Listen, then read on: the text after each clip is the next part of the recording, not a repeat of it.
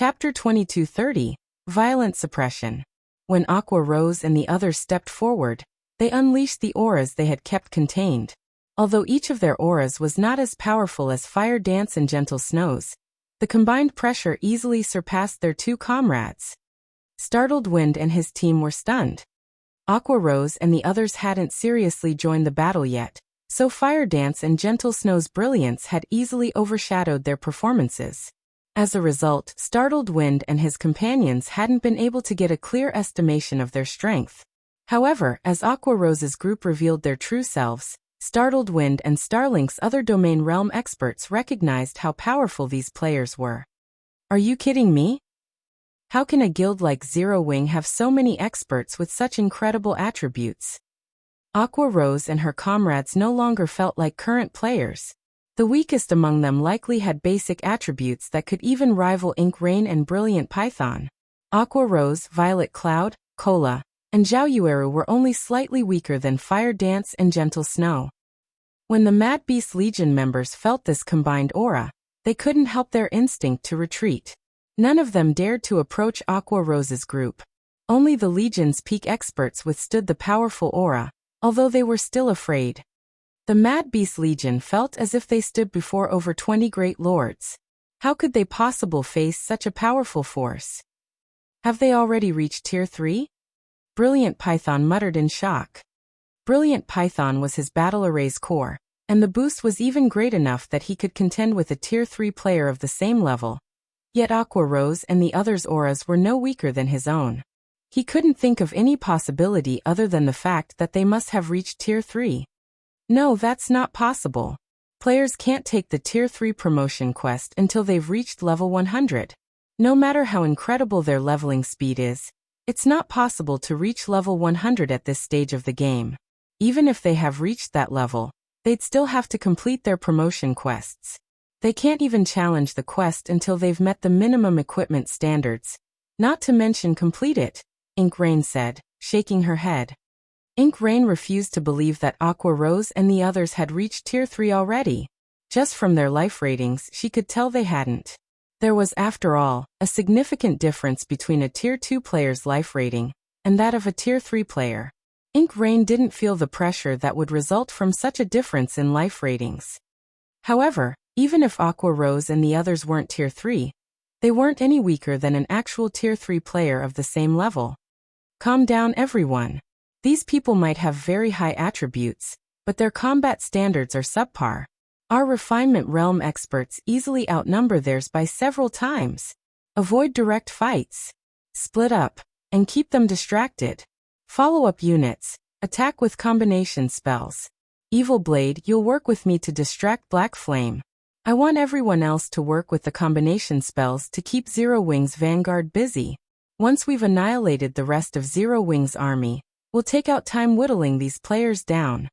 After taking a moment to calm down, Startled Wind commanded the Mad Beast Legion's refinement realm experts. It was impressive that Zero Wing had 20+ players with the combat power to rival Tier 3 players, but the difference between experts wasn't limited to basic attributes. Combat standards also played a massive role. After all was said and done, Zero Wing did not even have 100 refinement realm experts. Even if Zero Wing's refinement realm experts had higher basic attributes, they couldn't one-shot other players. They could simply split up and tackle these refinement realm experts using boss rating methods. With Startled Wind's orders, realization dawned on Starlink's members. Aqua Rose and the others were quite powerful, but the fact remained that Starlink had more refinement realm experts. Starlink's forces then took action. The refinement realm experts that had stood with the main army began to cast their Tier 2 combination spells, targeting Zero Wing's vanguard. These Tier 2 combination spells were even stronger than single-target Tier 3 spells, and could even cause a significant amount of damage against Grand Lords. Moreover, these refinement realm experts' aim was incredibly accurate. In the meantime, the 4 Shadow Demons, Cloudy Mountain, and 3 kills made their way toward Aqua Rose's group. Their basic attributes might not be as high, but they had higher combat standards. With a single glance, they found plenty of weak points in the Vanguard's defenses. If they coordinated their attacks with the combination spells, killing Aqua Rose and the others would not be difficult. But the instant Starlink's members reached their targets, they discovered that they had been outrageously mistaken. Naturally, Aqua Rose, Violet Cloud, and Zhao Yueru didn't hold back. Facing several dozen incoming combination spells, Aqua Rose lightly waved her Sea Dragon staff and cast Aqua Precinct. 12 water serpents immediate appeared around Aqua Rose, radiating an aura no weaker than that of a level 75 Grand Lord. Under Aqua Rose's control, the serpents blocked most of Starlink's combination spells. Meanwhile, Violet Cloud activated her death-size Shadow Rage, summoning a total of 300 Shadow Blades. Every Shadow Blade effortlessly struck down a combination spell, and in the end, Aqua Rose shattered the remaining incoming attacks in an instant. In the end, it took only an instant for Aqua Rose to shatter the remaining combination spells. Zhao Yueru took a more direct approach than her companions. Her Frostflame's Wrath was already capable of upgrading her spells by 1 tier, so they were currently Tier 3 spells. With her extraordinary basic attributes and physique, she'd have no issues defeating an actual Tier 3 Great Mage, much less a bunch of Tier 2 magical class players. After casting the Tier 2 spell Flame Sanctions, over 30 Crimson Magic arrays appeared around Zhao Yueru. Each released a fiery spear, which was powerful enough on its own to warp the space around it. These spears were easily more powerful than Starlink's Tier 2 combination spells, and Zhao Yueru used them to bombard the Mad Beast Legion members. The Mad Beast Legion members responded in time and blocked the incoming spears, but they still stumbled back 7 or 8 steps, their arms trembling from the impact and their HPs plummeting. Zhao Yueru's attacks made her just as powerful as a humanoid defense turret. As long as magical class players had enough time to cast their spells, they'd wreak even more havoc on an open battlefield than their melee counterparts. A magical class player with a special legacy and a fragmented legendary weapon would be no more than a natural disaster. Although the 4 shadow demons and their companions wanted to stop the 3 women, Kola, Shadow Sword, Alluring Summer, Iluofei Flying Shadow, and Yen Tianxing halted their advance. Despite having higher combat standards, the 4 shadow demons party struggled against Kola's due to the huge level gaps. Yen Tianxing in particular could suppress Sword Demon on his own. Meanwhile, Iluofei kept 3 kills, who was only second to Sword Demon's strength busy.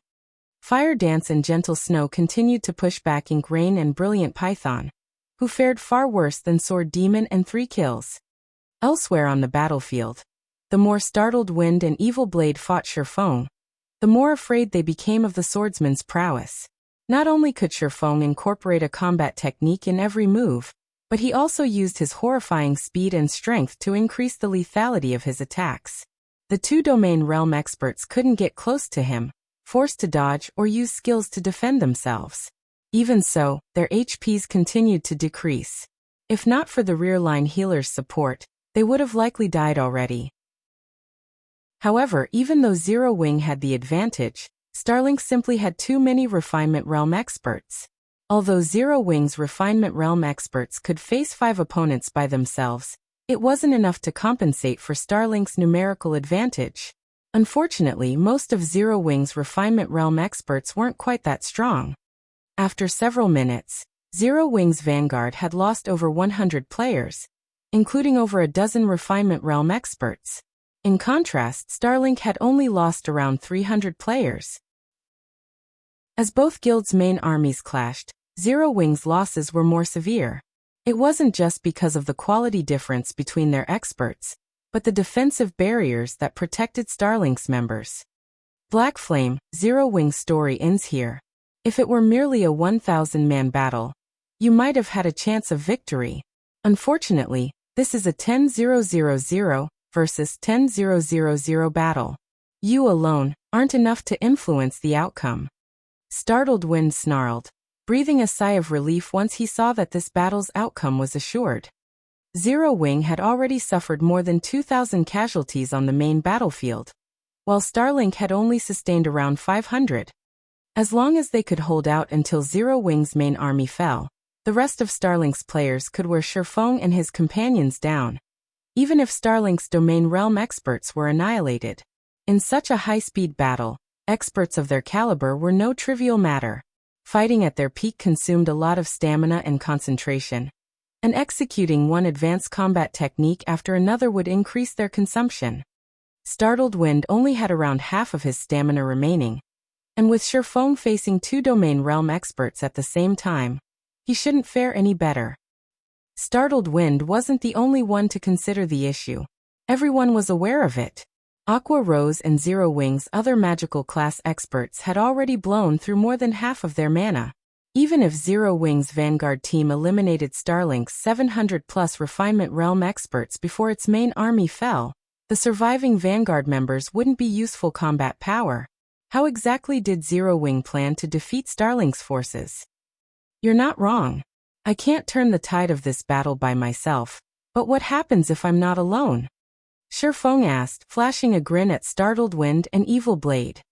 Shifeng's question made them realize something, and they stared at him with grim expressions. The moment Shifeng finished his question, he activated Twilight Shadow and Twilight of the Gods. The swordsman then split into 8 identical clones, each looking straight at Startled Wind and Evil Blade. Crap! Many of the watching players gasped when they saw Shifeng split into 8 copies of himself. Some even cursed aloud in surprise. Startled Wind and his comrades, who shared a battlefield with Shifeng, felt as if someone had dumped a bucket of cold water over their heads. Chapter 2231. Instant Killing Apex Experts. Shifeng was already unstoppable on his own. He could single-handedly destroy a 1,000-man legion of expert players.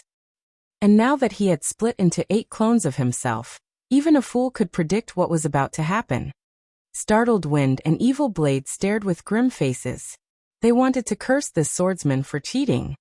Although doppelganger skills were very rare in God's domain, they were apex experts and had seen quite a few before, but they had never seen a doppelganger skill as despicable as the one Shifeng had just used. Run! Before anyone could recover from their shock, Startled Wind shouted for a retreat. He turned and fled without any hesitation. Startled Wind could sense doppelganger skills' effects, and although Shifeng's doppelgangers had lower attributes than the main body, he could tell that their basic attributes were still higher than his and Evil Blade's. As for combat standards, Shifeng might not be able to control all 8 doppelgangers as efficiently as his own body, but each doppelganger could likely rival Ink Rain and Brilliant Python. If that were the case, they had no chance of victory, even if he worked with Evil Blade. Moreover, since the doppelgangers shared a single consciousness, their coordination would be seamless. Following Startled Wind's order, Evil Blade ran in the opposite direction. Even he recognized that only one outcome awaited them if they tried to fight Shifeng head-on: death. The only way out of this predicament was to buy time and run. No doppelganger skill lasted forever, and as long as they could survive the skill's duration, all would be well again. Doppelganger skills were quite powerful, but they had an obvious flaw. They were a huge burden on players' concentration. Every summoned doppelganger increased the user's concentration consumption by 100%. If Shifeng were facing boss monsters or ordinary experts, he might be fine, but he was fighting apex experts. His concentration consumption would be just as high as his stamina concentration. Once his concentration fell to a critical low, it would affect his mental state, which would in turn severely impact his performance in battle. In other words, if they could survive until Shifeng's doppelganger skill ended, they could defeat the swordsman. Startled Wind and Evil Blade weren't the only ones to flee for their lives. The experts that clashed with Zero Wing's Vanguard retreated, as well, especially Starlink's Domain and Void Realm experts. They practically ignored their opponents and fled. They knew how great the difference was between their strength and Shifeng's. Once Shifeng killed Startled Wind and Evil Blade, they'd be next on his menu. Even on the off chance that Shifeng couldn't slay his current 2 opponents, he'd make the best use of his doppelganger skill by attacking weaker enemies like them. For a time, chaos reigned over Starlink's Refinement Realm and higher experts as everyone ran for their lives. The audience in the stands was stupefied. The weakest player among Starlink's main force was a Refinement Realm expert, and the force was more than capable of annihilating a 10,000-man army of ordinary experts. However, these experts fled just because Shifeng had used a skill. They looked like mice that had just run into a cat. It's too late. With a glance at Startled Wind and Evil Blade, Shifeng directed his doppelgangers to surround the two experts. If he wanted Zero Wing to win this competition, he couldn't let these two live, no matter what. Shifeng had avoided using Twilight Blade skills precisely because he worried that Startled Wind and Evil Blade would flee. Naturally, the rest of Starlink's main force would run the moment their commanders did so, and that wasn't the desired outcome. Starlink's Refinement Realm experts far outnumbered Zero Wing's. If these Refinement Realm experts split up and targeted Zero Wing's main army, they'd pose a much greater threat than if they operated as a single unit. Not even Shifeng would be able to kill every one of these Refinement Realm experts before exhausting his stamina. Hence, Shifeng's plan since the beginning was to gather Starlink's members as close to each other as possible. He could then pick off these experts and reduce the threat to Zero Wing's main army. By this point, only half of Starlink's Refinement Realm experts were still alive. Shifeng had hoped to continue this stalemate for a while longer, slowly reducing their numbers, but as Zero Wing's main army was close to falling, he decided to change his plans. Although Zero Wing's main army still had over 7,000 experts, a battle between such large armies would snowball. The casualty rate at the start of the battle might not be that high, but as time passed, players would begin to die faster. Shifeng could no longer wait.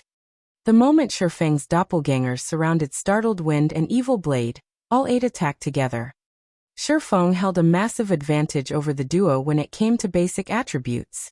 Hence, even though each doppelganger only possessed 85% of Shifeng's basic attributes, they were still far superior to Startled Wind and Evil Blade when it came to speed. Moreover, ever since Shifeng started using the life potion, his brain capacity had been continuously improving.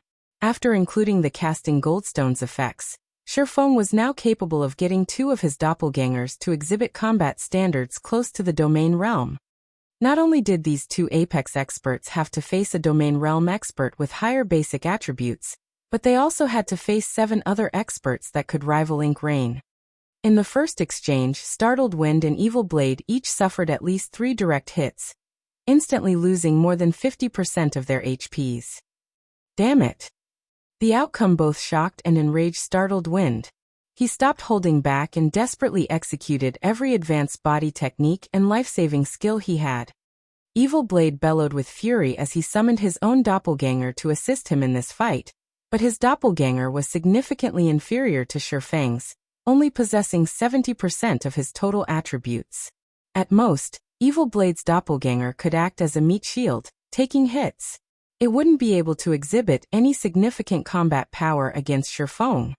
Meanwhile, Starlink's rear-line healers frantically cast healing spells on the 2 Apex experts. Some even used their trump cards to keep Startled Wind and Evil Blade alive. This allowed the 2 Apex experts to fight and run without worrying about dying. But even after crossing over 50 yards, Startled Wind and Evil Blade couldn't shake off Shifeng. Not even Refinement Realm experts could keep up with the fight, and the 3 Apex experts consumed stamina and concentration at an alarming rate. Die. Shifeng held nothing back, either, as all 8 of his doppelganger executed Sword's transmigration simultaneously. The technique pushed aside every attempt Startled Wind and Evil Blade made to defend themselves, creating the opening necessary for the remaining attacks to strike. 1 hit, 2 hits, 3 hits. In the blink of an eye, Startled Wind and Evil Blade had each gained an additional dozen or so wounds. Before the rear-line healers could do anything about it, both Apex experts' HPs hit 0, and their bodies fell to the ground lifeless. Every player watching the fight gasped when Startled Wind and Evil Blade died. Even Melancholy, who watched from a second-floor VIP room, was shocked. Both Startled Wind and Evil Blade stood at the apex of God's domain. Just trying to kill one of them would give the various superpowers massive headaches. Yet Shifeng had killed both in the same moment. While it was easy to repel experts of such caliber in God's domain, killing them was dozens of times more difficult. If an apex expert focused on escaping, even a slightly stronger expert would find it challenging to stop them. Furthermore, both Startled Wind and Evil Blade had the support of multiple healers, yet neither had survived Shifeng's onslaught. Chapter 2232, Abyss Unsheathed. They died? Delicate Blood turned her gaze to Shifeng, shocked after watching Startled Wind and Evil Blade vanish from the battlefield. Startled Wind and Evil Blade's strength was top-notch, even among God's Domain's apex experts. On their own, they could even survive a fight against 3 or 4 Domain Realm experts. Yet Shifeng had slain both of them by himself. However, Shifeng had actually succeeded in killing both of them all by himself. Shifeng's strength was simply horrifying. However, before the audience could recover from the shock of Startled Wind and Evil Blade's deaths, Shifeng charged toward Sword Demon and Starlink's other Domain Realm experts. Although Shifeng's fight with Startled Wind and Evil Blade had seemed slow, it had only lasted a handful of seconds. To Sword Demon and the others, who struggled against Aqua Rose and her companion's harassment, these several seconds weren't enough for them to cross 100 yards. Shifeng, on the other hand, only needed an instant. Naturally, Shifeng didn't let the enemy Refinement Realm experts he came across in that instant off the hook. Like a group of Grim Reapers, Shifeng's doppelgangers brandished their swords, reaping a life with each swing of their swords. Is he even human? The various major powers experts watched with wide eyes as Shifeng left the Refinement Realm experts' corpses in his wake. Unlike the various superpowers upper echelons, they knew that Startled Wind and Evil Blade were quite powerful, but they didn't know exactly how strong the 2 Domain Realm experts were. However, most of them quite familiar with the kind of strength Refinement Realm experts wielded, having personally fought such experts. Many of these watching experts worked towards reaching the Refinement Realm themselves. And yet, the Refinement Realm experts they looked up to couldn't even last more than one move against Shifeng. They only saw Shifeng walk past these experts, and a moment later, the players he passed transformed into particles of light and disappeared. When Sword Demon and his comrades saw this, their hearts skipped a beat. They hadn't considered that their Refinement Realm experts would fail to stall Shifeng for even a moment. In the end, they could only watch as the distance between Shifeng and themselves shrank. "Black Flame, you bastard!" Lu Xinglua bellowed as he watched Shifeng's rampage through the rear of Starlink's main army. "Everyone switch targets. Attack him with everything you've got." Those Domain Realm experts were the core of Starlink's army in this competition. If Shifeng annihilated them, Starlink would struggle to win the battle. Fire Dance, Gentle Snow, and Zero Wing's other core upper echelons were simply too strong. The ranged players of Starlink's main army immediately turned their attention to Shifeng, bombarding him with frenzied attacks. They loosed several thousand spells and arrows in the blink of an eye, all aimed at Shifeng. Even Domain Realm experts' scalp would tingle if they had to face so many attacks. However, before these attacks could get close to him, Shifeng replaced Killing Ray with the Abyssal Blade. He then activated 9 Dragon's Slash, summoning 16 phantoms of the magic weapon around him. Sword's Orbit. The Abyssal Blade phantoms began to rotate around Shifeng with astonishing speed, their gleaming blades creating a galaxy of stars. The scene was mesmerizing. A moment later, the thousands of spells and arrows collided with the rotating stars, instantly shattering. Not a single attack made it through that bladed galaxy. Despite taking the time to execute Sword's Orbit, Shifeng's pace didn't slow as he continued to approach Sword Demon and the other Domain Realm experts. Crap! What kind of skill is he using? Is that an invulnerability skill? No, it's not an invulnerability skill. If it were, the mana around him would have fluctuated. Since that didn't happen, Black Flame must be using a combat technique. How can a combat technique be that powerful? That's several thousand attacks we're talking about. Players can become so incredibly powerful with combat techniques. The many spectating experts were stunned as they watched the scene play out. They had all watched experts charge into large forces to slay an army's commander before. In fact, it was a common occurrence in God's domain. There were so many skills, spells, and tools available in God's domain. And with a powerful enough tool, players could wipe out armies of tens of thousands of players by themselves. However, They had never seen a player effortlessly walk through thousands of attacks by relying on a combat technique. Some of those attacks had been as powerful as Tier 3 attacks, and every one of them had originated from an expert. They had all been incredibly accurate. Even peak experts would be reduced to a pincushion. However, none of these attacks could reach Shifeng. The galaxy of stars he had summoned struck every one of them down. Although the Abyssal Blade couldn't keep up with Shifeng's leveling, the magic weapon's incredible skills were still useful. Nine Dragon Slash, in particular, was a major help in group fights. The summoned phantoms were even more useful than the Abyssal Blade itself since attacks wouldn't affect them. When Shifeng used these phantom swords in conjunction with Sword's Orbit, the technique could be Shifeng's strongest defensive maneuver. Don't think that I'm so easy to kill. Sword Demon knew that escape wasn't possible as he watched Shifeng's rapid approach. He immediately used his strongest move against the swordsman. The twin swords in Sword Demon's grip began to release a dense, dark energy, and the atmosphere around him began to feel much heavier. It felt as if the space around him couldn't bear the existence of this dark energy. Following which, Sword Demon used Cross Slash, sending a pitch-black cross of dark energy flying toward Shifeng. This attack was Sword Demon's last hope for survival.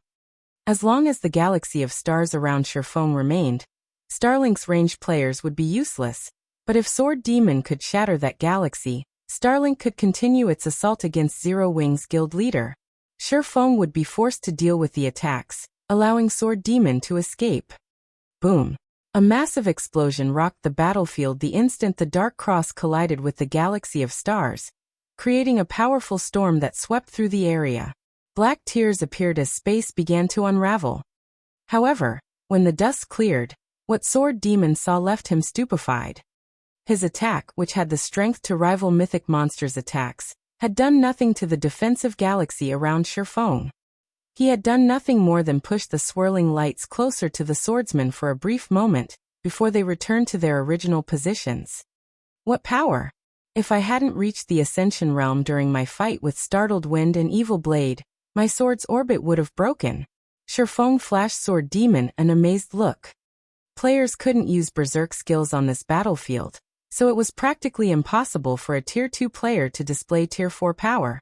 Not even Shifeng could do so. As a result, he had no choice but to combine his Abyssal Blade Phantom's strength to deflect Sword Demon's attack. After that last attack, Sword Demon's aura had weakened substantially.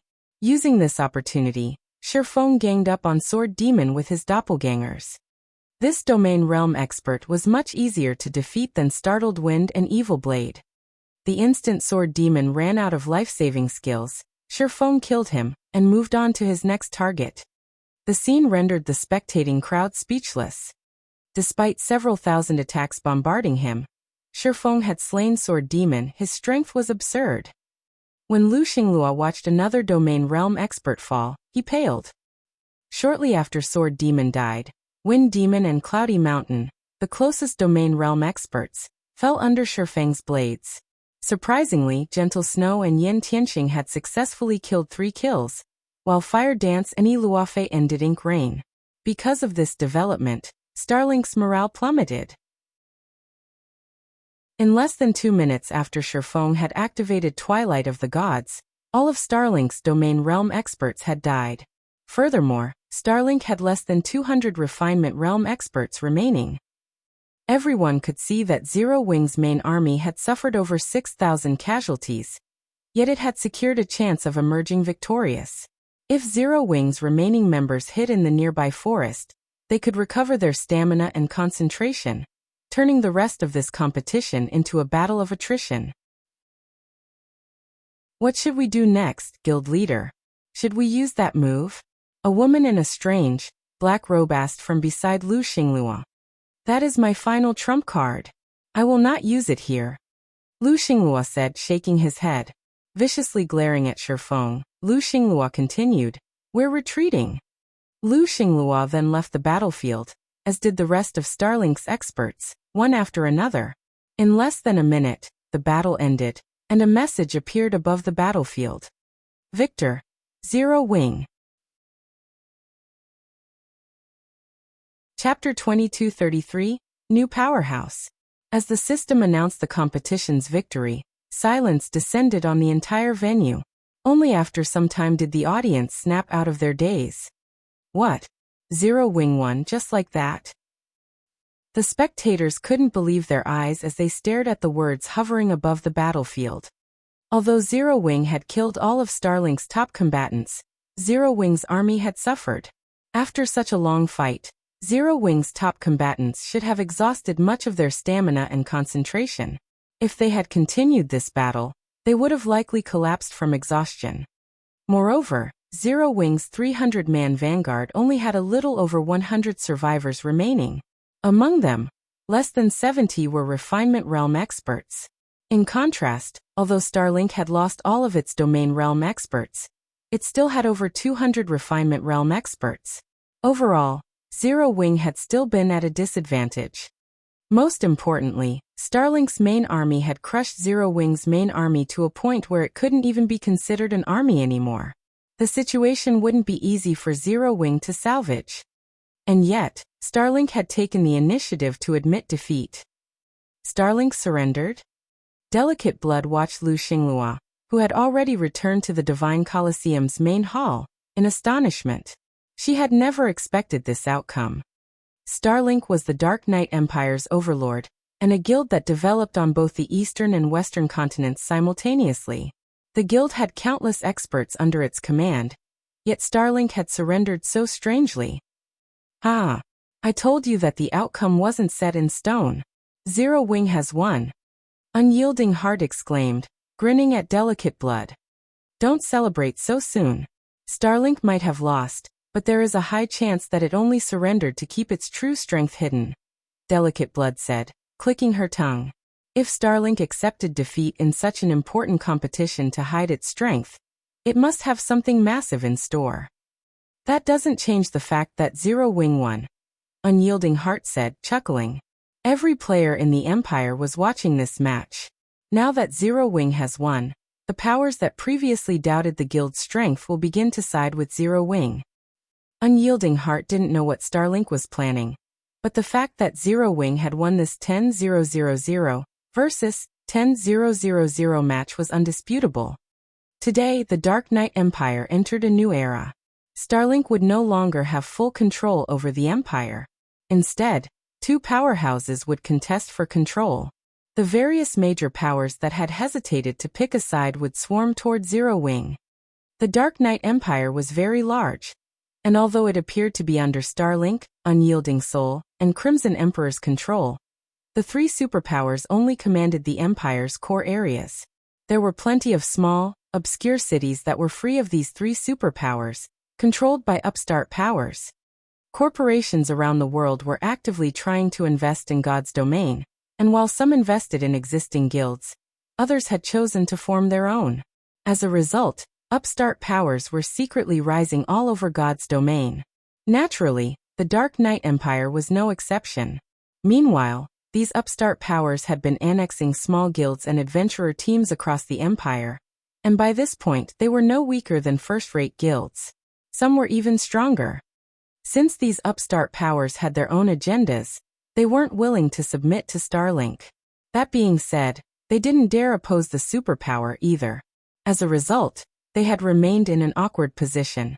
However, now that Zero Wing had defeated Starlink and proven itself to be just as powerful in the Dark Knight Empire, these upstart powers would eagerly ally themselves with Zero Wing to work against Starlink.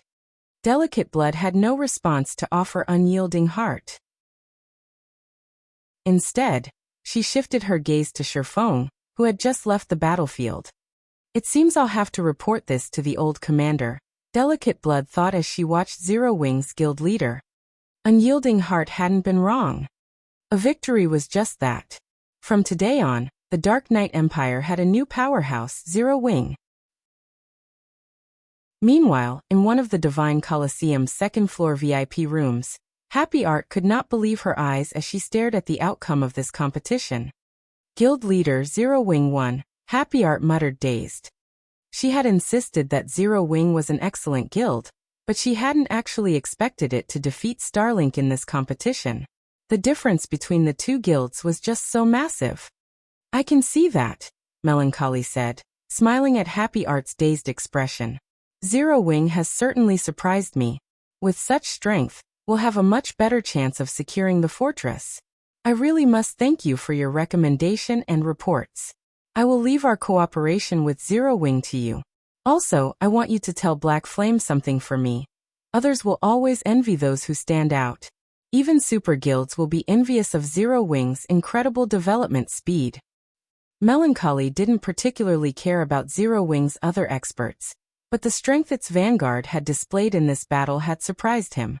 Now he, more or less, understood why Shifeng had been so confident. Zero Wing's growth rate was too frightening. It had grown from an obscure guild in a kingdom into Starlink's rival in such a short time. Moreover, it had successfully nurtured so many powerful experts. There was definitely a secret behind Zero Wing's success, one that even tempted Melancholy. I understand, Happy Art said, nodding. While everyone discussed the competition's outcome, Shifeng, who had just left the battlefield, was puzzled. He had been prepared to order a retreat into the forest, employing guerrilla tactics against Starlink's remaining forces. Not only would his strategy compensate for Zero Wing's numerical disadvantage, but it would also give his players time to recover their stamina and concentration. With their level and attribute advantage, they could whittle Starlink's survivors down. He had never expected Lu Xinghua to give up so quickly. Shifeng found the situation strange since it didn't fit with Lu Xinglua's usually rash behavior. Just forget about it. In any case, we've won. Shifeng shook his head as he dismissed the issue. What mattered the most was the reputation boost Zero Wing would gain with its victory. Although Zero Wing had established a foothold in the Dark Knight Empire, it hadn't made any developmental progress yet, even with the benefits Stone Forest City provided. Starlink was simply far too strong. However, Starlink's prestige in the Empire would suffer, while Zero Wing's would soar. After this, Zero Wing could finally absorb the Empire's talented players. If a guild wanted to become a true superpower, it needed enough talented players and experts. Although Zero Wing had already surpassed first-rate guilds in this aspect, it wasn't a match for superpowers. This competition had made that much obvious. The difference between each side's refinement realm experts had been massive. There was no need to mention other aspects. To gain more refinement realm experts, Zero Wing needed to recruit a large number of talented players and experts, but relying on Starmoon Kingdom's player population wasn't enough. Most importantly, Zero Wing had exposed too much of its strength during this competition. Superpowers would start to become interested in the guild. Shifeng needed to increase Zero Wing's overall strength as quickly as possible. Thinking up to this point, Shifeng's gaze drifted toward the 10,000 ancient gold he had won from Lu Xinglua.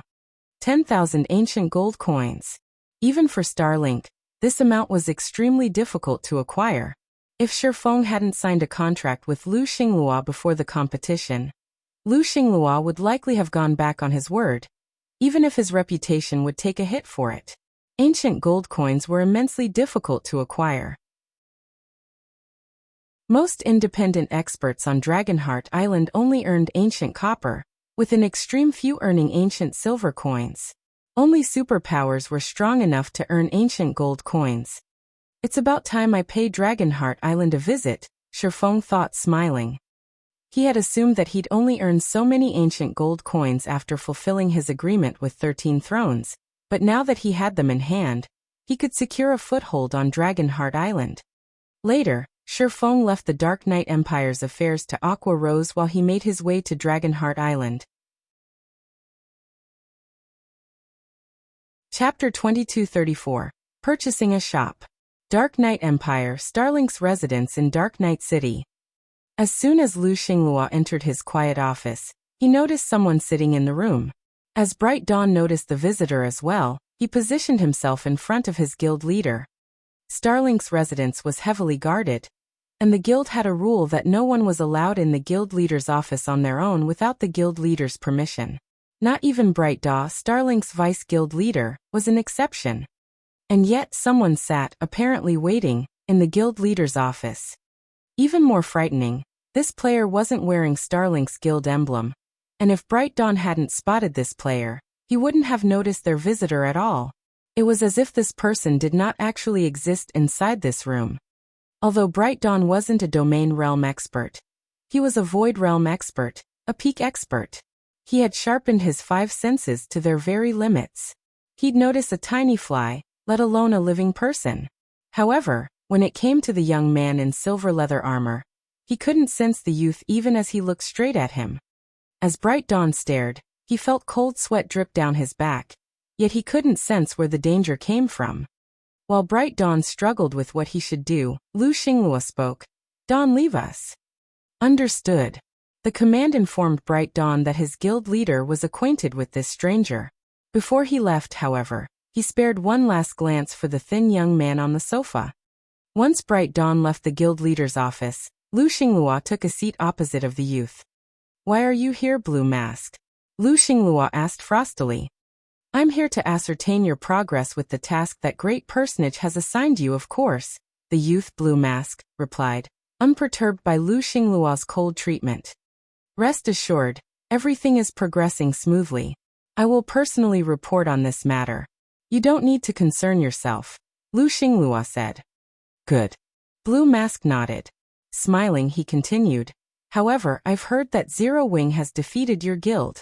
This is quite interesting." "I am merely letting Zero Wing live a little while longer," Lu Xinglua said, his expression darkening. "Once I've finished my tasks, I'll teach Zero Wing the meaning of despair." He had no choice but to surrender to keep his trump card hidden. There was no way he'd let Shifeng and Zero Wing off the hook. When the time was right, even Unyielding Soul and Crimson Emperor would meet their doom, not to mention Zero Wing. "Don't misunderstand. I'm not trying to mock you. I am merely talking about Zero Wing. Despite its lack of background, it has developed with such ferocious speed and nurtured so many powerful experts. Zero Wing has even defeated your subordinates," the youth said, shrugging. Every existing superpower had only developed into such due to an abundance of capital and resources. This was especially true when it came to nurturing experts. Money wasn't enough to accomplish this feat. However, despite lacking investors, Zero Wing had displayed an astonishing growth rate. No one believed that Zero Wing wasn't hiding some kind of secret. "What? Are you actually interested?" Blue Mask's comment surprised Lu Xinglua. The young man had never paid attention to anything outside of his own concerns, and had zero interest beyond his own. "I'm on the one who's interested. That great personage is," Blue Mask said, smiling faintly. "That great personage will likely seek out Zero Wing for a chat." "That great personage is interested in Zero Wing?" Lu Xinglua was stunned. Lu Xinglua was the Starline Corporation's heir and enjoyed high status and an immense amount of influence in the real world, but compared to that person, he was little more than an ant. Lu Xinglua had never thought that an insignificant pest like Zero Wing would catch that person's interest. "That's right. I'd suggest that you avoid messing with Zero Wing. At least, not until you've completed your tasks," Blue Mask said. "I understand." Lu Xinglua nodded. Since that great personage had decided to make a move on Zero Wing, there was nothing Lu Xinglua could do about it. If negotiations were successful, he'd be fine, but if they failed, Zero Wing would be doomed, even if he didn't make a move.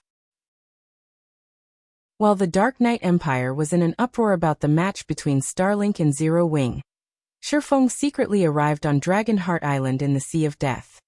Dragonheart City was currently crowded with people, and as Shifeng wandered down the city streets, he could tell that the city was even more prosperous than Empire's imperial capitals. As the only large-scale independent NPC city in the Sea of Death, many powers had gathered here. Even the rarely seen neutral powers and naval powers frequently visited, especially the neutral powers. Neutral powers were strong enough that not even superpowers dared to provoke them at sea. These neutral powers consisted of non-human players. Unlike on land, non-human players weren't restricted at sea. With the superior racial traits, it was easy to imagine how powerful these non-human powers would be on the open ocean. Non-human players were superior to human players in both leveling speed and combat power achievements. The only downside these players had to deal with was the promotion quests, which were far more challenging than those human players had to face. As for naval powers, They spoke with their ships. Naval powers fought in such a way that made individual players' strength nearly ineffective.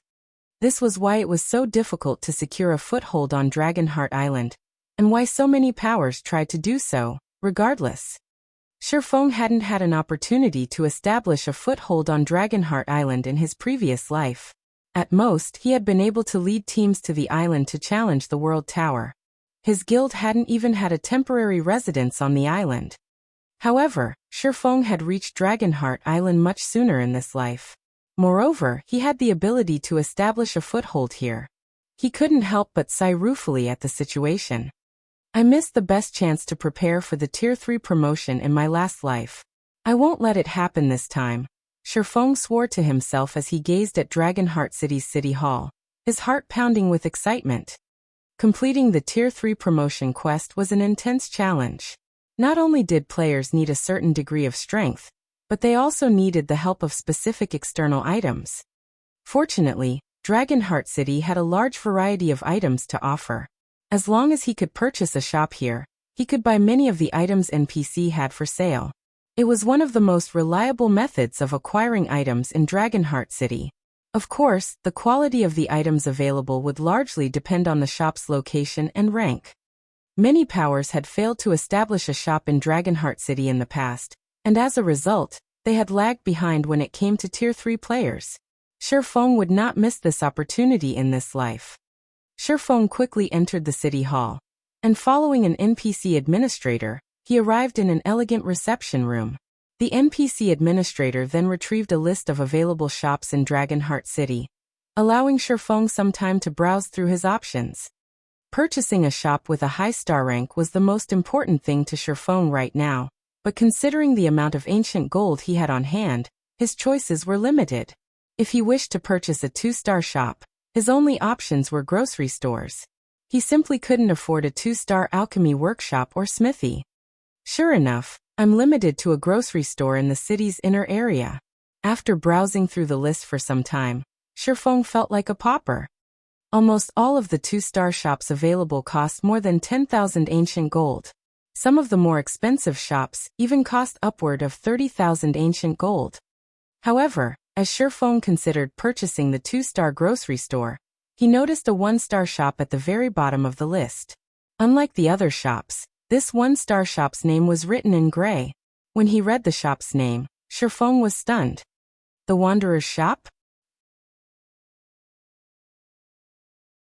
Chapter 2235, Shop Secret. When Shifeng saw the words Wanderer's Shop, excitement and shock filled his heart. He had never dreamed that he'd get lucky enough to come across such a golden opportunity. Can I purchase this Wanderer's Shop? Shifeng asked the female elven NPC beside him. Most players wouldn't recognize the Wanderer's Shop. Even the current superpowers were likely unaware of what it was. However, every power would recognize the Wanderer's Shop by its other name. The Black Market. The Black Market existed on the dark side of God's domain, but its influence could be found in many of the game's neutral areas, and the Black Market always had a variety of items for sale. No NPC auction house could even hope to rival the Black Market's items. Powerful potions and combat techniques were often available, and if one were truly lucky, they might even find a flying mount or fragmented legendary item. One could say that the Black Market was a heaven for the rich. Naturally, purchasing the Wanderer's Shop wasn't easy. It would appear randomly in the various neutral NPC cities. Moreover, it would only remain in a city for a certain amount of time before disappearing. Purchasing it would require incredible luck. And now, the Wanderer's Shop was in Dragonheart City, and only cost 9,000 ancient gold, which just so happened to be within Shifeng's budget. Of course you may. However, you are not allowed to convert this shop for other uses after purchasing it. You will also be required to pay a 3,000 ancient gold management fee once every 10 days. If you fail to make the payment, we will repossess the shop, the elven NPC explained. How vicious. It's no wonder why none of the powers here have bought the Wanderer's Shop. Shifeng was astonished when he heard the pricing for the shop. A 1-star shop in Dragonheart City's outer area only costs 1,000 ancient gold per month to maintain. Even the one-star shops in the city's inner area only cost 1,500 to 1,800 gold per month to maintain. On the other hand, despite occupying the city's outer area, the Wanderer's shop's maintenance cost 3,000 ancient gold every 10 days. In other words, maintaining this shop each month would cost 9,000 ancient gold. 9,000 ancient gold coins. Even the first-rate powers that had operated in Dragonheart City for some time now only earned around 9,000 ancient gold per month. Only superpowers could afford such a high management fee. Of course, no superpower would be willing to spend that kind of money on a one-star shop. Even the one-star Wanderer's shop wouldn't have anything particularly valuable to sell. It mostly sold ordinary clothing and groceries. At best, one could purchase ordinary herbs and ores from the shop. There was simply no profit in owning the one-star Wanderer's shop. In fact, it would be even less profitable than owning an ordinary grocery store. Players could sell their crafted products to an ordinary grocery store, but they couldn't do so in the Wanderer's shop. Investing in this shop would be no different than investing in a bottomless pit. Only a lunatic would pay a monthly management fee of 9,000 ancient gold for such a worthless shop.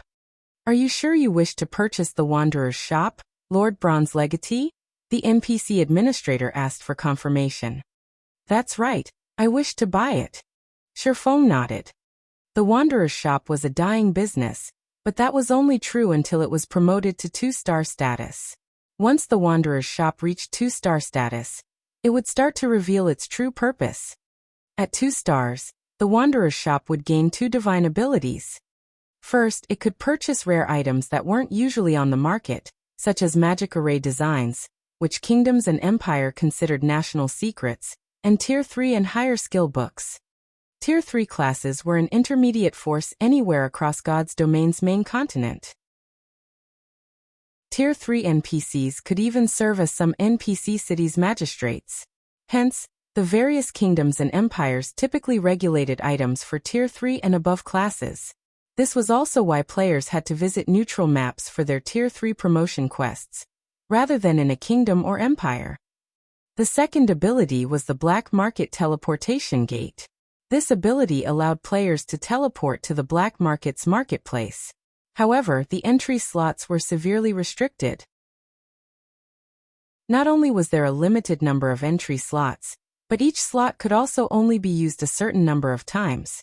These entry slots were the Wanderer's shop's true merchandise. Naturally, anyone who owned the Wanderer's shop would be first in line to purchase these slots. Many powers in the past had been unaware of the 2-star Wanderer's shop's abilities, and had missed out on such a rare opportunity. Very few had been lucky enough to purchase a Wanderer's shop for themselves. Only a fixed number of Wanderer's shops would appear in each neutral NPC city. At most, only 15 Wanderer's shops would appear in a large-scale NPC city like Dragonheart City. Once that maximum number had been reached, Dragonheart City would not gain another Wanderer's shop unless an existing shop were repossessed. Once Sherfong confirmed his desire to purchase this Wanderer's shop, the NPC administrator saw to the purchasing procedures. In less than 5 minutes, 9,000 ancient gold vanished from Sherfeng's bag. In exchange, he obtained the deed to the Wanderer's shop and all information relating to the shop. After Sherfong inspected the shop's details, he began to get a headache. It's no wonder why those powers had taken so long to promote their Wanderer's shops to 2-star status. This promotion condition is really something. Sherfong frowned at the Wanderer's shop's promotion condition. To promote an ordinary NPC shop, one only needed a certain level of popularity and transaction volume. The Wanderer's shop, however, was a different story. Perhaps it was because the shop didn't have much merchandise to sell, but it actually required a bronze shop promotion order to reach 2-stat status. Without that, it would forever be a 1-star shop. The bronze shop promotion order, meant for NPC shops, was far more difficult to obtain than promotion orders for player shopsel. Generally, these promotion orders only dropped in level 100+, large-scale team dungeons, and every one of them was worth tens of thousands of gold. After all, there were a lot of benefits to promoting an NPC shop. Unfortunately, the thought of raiding level 100 team dungeons with current players was a joke. If a team of level 90 experts tried raiding a level 100 dungeon, They'd even struggle to defeat the dungeon's mobs. Level 100 plus dungeons catered to Tier 3 players and above. Tier 2 players could do nothing more than spectate or die. This was also why Tier 3 existences were considered an intermediate force in God's domain. It seems I'll have to kill a world boss, Shifeng thought to himself. As far as he could remember, the only other way to obtain a bronze promotion order was to kill world bosses. Although world bosses were challenging to raid, he had to upgrade the Wanderer's shop to 2-star status as quickly as possible. He simply didn't have another way of acquiring a large amount of ancient gold. And Zero Wing didn't have any members in Dragonheart City yet. Considering his options, Shifeng retrieved a return scroll and teleported to White River City. World bosses were extremely rare and incomparably strong. Even Zero Wing would be limited to raiding level 70 world bosses, and that included a little risk. The higher leveled a world boss was, the more difficult it would be to defeat. World boss's growth rate was far beyond players. Unfortunately, if he wanted a high chance of securing a bronze shop promotion order, he would have to raid the Frost Monarch, a level 90 world boss. He had heard that this boss would drop a bronze shop promotion order in the past.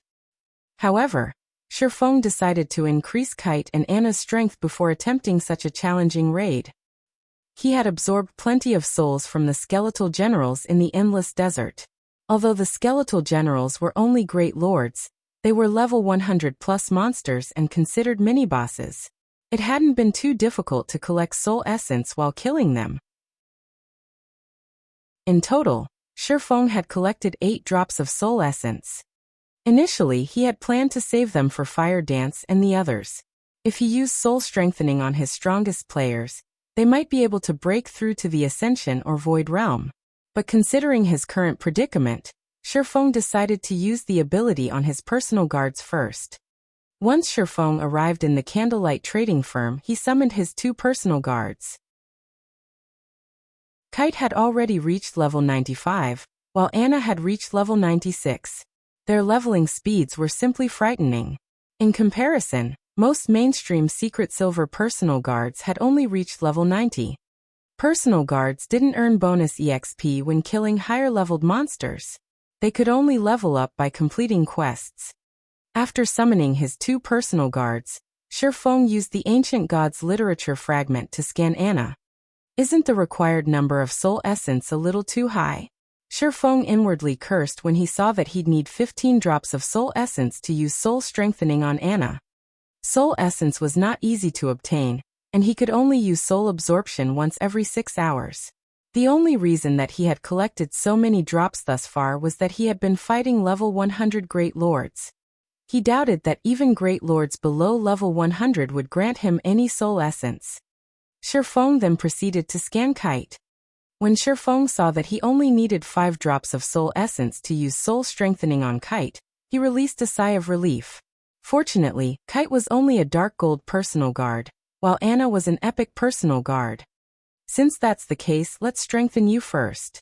Shifeng began to chant an incantation, using the power within the Ancient Gods literature fragment.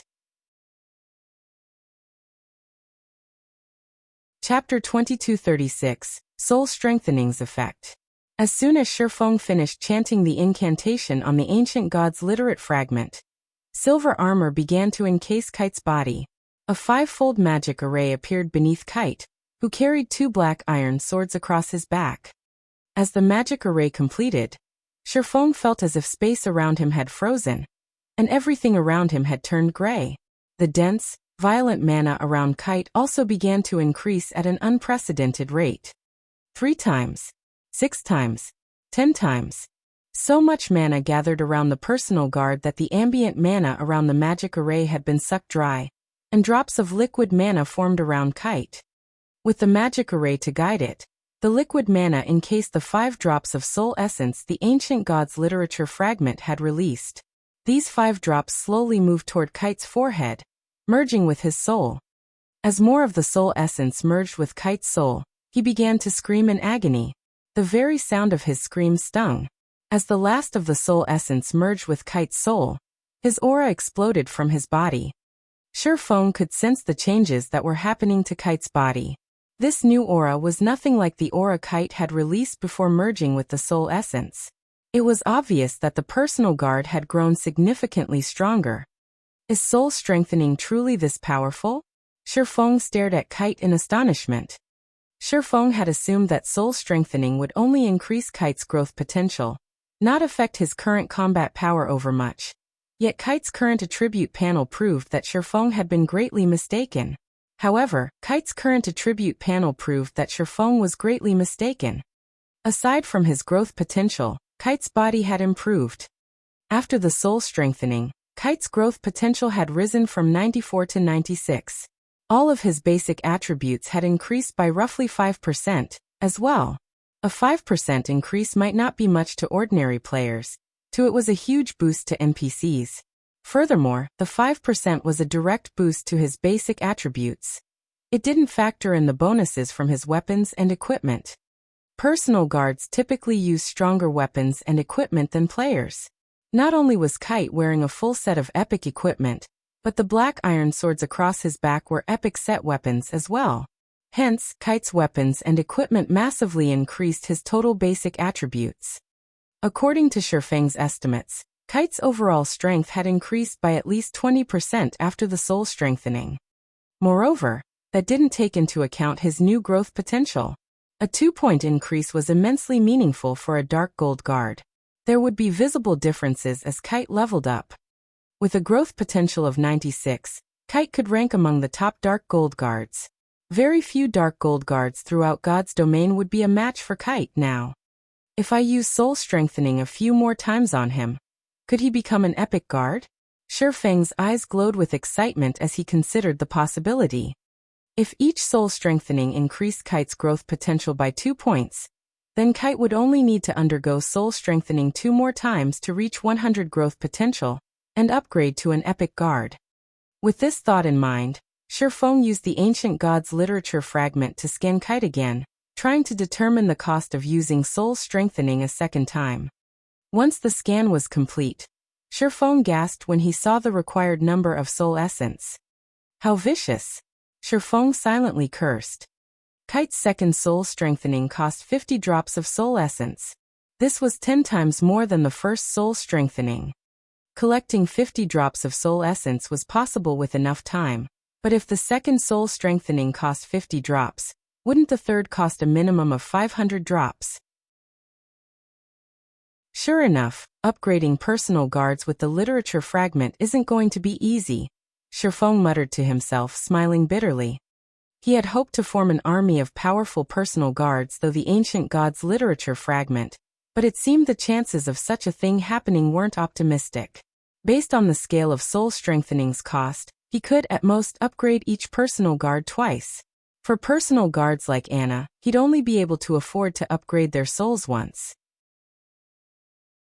The cost for a second soul strengthening would be astronomical. However, after giving the matter some more thought, Shifeng realized that the scaling might be lower for lower-ranked personal guards. If that were the case, he could then afford to upgrade them a few more times than he could with Kite and Anna. If he could upgrade Mysterious Iron, Secret Silver, and Fine Gold guards that were close to the next growth potential rank, he could use them to boost Zero Wing's overall strength. The only problem was that such personal guards were not easy to come by. Even so, they would be easier to find than higher quality personal guards. Once Shifeng had finished upgrading Kite, he left to gather ice resistance items. The Frost Monarch was not an easy opponent. If they entered the world boss's domain without enough ice resistance, even Tier 3 experts would freeze to death. Fortunately, Zero Wing had been developing its potion and equipment production excellently.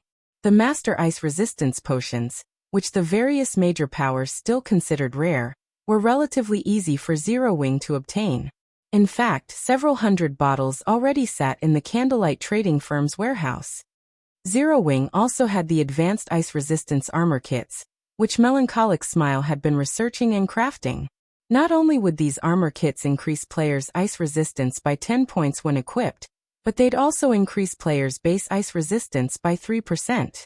Furthermore, each player could equip a total of 5 kits. In other words, Players could increase their ice resistance by 50 points and base ice resistance by 15% if they equipped the total number of advanced ice resistance armor kits. It was an absurd amount compared to the ice resistance equipment that was currently available. If the required materials weren't so rare, Zero Wing would have made a fortune by selling off these kits. Players had already begun to explore level 80 maps, a few of which included snowy environments. If players could equip 5 advanced ice resistance armor kits, they'd have no trouble traversing these maps. They wouldn't need to sacrifice their basic attributes by unequipping their normal armor either. While Shifeng crafted these armor kits, he received a call from Melancholic Smile. Guild Leader, the Azura Adventurer Team's members have arrived at White River City's teleportation hall. Should I call them here? Melancholic Smile asked. They're here? Good. Have them wait at the teleportation hall for a little while longer. I'll head over once I'm done handling my affairs here, Shifeng said, nodding. World bosses were not easy to raid. Normally, one would take on a world boss with a 200-man raid team, while some allowed up to 1,000 players. Of course, players were allowed to bring larger raid teams, but the world boss's basic attributes would significantly increase as a result. Meanwhile, a team could raid the Frost Monarch with 200 players before the world boss's basic attributes rose. Raiding a level 90 world boss was a monumental matter. Since Shifeng didn't want any of his plans to leak, he had to select trustworthy players for this raid. The only players he could truly trust right now were Zero Wings and Azura's main forces. Players had to meet strict requirements and were thoroughly vetted before they could join either main force.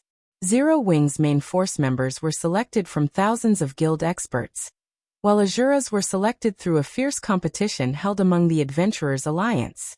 Both main forces members were experts among experts. Hence, Shifeng had asked Melancholic Smile to request Azura's participation for the Frost Monarch raid. Melancholic Smile relayed Shifeng's message to the Azura Adventurer Team's members in White River City's teleportation hall.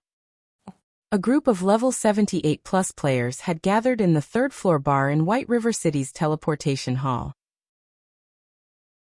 When passers-by saw this group, they were astonished by how high the players' levels were.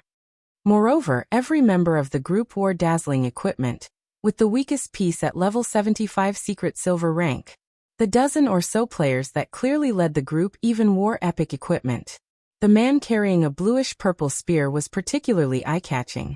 Not only had he reached level 79, but the weakest piece of equipment he wore was also level 75 dark gold rank. Aside from the spear, whose rank couldn't be determined, the man had a total of 4 pieces of epic equipment on him. Even a superpowers peak experts would be jealous of this man. This group's aura deterred any players from entering the bar. Not even expert players dared to do anything more than watch from a distance. Vice Commander, do you think the commander will be surprised when he sees our current stats? Yinya, who currently sat by a window, asked, smiling at the man carrying the spear.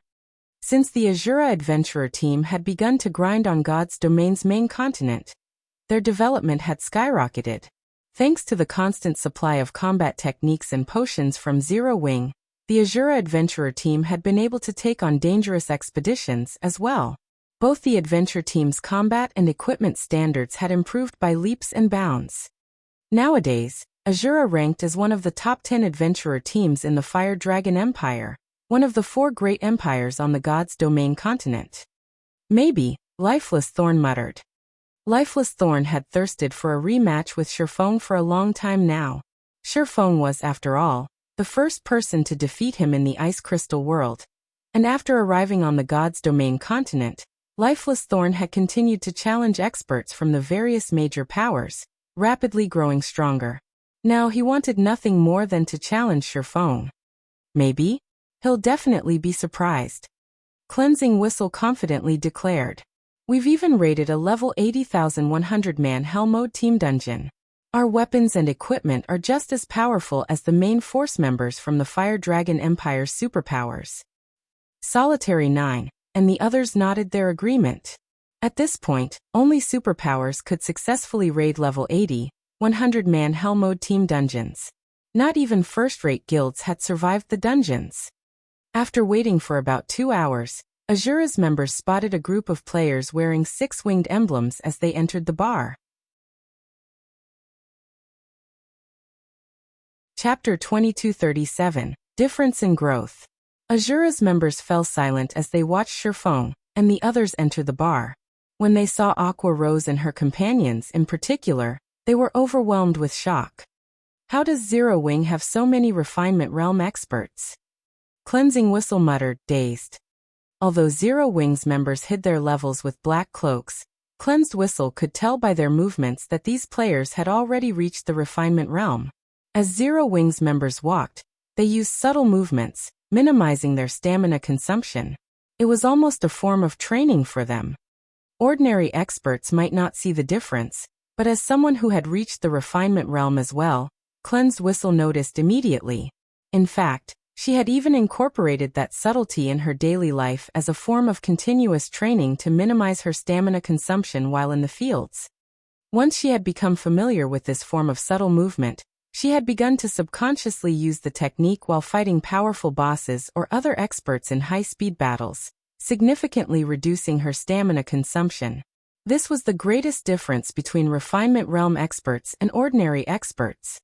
However, reaching the Refinement Realm wasn't easy. Cleansed Whistle had run around and fought countless experts to train. She had also run across multiple fortuitous encounters in the game. This combination was the only reason she had successfully reached the Refinement Realm. And yet, every Zero Wing member before her was a Refinement Realm expert. The situation was both unbelievable and frustrating. Is this really the Zero Wing we know? The situation even shocked Lifeless Thorn and Solitary 9. They were very familiar with the power Refinement Realm experts wielded. First-rate guilds, which ordinary players thought of as unreachable, would be fortunate to have 10 or so Refinement Realm experts at this stage of the game. Even after carefully recruiting the best of the best among the Ice Crystal World's Adventurers Alliance and putting them through countless life-or-death battles, the Azura Adventurer team only had a little over 20 Refinement Realm experts. On the other hand, despite remaining in Starmoon Kingdom and rarely venturing out on dangerous expeditions, Zero Wing had 100 Refinement Realm experts. For a moment, Lifeless Thorn and the others wondered if they had teleported to the wrong city, and were looking at some superpower's main force, not Zero Wing. However, when they saw Shifeng's familiar figure, as well as Shadow Sword and the others, whom they had previously met, they had no doubt that these were Zero Wing members. Just what have the commander and his guildmates been doing? Yinya wondered as she gazed at Shifeng. When she had lived in the Ice Crystal World, the Matchless family, a guild that hadn't even been first-rate, had been colossal to her, not to mention a guild like Zero Wing, but after adventuring around the various kingdoms and empires on God's Domain's continent, she had learned one thing. Although Zero Wing might be very powerful, it was only as strong as a first-rate guild. Across the expanse of God's Domain, first-rate guilds could, at most, lord over a small kingdom. Compared to the various superpowers, a first-rate guild was nothing. However, Zero Wing had a team that wasn't any weaker than a superpower's main force. While Solitary 9 and the other Azura members focused on Zero Wing's Refinement Realm experts, Lifeless Thorn's gaze shifted to Fire Dance, Gentle Snow, and the few others that stood beside Shifeng. His expression shifted as complex emotions overcame him. Even if he weren't a match for Shifeng, Lifeless Thorn had assumed that no other player in Zero Wing could defeat him after he had reached the Flowing Water Realm. Yet as he stared at Fire Dance and the others, they felt immensely dangerous. He could tell that they had also reached the Flowing Water Realm, and their combat standards were no weaker than his. There was also Yin Tianqing and Yi Luofei. Lifeless Thorn could sense that those two had even greater combat power than his own. They were even stronger than the superpower's peak experts he had met thus far. After a moment of silence, Shifeng swept his gaze across Azura's members and nodded approvingly. He had to admit that Azura's development speed was impressive, and it was now full of talented players. Azura had been faring far better than he had expected. Although it didn't have the support of a complete Refinement Realm legacy, Azura had nurtured so many Refinement Realm experts. It was an amazing feat. Lifeless Tom, in particular, had already reached the peak of the flowing water realm, and was only one step away from the void realm. Any superpower would try to recruit him at all costs. If he had already reached the flowing water realm without the support of a legacy, he might rise to become a domain realm expert with such help in the future, something that even the various superpowers dearly lacked. Since everyone's here, let's head out, Shifeng said. Where are we going, Commander? We've just arrived in White River City and haven't prepared anything, Solitary 9 asked. As players who constantly fought on God's domain's front lines, they had made it a habit to prepare before heading off to complete a task, regardless of whether they intended to raid a dungeon or explore a new map.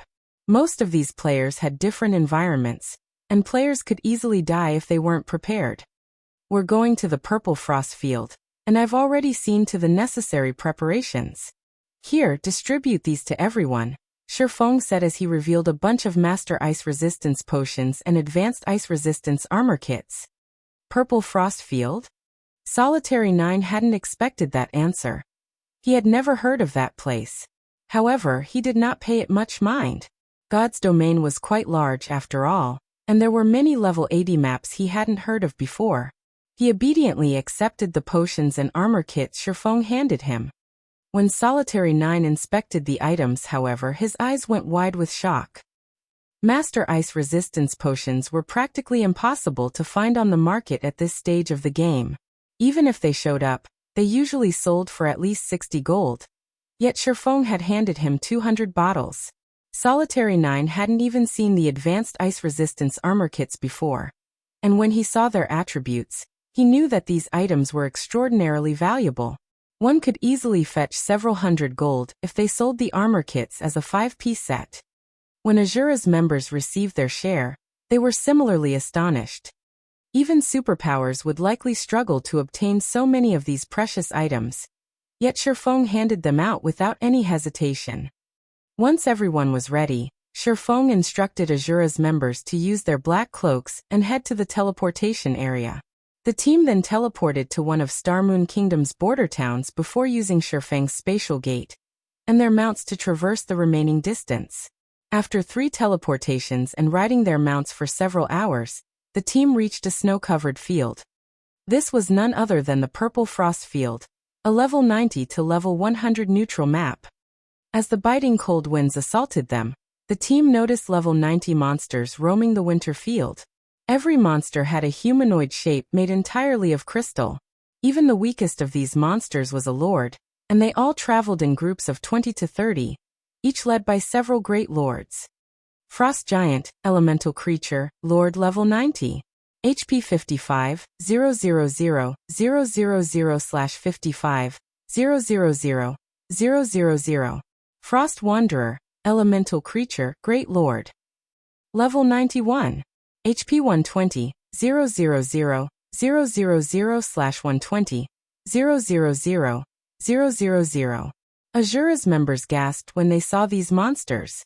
These monsters were more than 10 levels higher than they were, and with how harsh this map's environment was, their combat power would be limited. Trying to defeat a single group of these monsters would be suicidal. Commander, are we really going to explore this place? Solitary 9 could not help but ask. He was Azura's lead MT, but even he doubted that he could hold his own against one Frost Wanderer, not to mention a group of Frost Wanderers and Giants. We're not here to explore. We're here to kill a boss, Shifeng said, shaking his head. He then turned to Kola and said, Kola, open a path for us. We don't have a lot of time to waste. The longer we take, the more stamina we'll lose to cold. All right, leave it to us. Kola grinned when he heard Shifeng's orders. He immediately led Turtledove and Yi Womana to lure every Frost Wanderer and Frost Giant in the area. Chapter 2238, Bloodline Lord. As they watched Kola, Turtledove, and Yi Womyan charge toward 3 separate groups of frost monsters, Solitary 9 and the other Azura members' expressions changed. Are they insane? Cleansing Whistle blurted out. How could Kola and his fellow MTs lure monsters like this? Even one group of frost monsters was more than enough to annihilate their team. luring 3 groups at once was simply suicidal. Azura's members began to panic, preparing to activate their berserk skills to escape this madness at a moment's notice. They had already spent a long time exploring neutral maps, so they knew that the monsters in these maps would be better coordinated as they reached higher levels. The monsters' individual combat standards would also rise with their levels. If these monsters hadn't had little to no skills, relying on brute strength in battle, not even a 6-man party of level 80 ordinary players would be able to defeat a single level 80 lord. Not only did the level 90 lord-ranked frost giants have greater combat standards than level 80 lords, but they also had higher basic attributes. Not even a level 80 great lord was a guaranteed match for a level 90 frost giant. They were an absolute nightmare for current players. Furthermore, each group had level 91 great lord-ranked frost wanderers. Each of these monsters likely had high enough strength to send an MT like Solitary 9 flying. If 2 Frost Wanderers ganged up on him, not even the healers could save him. Kola, Turtledove, and Yi Wumian didn't need long to reach their respective targets. The Frost monsters noticed the 3 MTs immediately and responded with deafening roars.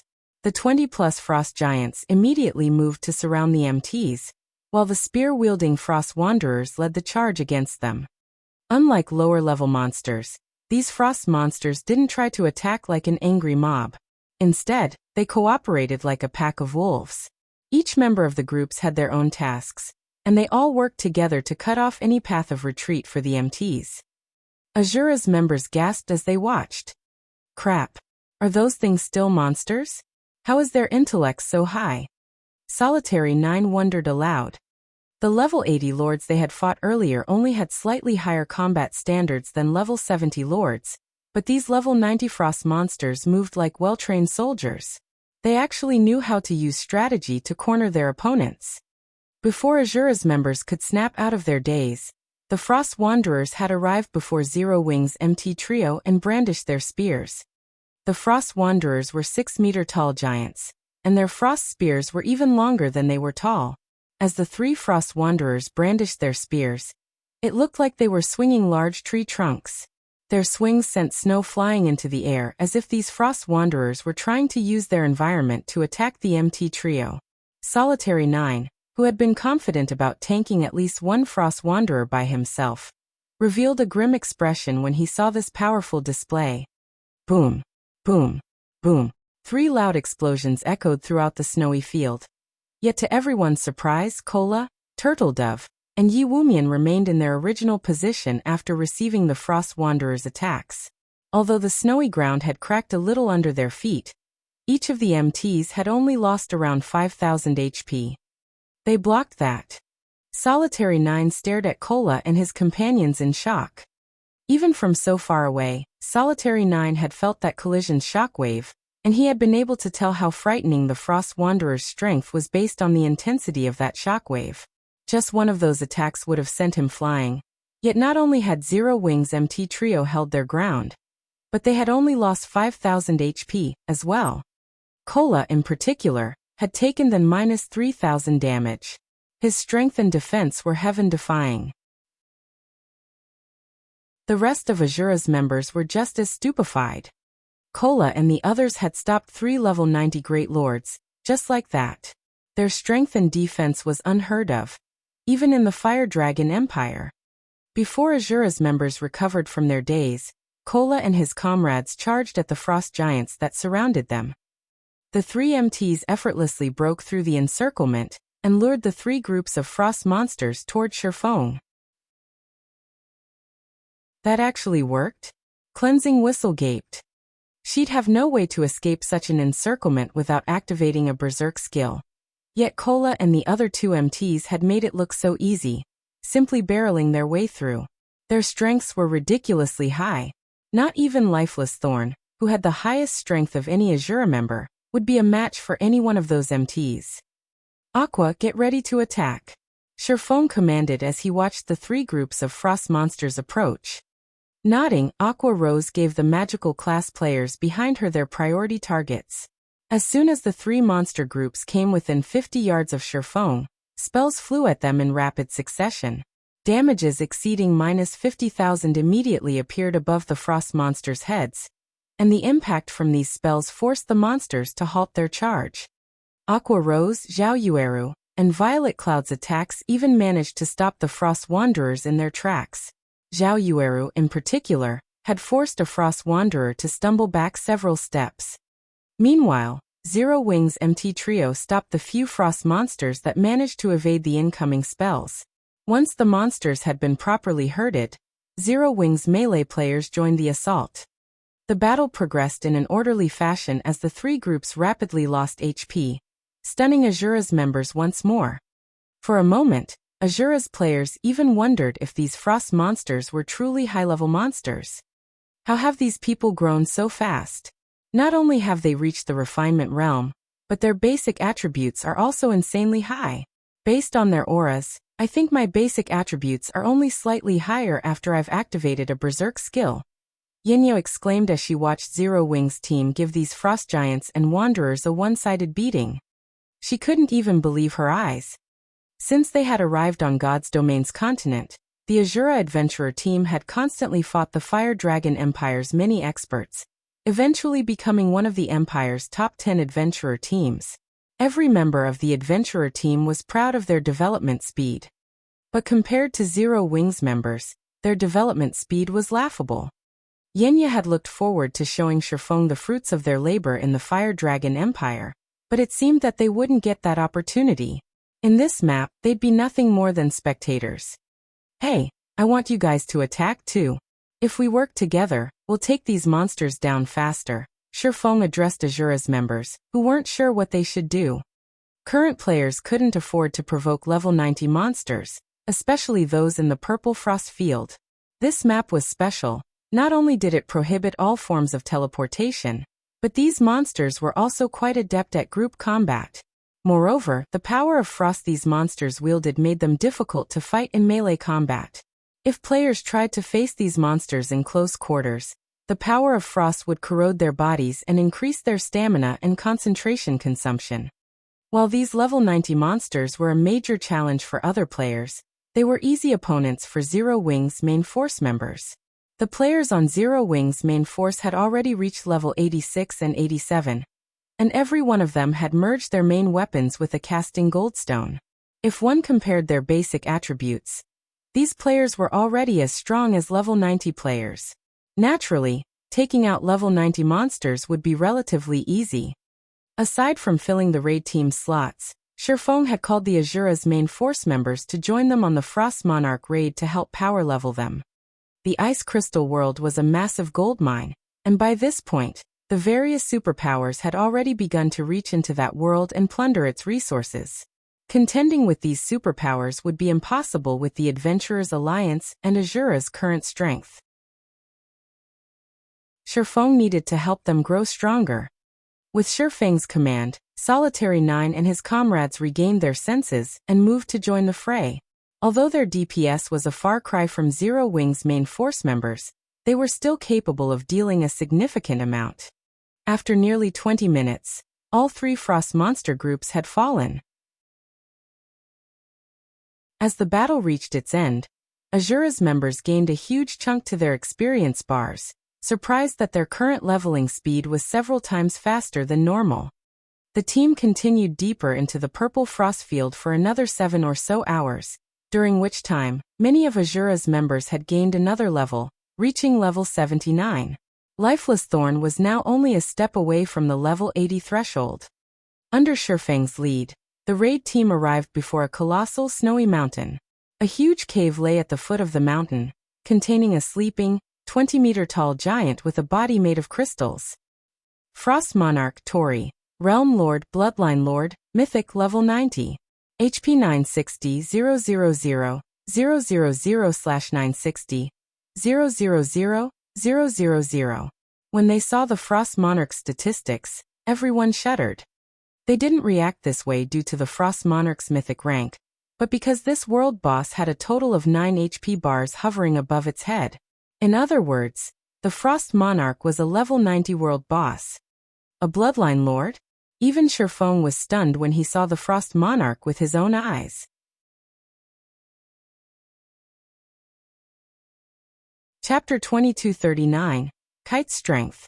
When Shifeng saw the Frost Monarch's statistics, his expression revealed both surprise and excitement. At this stage of the game, most players wouldn't recognize the term Bloodline Lord.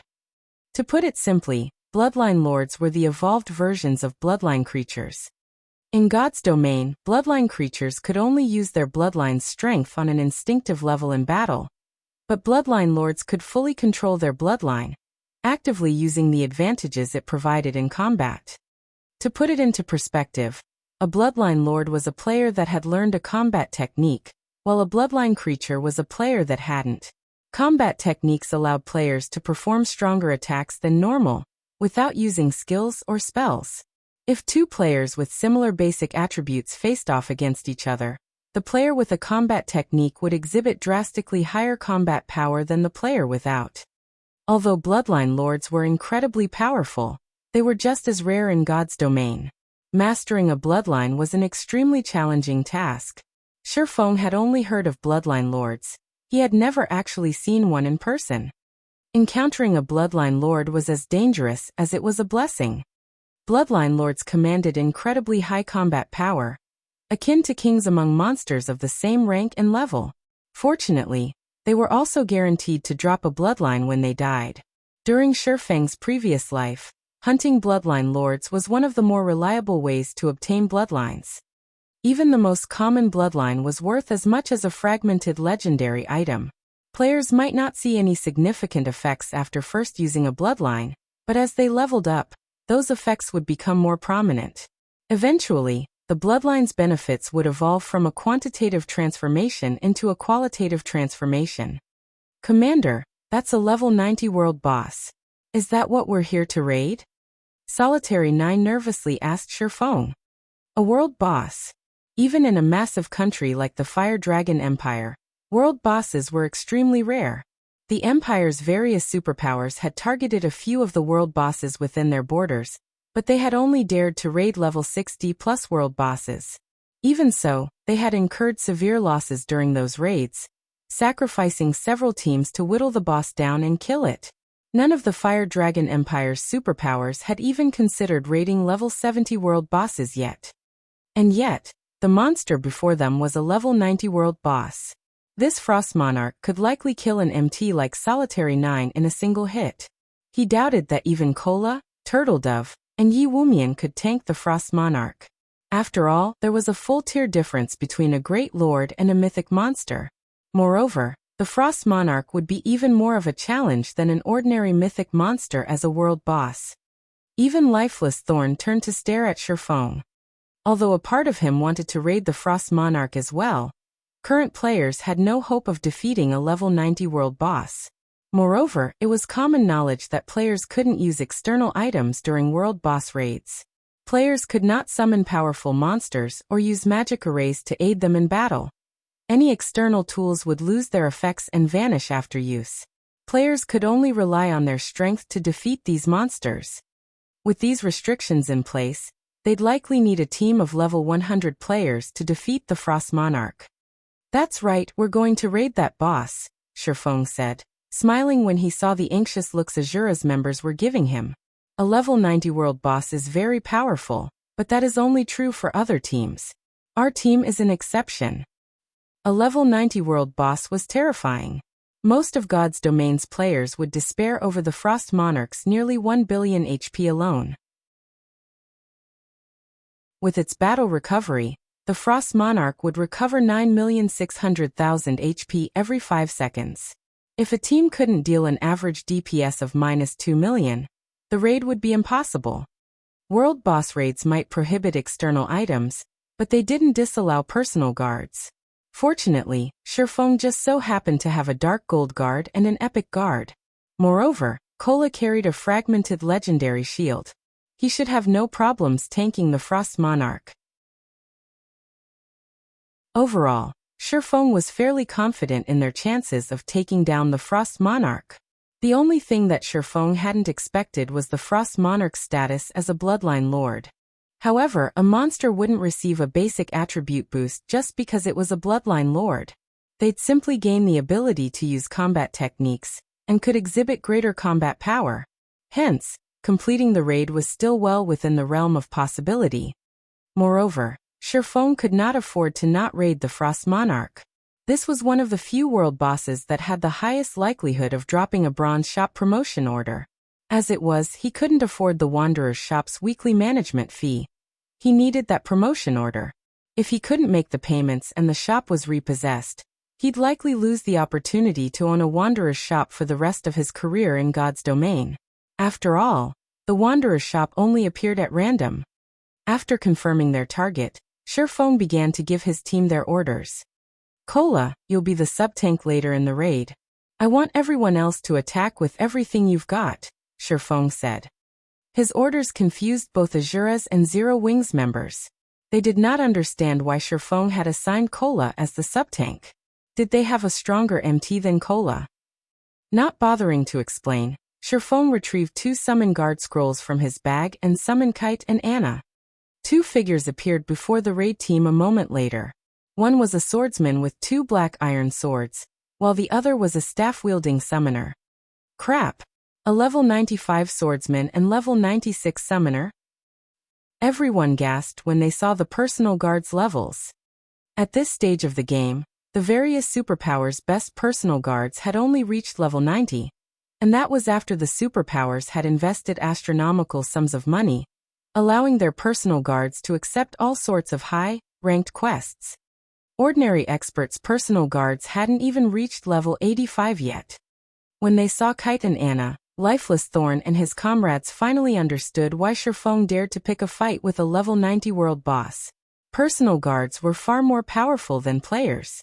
At the same level, a secret silver guard could slay a Void Realm expert. If their team had the help of 2 level 95 plus peak experts, raiding a level 90 world boss would definitely be possible. However, it was extremely risky to use personal guards in a world boss raid. Unlike players, resurrecting NPCs was incredibly challenging. Not being able to resurrect one's personal guards would mean permanent death for these NPCs. If that happened, all of the time and money they had poured into these guards would go down the drain. This was also why the various superpowers didn't even dare to use their personal guards in dungeon or field boss raids.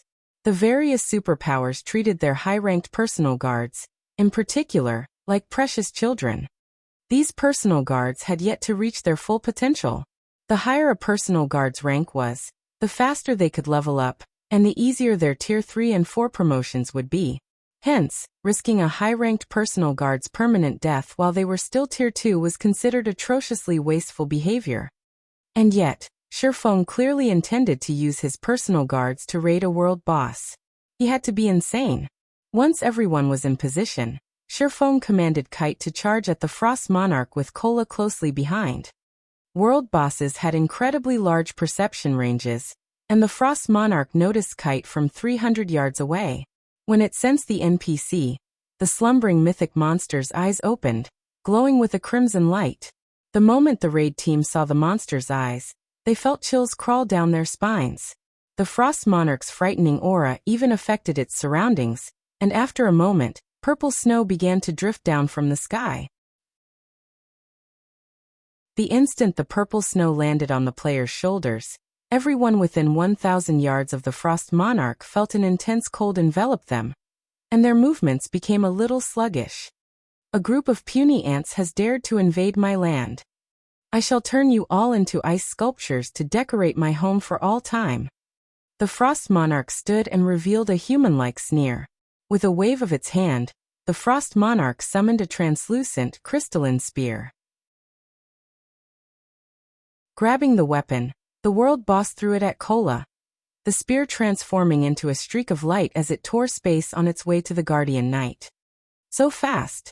Cola's expression darkened as the attack approached, but by the time he noticed the spear, it was too late to dodge the weapon. However, as the spear came within 30 yards of Cola, just about to slam into him, a figure appeared before the MT. It was none other than Kite. Without any hesitation, Kite swung his twin swords at the frost spear. Boom! As the weapons collided, the ground under Kite's feet caved under the powerful impact, forming a crater that was over 24 meters wide. As the snow and ice cleared, however, It revealed Kite still standing in his original position, unscathed.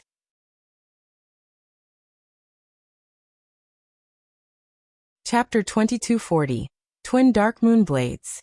Solitary 9 and the other Azura members gaped in shock after watching emerge, unharmed, from the Frost Monarch's attack.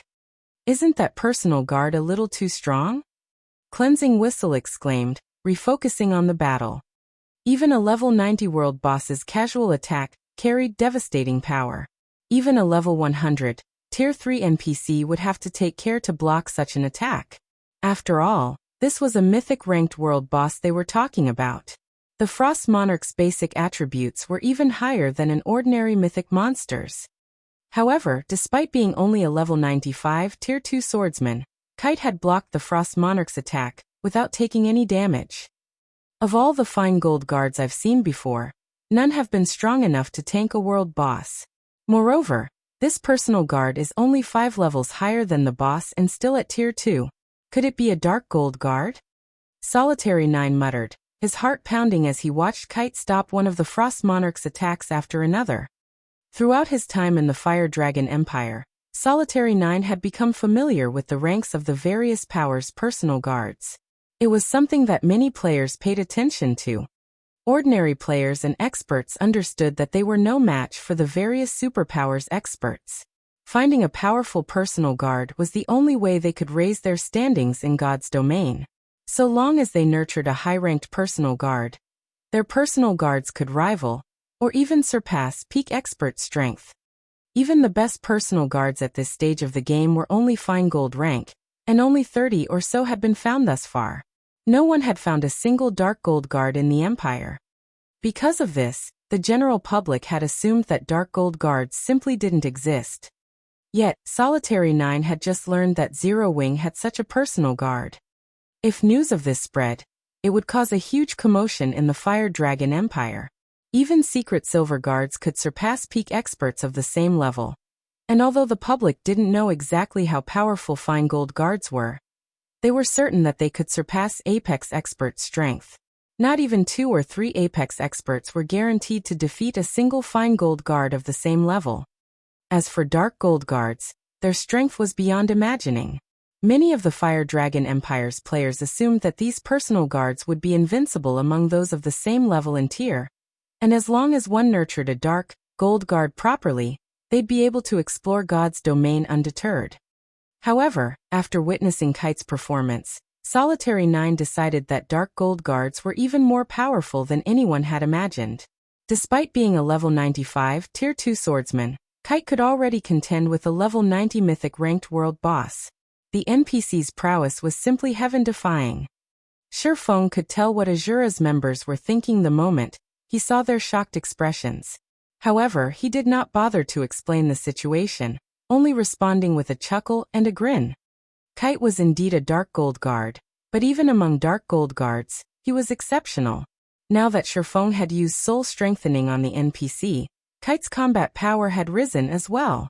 Most importantly, the black iron swords Kite wielded were the Darkmoon twins, a fragmented legendary weapon set.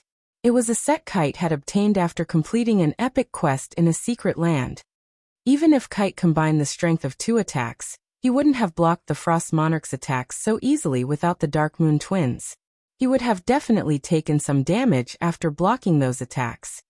When Shurfeng had discovered that Kite had obtained the Darkmoon twins, he had been incredibly jealous, but since the set was reserved for NPCs, he couldn't have used them even if he had taken them from Kite.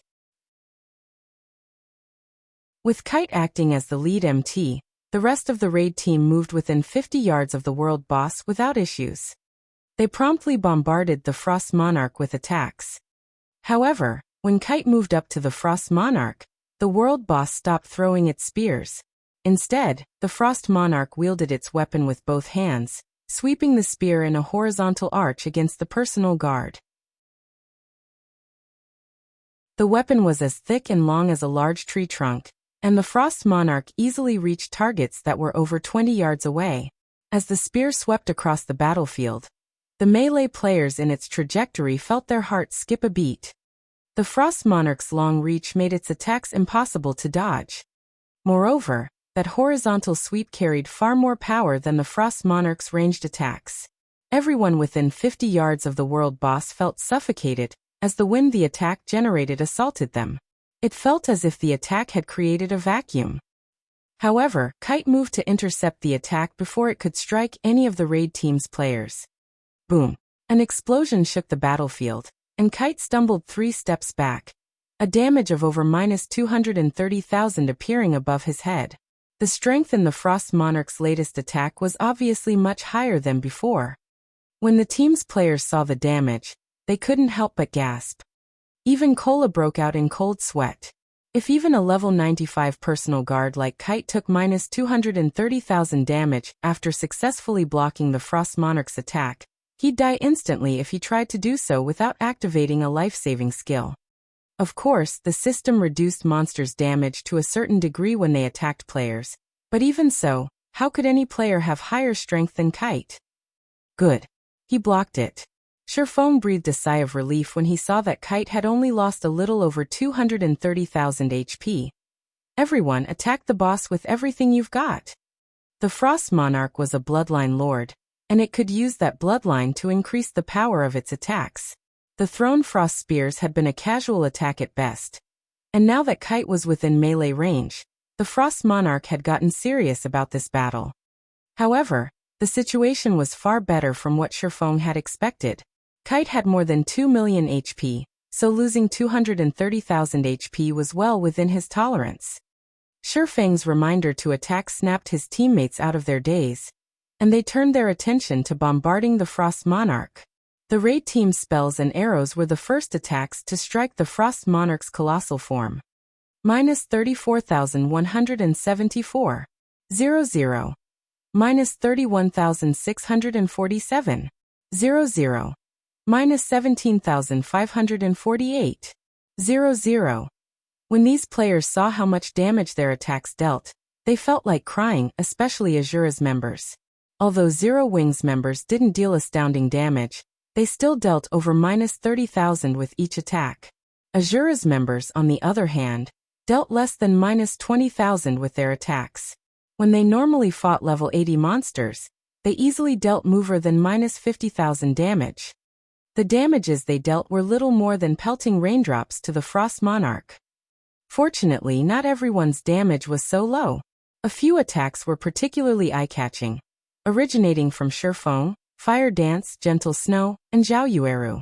Zhao Yueru's fire-type spells were especially effective, dealing bonus damage. In addition, she forcibly elevated all of her Tier 2 spells to Tier 3. As a result, every one of her attacks dealt over -150,000 damage to the world boss. Her overall DPS was even higher than Sherfang's.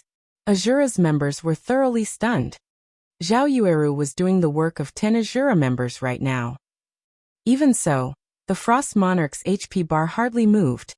Commander, killing this boss with our current damage is going to be a problem.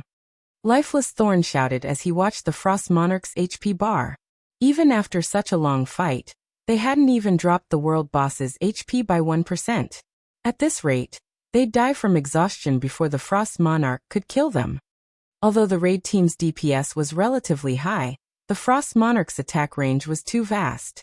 Moreover, the Frost Monarch's extraordinary strength did not permit the slightest mistake, since the lightest touch from its spear could kill a player instantly.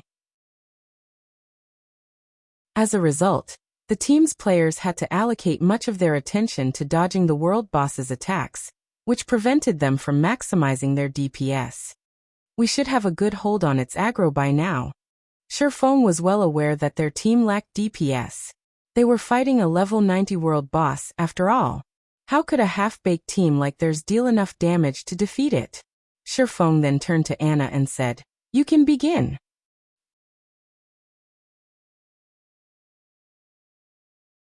Chapter 2241. Anna's Might. Once Sherfone gave the command, Anna raised her staff and began to chant an incantation.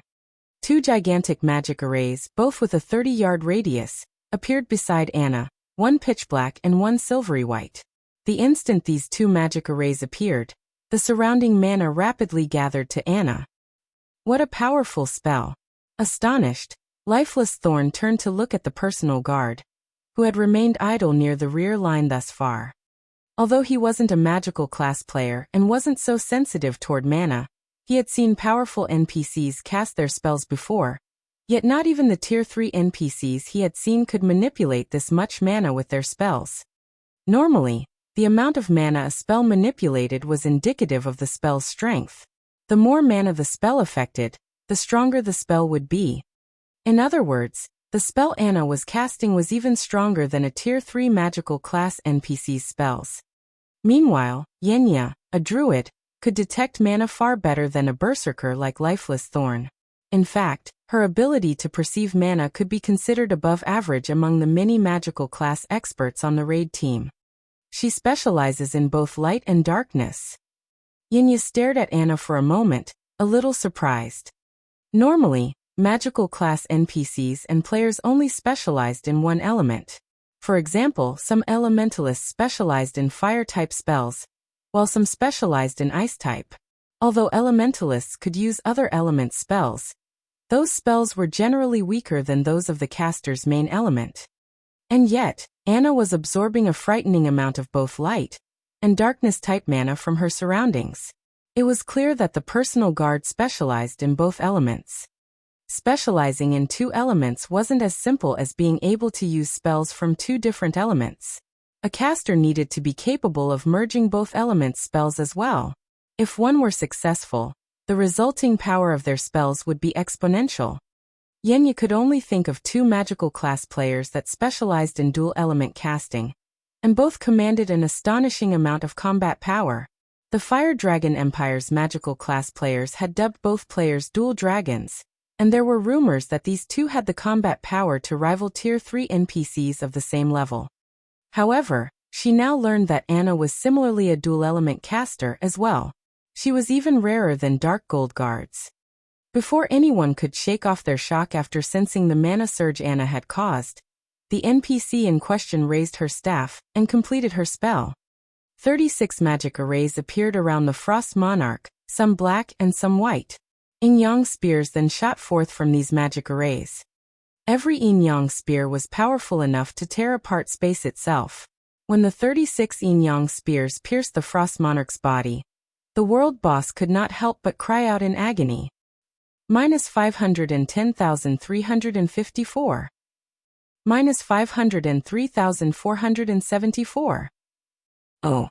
A series of damages exceeding -500,000 appeared above the Frost Monarch's head, stupefying everyone present. With just one spell, the Frost Monarch's HP, which had barely budged before, had visibly fallen. Anna's DPS easily surpassed the entire team's. Is she a Tier 3 NPC? Lifeless Thorn voiced his thoughts, starting at Anna. Azura's members hadn't even dealt -20,000 damage with each attack. Yet just one of Anna's attacks had dealt over -500,000. She was 10 levels higher than they were, but the difference between their damage outputs shouldn't be that large. The only reasonable explanation was that Anna was a Tier 3 NPC. However, there was no doubt that Anna was only level 96 and wore a Tier 2 class insignia. This proved that Anna was only a Tier 2 NPC, which confused Lifeless Thorn. Anna's performance even stunned Zero Wing's main force members. None of them had thought that she would be this powerful. Only Sherfong remained unperturbed after witnessing the display. Anna was an epic guard. Moreover, her growth potential had risen from 105 to 113 points after she became a peak-class Yin-Yang Saint. It was the highest growth potential he had seen in any NPC. Anna had only been a level 80 NPC when she had changed classes. Now that she had reached level 96, the boons her growth potential provided were massive. After factoring in her Yin-Yang Saint class's other abilities, she had even greater combat power than ordinary Tier 3 NPCs. This was why Sherfong dared to challenge the Frost Monarch with such a half-baked team. Initially, he had wanted Anna to summon her monsters to assist in the battle, but he had decided against that since controlling so many summoned creatures would waste some of Anna's energy. That would prevent Anna from exhibiting the full strength of the Yin-Yang Saint class. Moreover, he had Kite to tank the world boss, so summoning a lord or great lord into battle would be meaningless. As the Tier 2 curse, Yin-Yang Baptism, ended, Anna followed up with the Tier 3 spell, Yin-Yang Burst. This was also the legacy spell Anna had learned after reaching level 90. Anna raised her left hand as 2 energy balls appeared in her grip. The energy balls then transformed into beams of light that slammed into the Frost Monarch. -1,434,884. -1,441,067. Everyone was flabbergasted once more when they saw these 2 damages.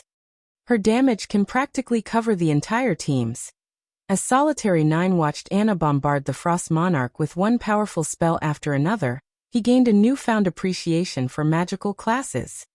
Even if Azura and Zero Wings members stopped attacking, Anna could likely finish this raid by herself with the damage she could deal. She might just need a little more effort to defeat the world boss. With Anna's participation, the raid team's confidence skyrocketed. They turned their attention to dodging the Frost Monarch's AoE attacks, rather than risking death to deal more damage. Time passed quickly, and the Frost Monarch's HP eventually fell to 20%. After such a long fight with the Frost Monarch, the raid team's members had to admit that world bosses had a variety of skills. Even with Kite tanking the Frost Monarch, players had died from time to time. Moreover, the power of frost that continued to seep into their bodies had rapidly depleted their stamina and concentration reserves. Despite fighting for less than 30 minutes, they all had less than 30% of their stamina remaining. Without Anna's help, this raid would have been impossible. The boss is going berserk. Everyone, activate your berserk skills and attack with everything you've got. Shifeng shouted when the Frost Monarch's frost spear suddenly vanished. The Frost Monarch would become even more terrifying when it went berserk. It would directly manipulate the power of frost around it to layer its attacks. Normally, a team would need around 6 MTs to stop these layered attacks, but among the MTs present, only Kola was capable of surviving one of these attacks, and that was if he had already activated his berserk skill. The world boss would instant kill the rest of the MTs, whether or not they had activated their berserk skills. The only option they had left was to kill the boss before it slaughtered the team. The Frost Monarch bellowed as soon as Shifeng finished issuing his orders. The power of frost began to grow turbulent as it gathered to the world boss. Not only did this significantly increase the Frost Monarch's defense, but it also manifested 6 gigantic hands of frost energy around the world boss. These 6 gigantic hands began to swat at the offending players. Every hand was as powerful as the frost spears the Frost Monarch had thrown at the start of this raid. Only, the hand's attack speed wasn't as high as the frost spears. In exchange for the reduced speed, the hands had a much larger attack range, with each possessing a 12-yard radius AoE. The moment the 6 hands descended, 3 Azura members died instantly. However, the Frost Monarch's increased defense shocked the raid team's members far more than the 6 gigantic hands. They had already activated their berserk skills, yet they dealt less damage than they had earlier. As expected of the Frost Monarch, its famed defense wasn't an exaggeration. When Shifeng's sword struck the Frost Monarch's body, his entire arm went numb from the impact. Getting past the Frost Monarch's frost armor with dark gold weapons had already been quite difficult, and now that it had entered its berserk state, even Shifeng's killing ray barely left a scratch. As several more players died, Shifeng knew that he couldn't afford to hold back, and he ordered Anna to use Summon Angel. Within seconds, a spear-wielding Valkyrie dropped from the sky, and everyone felt their bodies grow heavier as her horrific aura washed over them. Before anyone could react, the Valkyrie had appeared before the Frost Monarch and swung her spear of thunder at the world boss. Pung! The Valkyrie's spear sliced through the Frost Monarch's armor like a streak of lightning before cracks began to form across the previously indestructible ice armor. The Frost Monarch cried out as it stumbled several steps back, and a damage of over -6 million appeared above its head. The Valkyrie was even several times stronger than Anna. When Azura's members saw the Frost Monarch stumble backward, their jaws nearly hit the ground. The Valkyrie's attacks were extremely fast. Even after transforming its 2 hands into sharp blades, The Frost Monarch had failed to defend itself.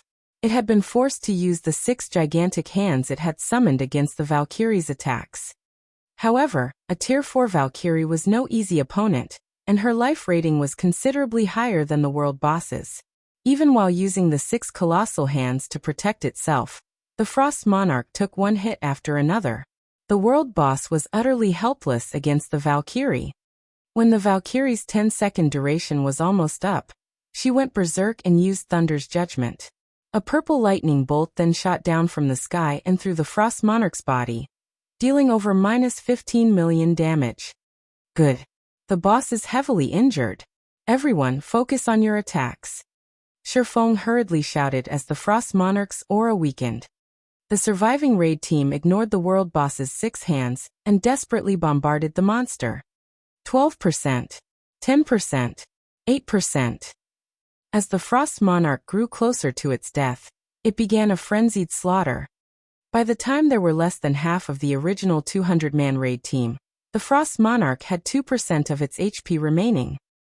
Gentle Snow, Zhaoyueru, and Violet Cloud stopped holding back and used their strongest moves. Myth of Light, Frost Flame Hell, Dimensional Fracture. As these attacks struck the Frost Monarch, its HP bar visibly shrunk. Die. When the world boss had less than 1% of its HP left, Shifeng activated Divine Providence, Flame Burst, and Lightning Slash. I am immortal human. You will not get away with this. The Frost Monarch snarled, its voice echoing throughout the purple frost field, as its HP fell to 0, and its crystalline body crumbled to the ground.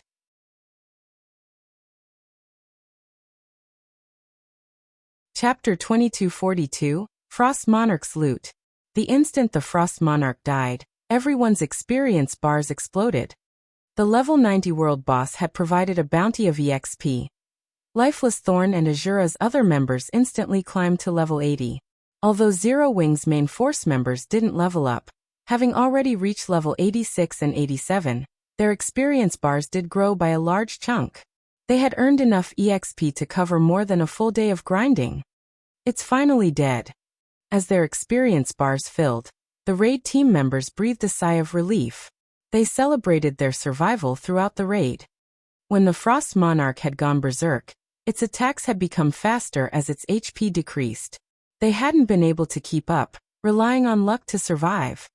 Fortunately, their overall DPS had been high enough for this raid. Had the battle continued for another 30 or so seconds, they might have lost their lives before the Frost Monarch died. Once they had a chance to catch their breath, they turned toward the numerous items scattered around the world boss's corpse. So many items dropped. We're rich. That's the loot of a level 90 world boss. That's right. Based on how much mana is gathering around those items, they must be extraordinary. The survivors' eyes glowed with excitement when they saw the Frost Monarch's loot. With a casual glance, they could count more than 10 pieces of dark gold equipment, and a few rare dark gold weapons. After level 50, monsters' drop rates drastically decreased. High-ranked items like dark gold equipment became very difficult to acquire. Normally, players had to challenge 100-man, Hell Mode team dungeons to acquire weapons and equipment of such rank. Moreover, players would be lucky if a single piece of dark gold equipment dropped from each of the dungeon's bosses. One raid wouldn't even be enough to fully gear a player, not to mention a 100-man team. Most of God's Domain's expert players would be envied among their peers if they had a single piece of up-to-date dark gold equipment. Even among the Azura Adventurer team, the main force members only wore a few pieces of level 75 dark gold equipment, despite being one of the Fire Dragon Empire's top 10 adventurer teams. Yet, the Frost Monarch had dropped more than a dozen dark gold equipment pieces. Its drop rate was many times higher than the bosses in 100-man Hell Mode team dungeons. Naturally, the weakest piece of equipment the Frost Monarch had dropped was for level 90. Even the various superpowers only dreamed of acquiring level 90 dark gold weapons, and players could likely rely on these weapons even after they reached level 100. The world boss had even dropped epic equipment. The chances of such equipment dropping in a 100-man Hell Mode team dungeon were abysmal. players would only have a reasonable chance of acquiring such items if they secured the first clear. Alright healers, resurrect our fallen comrades. We'll distribute the loot once you're done, Shifeng said, smiling when he saw the hunger in everyone's eyes. There likely wasn't a single player in God's domain who wouldn't be tempted by a world boss's loot. World bosses represented the peak of power among monsters of the same level, and any random item they dropped could raise a player's strength by a considerable margin. Shifeng's reminder snapped the healers out of their daze, and they promptly went to work, resurrecting their fallen allies. Meanwhile, Shifeng turned to organize the Frost Monarch's loot. The rest of the raid team took a seat and watched Shifeng with eager looks since they didn't have anything better to do. Even Cola stared at the pile of items in the snow. The healers finished resurrecting the fallen players after a short moment, and Shifeng quickly appraised the items, sharing the statistics in the team chat. Isn't this world boss's loot a little too generous? This loot is 10 times better than the items a Hell Mode Team Dungeon's final boss drops. Zero Wings members were no strangers to a world boss's loot, so they more or less held their composure when they saw shared information. However, Azura's members were a different story. They were ecstatic after reading the loot's details. The Frost Monarch dropped a total of 115 items, far more than what ordinary mythic bosses typically dropped. Among the 115 items, there were 17 pieces of dark gold equipment and 3 dark gold weapons. The world boss hadn't even dropped one fine gold weapon or equipment piece. They'd likely have to raid 8 or 9 mythic bosses in Hell Mode Team Dungeons to acquire so many pieces of dark gold equipment. Unfortunately, Team Dungeons had very long cooldowns, and players couldn't raid them as often as they'd like. Furthermore, every dark gold weapon and equipment piece the Frost Monarch had dropped was top tier. This Golden Razor's attributes are just as high as an epic weapon's, Cola said, astonished as he inspected a dark gold ranked greatsword. Although the Golden Razor was only dark gold rank, its attack power and strength were on par with epic rank 2-handed weapons. Most importantly, the Golden Razor had a passive skill that allowed players to wield it as a one-handed weapon as long as they had the required 1,800 strength. In other words, players could wield a one-handed weapon with the attributes and attack power of a two-handed greatsword. This passive skill alone placed the Golden Razor at the top among level 90 dark gold weapons. Although the required 1,800 strength was relatively high to ordinary Tier 2 berserkers, it wouldn't be an issue for expert players of Cola's caliber. In fact, Cola already met the requirement, despite being a Guardian Knight under level 90. He couldn't help his growing excitement when he thought about wielding a two-handed weapon alongside his shield. That's nothing. Take a look at the Extreme Frost set. It's practically made for berserkers. The 4-piece set effect even lowers the level requirement by 5 levels, on top of increasing the wearer's ice resistance by 100 and maximum stamina by 10%. The 6-piece set effect even increases the user's strength by 20% and all berserker skills by 1 tier. Blackie nearly drooled as he examined the Extreme Frost set's attribute bonuses and set effects. He even wished he had chosen the Berserker class, instead of becoming a Cursemancer. Moreover, the Frost Monarch had dropped the complete Extreme Frost set. This meant that Berserkers could equip the set at level 85, and the armor would forcibly elevate all Berserker skills by 1 tier to a maximum of Tier 3. Tier 3 skills. Tier 3 skills were far more powerful than Tier 2 skills. Zhao Yueru had already made that much clear. Despite the fact that Gentle Snow and Fire Dance had higher basic attributes, Zhao Yueru had dealt considerably more damage in the raid than her companions. Her total damage had almost been as high as Shifeng's monstrous damage. If a Tier 2 Berserker equipped the Extreme Frost set, they'd be on par with an actual Tier 3 Berserker, not including their basic attributes and physique. Indeed, this Extreme Frost set's effects are truly amazing. The Berserkers in the team have just won the lottery, Yin Tianqing chimed in. Even he was moved when he saw the Extreme Frost set. If the set were meant for assassins, he wouldn't have hesitated to replace 3 of his epic equipment pieces for the set. Tier 3 skills would drastically increase a player's combat power. If the Extreme Frost set's effects were specialized for assassins, Yan Tianxing would even be confident of contending with Sword Demon. While the team discussed the Extreme Frost set, Shifeng shared the next item's attribute panel. When they saw this item, every one of them gasped. This next item was a weapon, and one the team recognized and feared. This weapon was none other than the icy blue spear the Frost Monarch had used against them throughout the raid.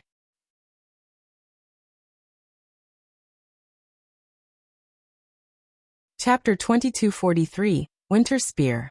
The entire raid team had personally experienced how powerful this spear, which the Frost Monarch had manifested with condensed power of frost, was.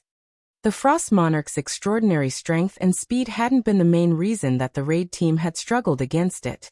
They had relied on Kite as the lead MT, and the NPC was more than capable of surviving the world boss's attacks, taking barely any damage. Rather, the Frost Monarch's Frost Spear had been the main reason that these players had had so much trouble.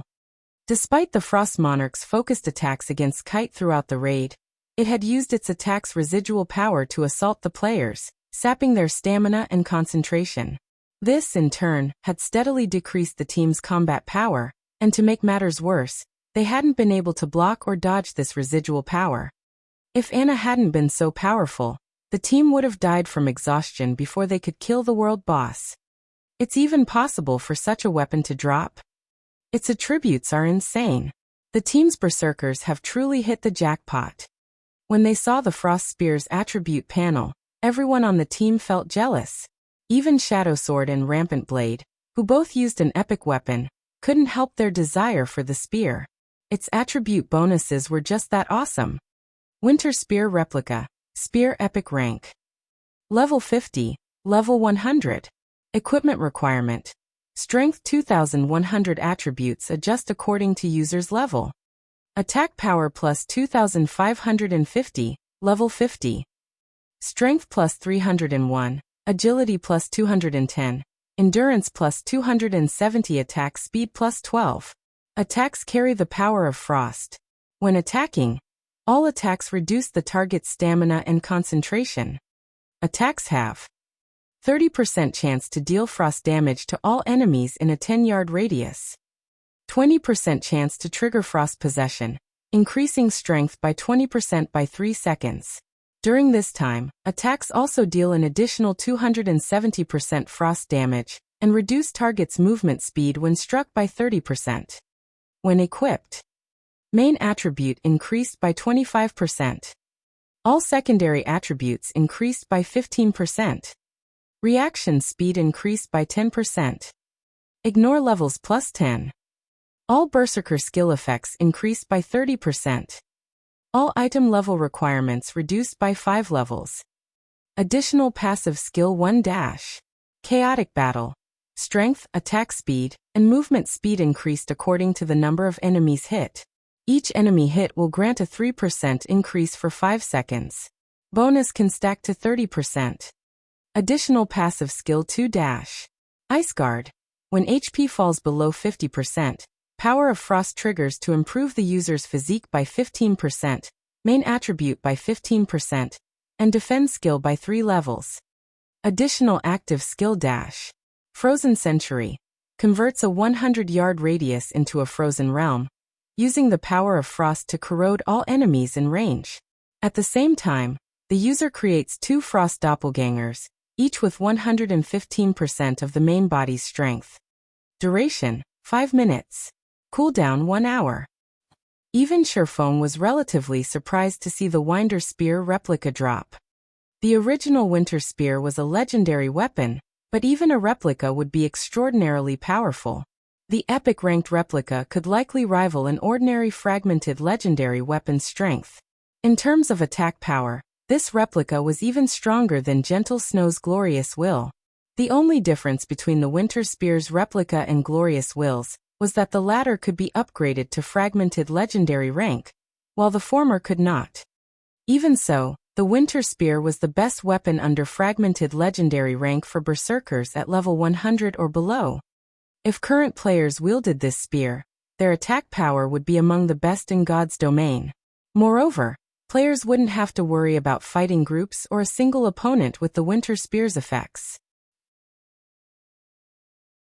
Naturally, Ever Berserker on the raid team grew restless after seeing the Winter Spear's attribute panel, and they all turned toward Shifeng almost as one, waiting to learn how he intended to distribute the weapon.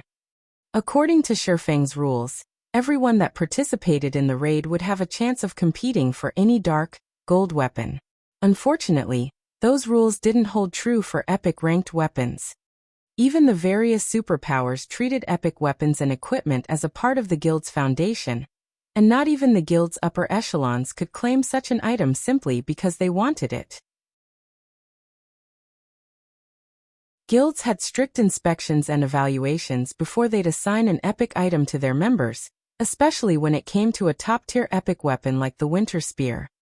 The Winter Spear and Extreme Frost set will go to Lifeless Thorn, Shifeng announced after giving the matter some thought. Although he was Azura's commander, Shifeng hadn't contributed to the adventurer team recently since he'd been so busy with Zero Wing. As a result, Lifeless Thorn had taken full responsibility for leading the Azura adventurer team and the massive Adventurers Alliance. By now, many superpowers had begun to compete for resources and player population in the Ice Crystal world. If the Adventurers Alliance wished to maintain its standing, it needed to rely on more than a flowing water realm expert like Lifeless Tom. The Alliance would need a peak expert, at the very least, to defend it. Commander? Lifeless Tom stared at Shifeng moved. He had never expected his commander to hand him the Winter Spear and Extreme Frost set. Not even superpowers upper echelons had the privilege of using such high-quality weapons and equipment. Yet despite being Azura's vice commander, he had earned the right. Adventurer teams weren't nearly as restrictive as guilds, and even though Lifeless Thorn was Azura's vice commander, he enjoyed far more freedom than large guilds' elite members. Moreover, Zero Wings members wouldn't be pleased to hear that their guild leader had given him such powerful items. The consequences were just too high. Lifeless Tom couldn't understand what Shifeng was trying to do. And yet, despite carrying an epic weapon and multiple pieces of epic equipment, he was sorely tempted to wield and wear the Winter Spear and Extreme Frost set. Refusing such a generous offer wasn't easy. Naturally, Shifeng understood what Lifeless Thorn was thinking. Taking the initiative, he said, "There's no need to say anything. Zero Wing isn't like other guilds. Azura may only be Zero Wing's subordinate adventurer team, but it's still a part of Zero Wing. As long as you perform well, I have no problems giving you weapons and equipment of this quality. I hope that you will use this weapon and set equipment to improve Azura further." Zero Wing was quite different than the various superpowers. It didn't have the support of major corporations, and it wasn't as attractive to expert players. If Zero Wing wanted to contend with super first-rate guilds and super guilds, subordinate, independent organizations like the Azura Adventurer Team were necessary. Furthermore, if an adventurer team wasn't led by a powerful expert, it would struggle to develop. Although Azura was impressive enough to become one of the Fire Dragon Empire's top 10 adventurer teams, that was its limit. Growing any stronger would be an incredible challenge for the adventurer team. Unless Lifeless Thorn increased his strength, it would only be a matter of time before another adventurer team, one with a powerful background, surpassed Azura.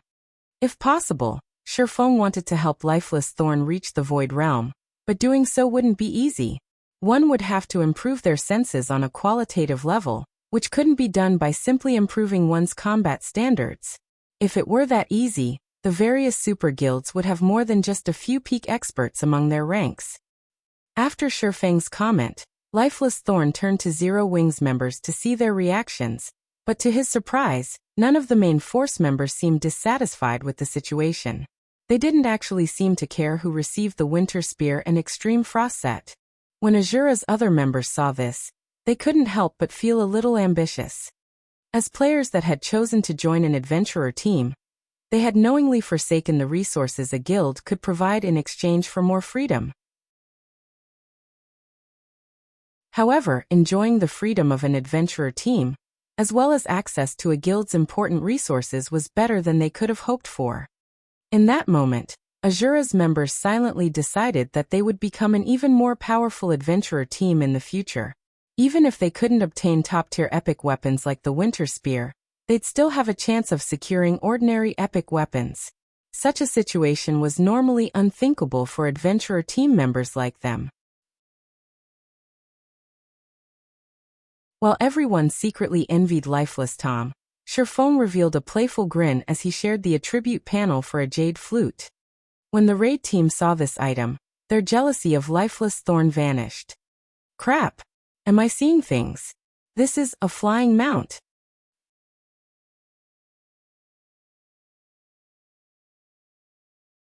Chapter 2244, Another Flying Mount.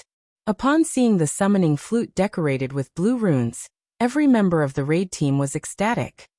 Thanks to the flying mount that had appeared in the Sea of Death, players were no longer strangers to the concept of flying mounts. News of that mount had spread across God's domain, giving countless players a new dream of obtaining one for themselves. Even Aqua Rose and Zero Wing's other main force members, who already knew that Sherfong was the owner of that mysterious flying mount, were at a loss for words, not to mention Azura's members. Except for Sherfong, they hadn't heard of any player owning a flying mount at this stage of the game. In other words, this summoning flute was only the second flying mount found in God's domain. Epic weapons and equipment might be incredibly precious, but not even the top-tier epic weapon, Winter Spear, was worth 1/10 of a flying mount. They had already experienced the benefits flying mounts had to offer, and their travel speed was simply unbelievable. A flying mount could even cross a large-scale map in no more than 2 or 3 hours. Most importantly, flying mounts' combat power was incredible. Take Sherfeng's Thunder Eagle, for example. The Thunder Eagle was a bona fide Tier 3 combatant with the ability to contend with level 100 Great Lords. If they had a flying mount, they'd have their own powerful companion in battle. I won't say much about this flying mount. If you want it, fight for it. The starting bid will be 300,000 GCPs, or 300,000 Azura contribution points. The highest bid wins. Sherfong said, chuckling as he glanced at the excited crowd before him. In truth, even Sherfong had been quite surprised to see the Frost Monarch drop a flying mount. Even a common flying mount was easily worth several level 100+ epic items. Although this Frostbone Dragon, the flying mount the Frost Monarch had dropped, wasn't as powerful as his Thunder Eagle, it was an intermediate extraordinary flying mount. It was even more valuable than ordinary fragmented legendary items. Initially, he had intended to give the flying mount to someone of his choosing to maximize its usefulness, but everyone's intense desire for the mount had changed his mind. Hence, he had resorted to an internal auction. 300,000 contribution points was exceedingly cheap for a flying mount like the Frostbone Dragon. Normally, he should have set the starting bid at 3 million CPs, but since this was an internal auction, he didn't mind lowering the price. Moreover, the sooner one of his players was spotted using the flying mount, the more Zero Wing or Azura could benefit. Naturally, there was no chance of some low-ranked player claiming the Frostbone Dragon. 300,000 contribution points was an astronomical amount for both Zero Wings and Azura's members. Not even ordinary core members could afford that price. Of the 200 players participating in this raid, only a dozen or so had enough CPs to bid for the flying mount. Every member of the raid team stared at Sherfong in astonishment. They had never expected him to sell off the flying mount in an internal auction. He had even assigned the Winter Spear and Extreme Frost set to a specific player, yet the flying mount would go to the highest bidder. Most importantly, Sherfong was actually allowing them to compete for it, not keeping such a precious flying mount for himself. No other guild leader or commander would be as generous as Sherfong. It didn't take long for the raid team members to snap out of their daze after Sherfeng's announcement. I bid 300,000 GCPs. Blackie shouted, placing the first bid. In that case, I'll bid 310,000.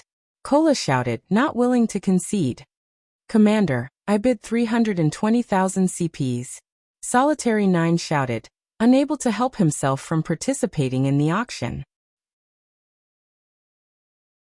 Azura's contribution system was similar to Zero Wings, and earning contribution points wasn't easy. Of course, as one of Azura's 2 vice commanders, he could afford to hand over 300,000 plus CPs. I bid 350,000 CPs. Lifeless Thorn announced. Although Lifeless Tom had already acquired a top-tier epic weapon and dark gold set equipment, the idea of owning a flying mount was simply too tempting. A flying mount would also affect his development rate, so he couldn't just give up this chance. Zero Wing and Azura's members frantically bid on the Frostbone Dragon, the price quickly climbing to 450,000 CPs. Once the price rose that high, Azura's Lifeless Thorn and Solitary 9 had to drop out of the auction. Unlike a guild, there were fewer means for adventurer team members to earn contribution points. Adventurer teams didn't have access to guild quests, for example. Now, only Zero Wing's upper echelons could compete over the flying mount. In the end, Gentle Snow had won the Frostbone Dragon for 580,000 contribution points. Although Shifeng didn't prohibit his players from borrowing points, they had silently agreed to rely on their own contribution points due to the importance of a flying mount. Their contribution points, after all, represented how much they had contributed to the guild or adventurer team. The player who had contributed the most deserved something as important and valuable as a flying mount. After the auction, Shifeng handed Gentle Snow her new Frostbone Dragon summoning flute, and she rejoiced. Ideas of how to use this flying mount swam in her head. Shifeng then let the raid team members bid for the remaining dark gold weapons and equipment, and every item had been auctioned off in less than 10 minutes. As for the other items the Frost Monarch dropped, Shifeng didn't share their information or add them to the internal auction. These items touched on guild interests. The Bronze Shop promotion order, for example, had to be kept a secret. Moreover, since the Frost Monarch was a Bloodline lord, it had dropped a Bloodline. Normally, Shifeng would have let his players take a look at an ordinary Bloodline. It's not like they were a secret among the various superpowers anymore, and some were even available for purchase in the World Summit's Divine Shrine. If players had enough points, they could even purchase a peak Bloodline. However, the Frost Monarch's bloodline was special, and Shifeng couldn't afford to reveal it casually. Arctic Bloodline, Special Bloodline, can be fused with a normal bloodline to produce a new bloodline. The resulting bloodline has one opportunity to evolve, and the evolution's benefits depend on the bloodline power the resulting bloodline has absorbed. The more bloodline power absorbed, the more benefits the resulting bloodline will provide. Can absorb a maximum of 100 bloodline power. Current bloodline power absorbed, 0 points. Warning: the resulting bloodline will automatically bind to the user after using the Arctic bloodline. It cannot be traded and can only be stored in the user's bag space. If the user dies, the bloodline will drop and be forever lost. System: do you wish to fuse with the Arctic bloodline? System: you have 1 hour to decide. If you fail to decide or refuse the fusion, the Arctic bloodline's power will be lost. Although Shifeng trusted these players, he had no plans to inform them of the Arctic bloodline. While the team rested, Shifeng wandered off to find a place to sit. He then agreed to fuse with the Arctic bloodline.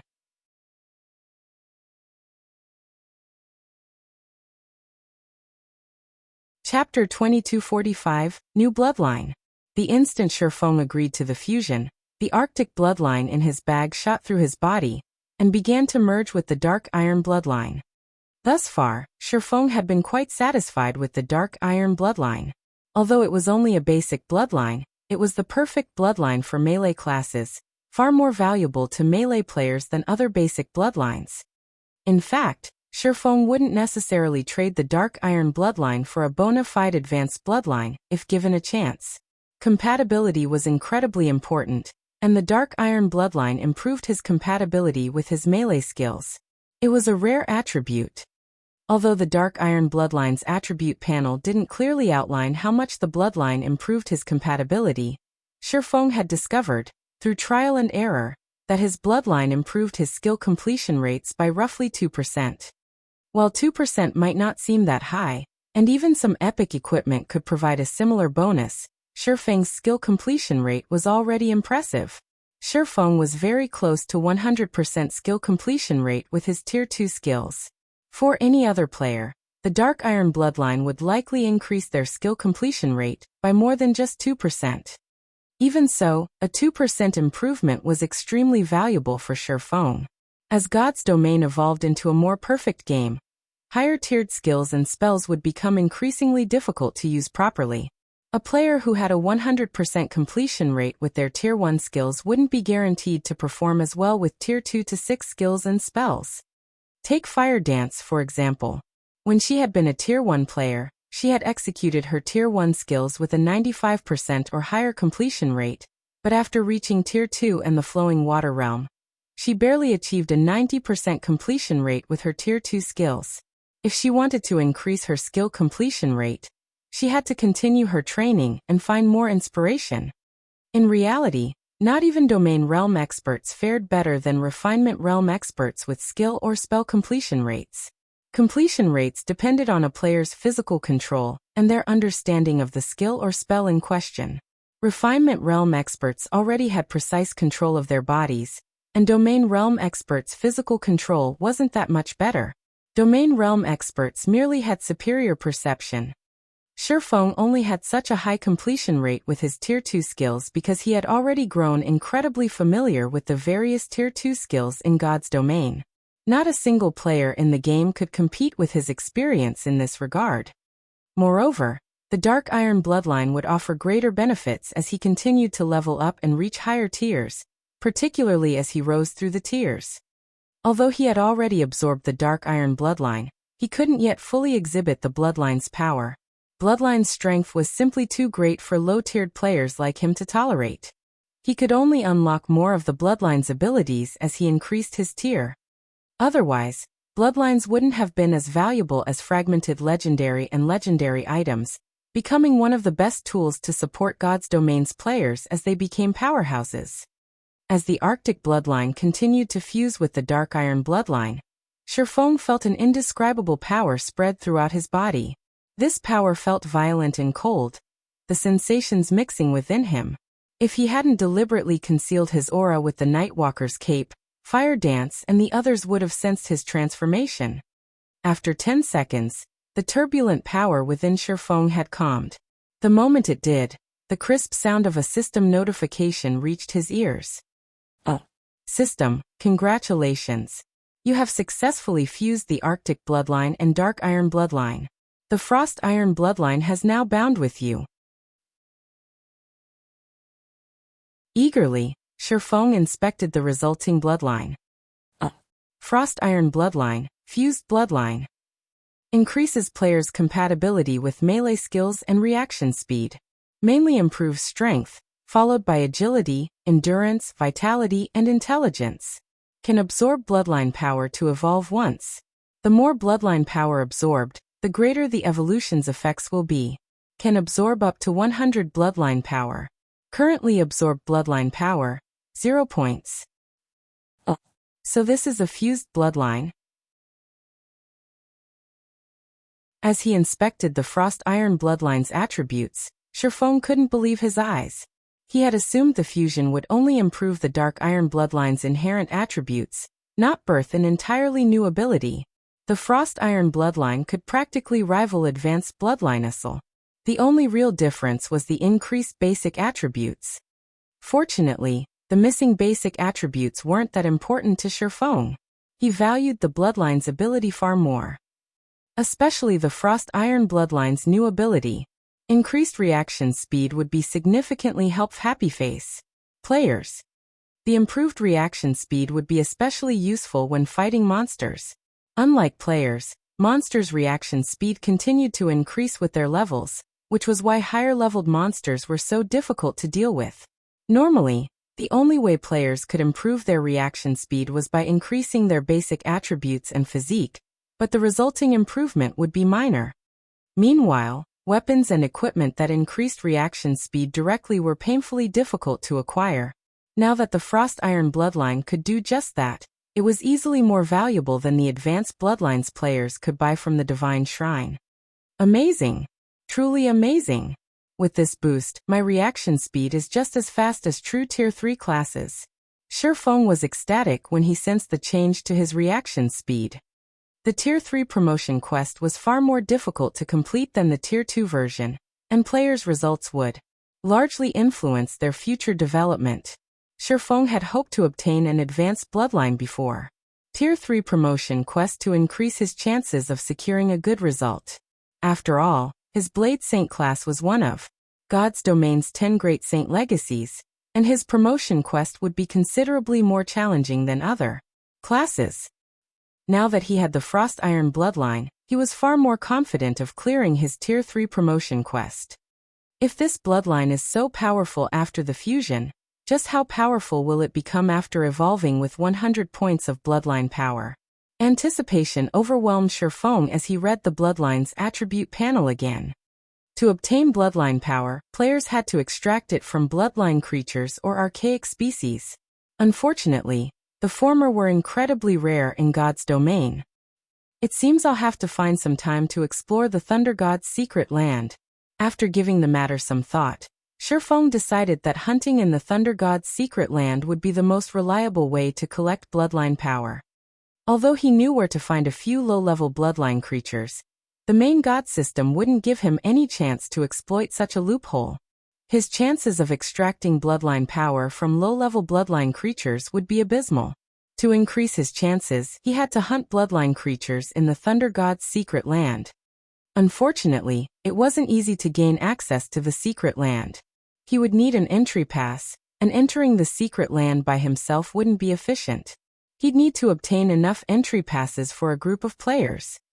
As a result, Shifeng decided to prioritize Zero Wing's development in the Sea of Death. However, he hadn't come to that decision simply because he wanted entry passes to the Thunder God's secret land. After level 100, the various major powers would turn their attention to the sea due to its many available resources, and if Zero Wing wanted a cut of that pie, it would have to secure a foothold in the Sea of Death as soon as possible. Thinking up to this point, Shifeng's gaze drifted toward Hebron's shop promotion order in his bag, his desire to upgrade the Wanderer's shop as soon as possible growing. The naval resources he obtained through his partnership with Phoenix Rain wouldn't be enough for Zero Wing to establish itself in the Sea of Death, and Zero Wing still had to deal with Starlink's harassment. Once the raid team had rested, Shifeng returned to White River City alongside his companions.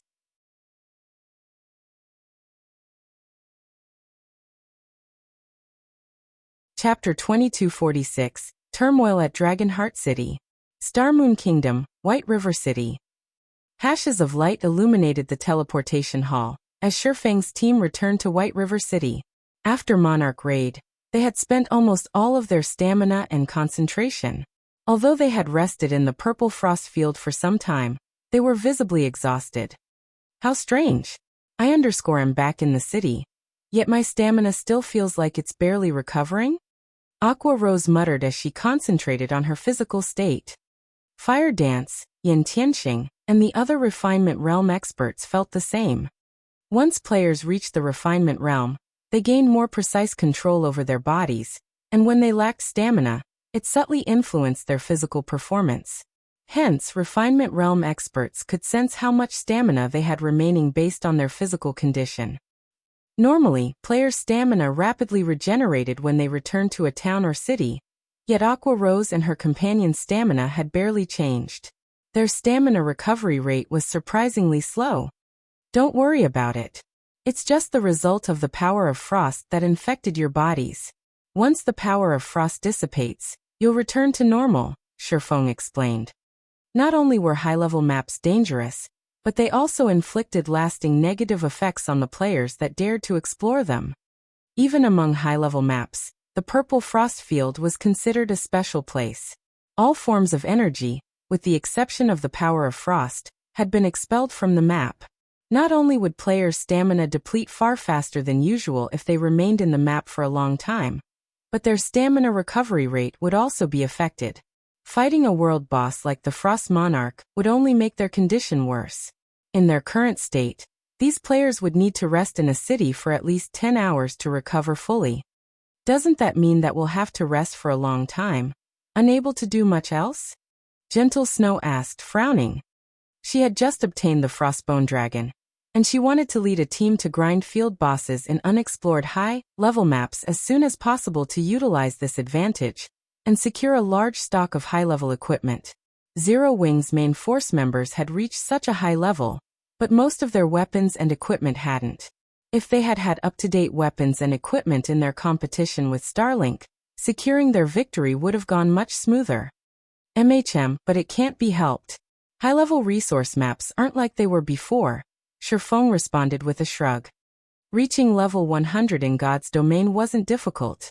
The true difficulty lay in obtaining top-tier weapons and equipment that corresponded with their levels.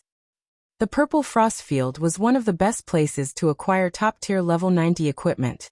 Not only did the map have its own level 90 world boss, but it was also home to quite a few level 90+ mythic bosses. Unfortunately, maps like the Purple Frost Field had their own form of special energy, so grinding for top-tier weapons and equipment was even harder than normal. In reality, the Purple Frost Field's harsh environment was gentle compared to the various maps available at that level. Some environments even affected players' physiques and basic attributes. This was also why the various minor powers and adventurer teams had survived in God's domain in Shifeng's previous life. Grinding in these special maps for long periods was impossible due to their environments, and as a result, the various major powers hadn't been able to monopolize these maps' field bosses. To dominate these maps, God's domain's major powers would need a lot more manpower.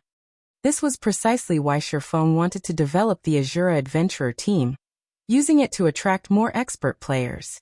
Although Zero Wing had an incredible main force, the guild's other teams lagged far behind them. Gentle Snow's and Aqua Rose's frowns deepened. This meant that their level and mount advantages weren't as great as they had thought. Forget about farming top-tier weapons and equipment for now. You should help our other members level up. Once the power of Frost's effects wears off, you can organize teams to raid team dungeons and get our raiding progress up to speed, Shifeng said, chuckling. Collecting a large stock of top-tier weapons and equipment wasn't a walk in the park. If it were, the various superpowers would have squashed the game's minor powers and adventurer teams. They wouldn't have poured so much attention into nurturing lifestyle players and grinding for resources, either. I'll do that then. Gentle Snow felt helpless.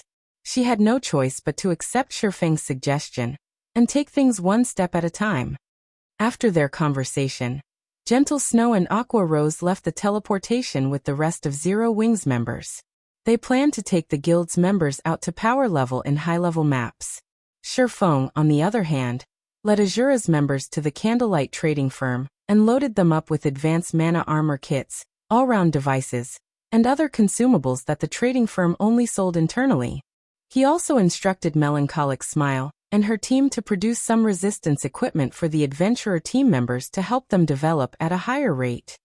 Shifeng then found a special forging room before using the Abyss Pendant to teleport to Dragonheart Island. In the blink of an eye, Shifeng appeared in an alleyway in Dragonheart City's outer area.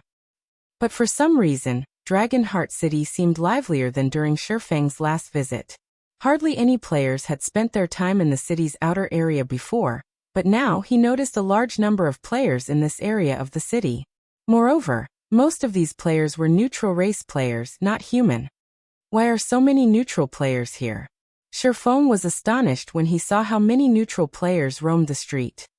These neutral players were very high-leveled, with most of them at level 76 or higher. There were even quite a few level 78 players. Mainstream players had just reached level 72 and 73 at this stage of the game. So these neutral players' levels were surprising. Even most large guilds' peak experts had only just reached this level. Meanwhile, Dragonheart City was located in the Sea of Death's inner region, and the closest neutral city was very far away. There should only be a small number of neutral players that would bother traveling this far. Neutral experts weren't the only players in the city right now. There were also large crowds of experts from the various major powers and many from second- and third-rate guilds.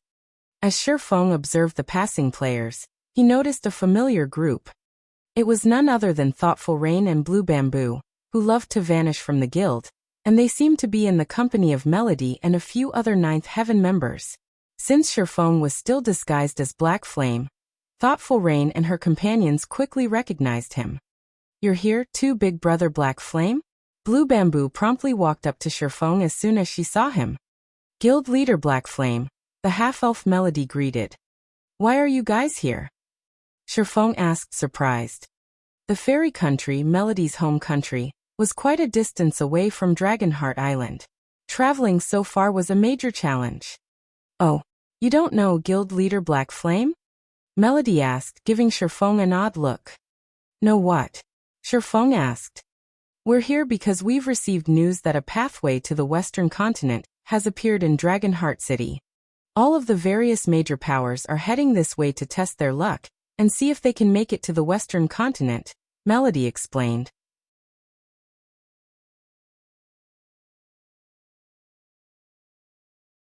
Chapter 2247. Wanderer's Shop promoted. A pathway to the Western continent. Shifeng was surprised to hear the news.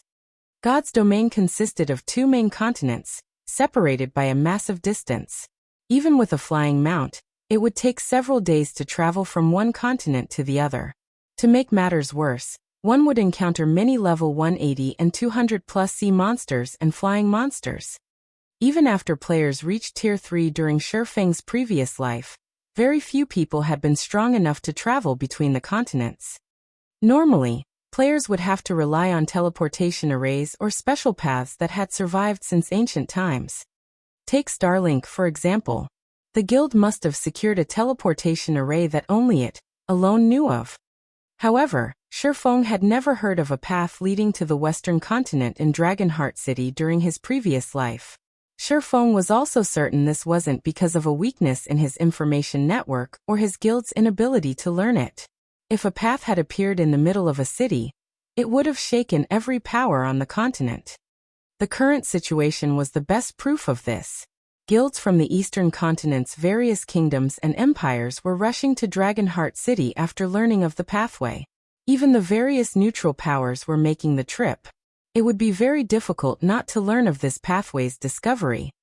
A pathway between the 2 main continents represented unimaginable opportunities and wealth.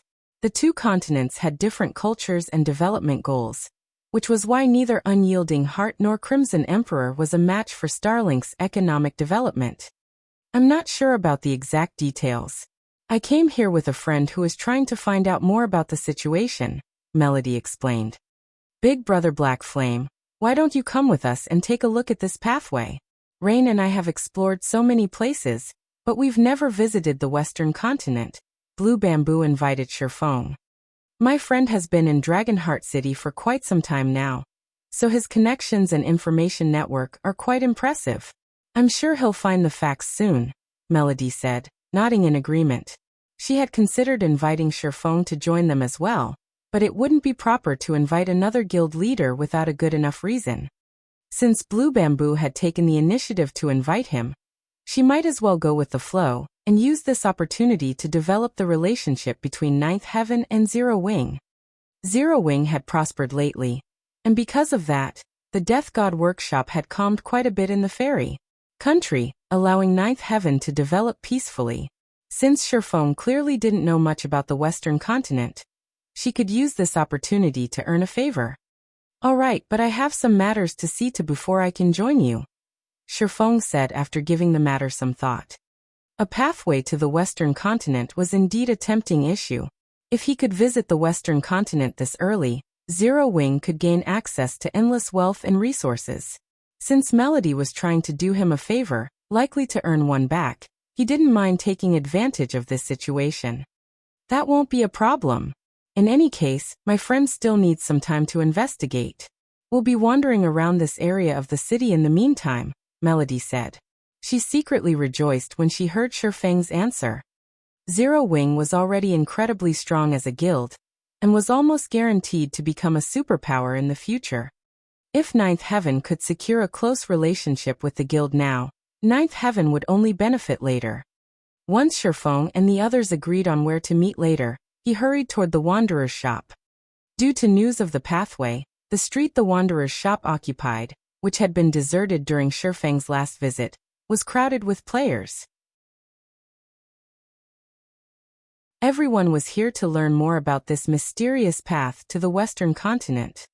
Although I'm surprised that someone has discovered the pathway, it has saved me a lot of trouble in luring customers to the shop. With a quick glance, Shifeng realized that most of the players on the street were experts. These expert players were either from guilds or well-known adventurer teams. Naturally, they'd have stronger information networks than ordinary experts. Shifeng had been worried about how to lure in customers after upgrading the Wanderer's shop. Without enough customers, he wouldn't be able to sell the black market teleportation slots for a good price, but it seemed that he no longer had to worry about that. He immediately headed into his Wanderer's shop. The Wanderer's shop had a total of 3 floors, and the building itself was quite old. The items it currently sold were of little value, as well. Not even ordinary players would be interested in these items, much less expert players. The only customers currently in the shop were NPCs, and when Shifeng checked the daily transaction volume, it was pitifully low. System. Bronze shop promotion order detected. Do you wish to upgrade the Wanderer's shop? Upgrade. Shifeng chose to upgrade the shop without hesitation. The bronze shop promotion order sitting in Shifeng's bag transformed into particles of light and disappeared. As it did, the shop itself began to change. The changes were not visible from outside the shop, but internally, the Wanderer's shop underwent a metamorphosis. Although the shop's first floor still looked old and tattered, the system replaced the old, garbage items. Now, the shelves held magic tools that could even tempt expert players, including Tier 2 magic scrolls. Among the various new items, one stood out to Shifeng, surprising him. The Spirit Stone. The Spirit Stone was a special type of gemstone, a consumable. It was incredibly rare, and when equipped it would improve players' mana perception. The improved mana perception would be useless to physical class players, but to magical class players, the Spirit Stone was a priceless treasure. Their mana perception directly affected their spell completion rates. Unlike skills, casting a spell didn't rely on physical movement. Instead, it relied on players' control over mana. Naturally, a caster with stronger mana perception would have better control of their spells. Once God's Domain's magical class players discovered the Spirit Stone, they'd go crazy over it. However, when Shifeng saw the Spirit Stone's price, he broke out in a cold sweat. Each Spirit Stone actually cost 400 ancient gold.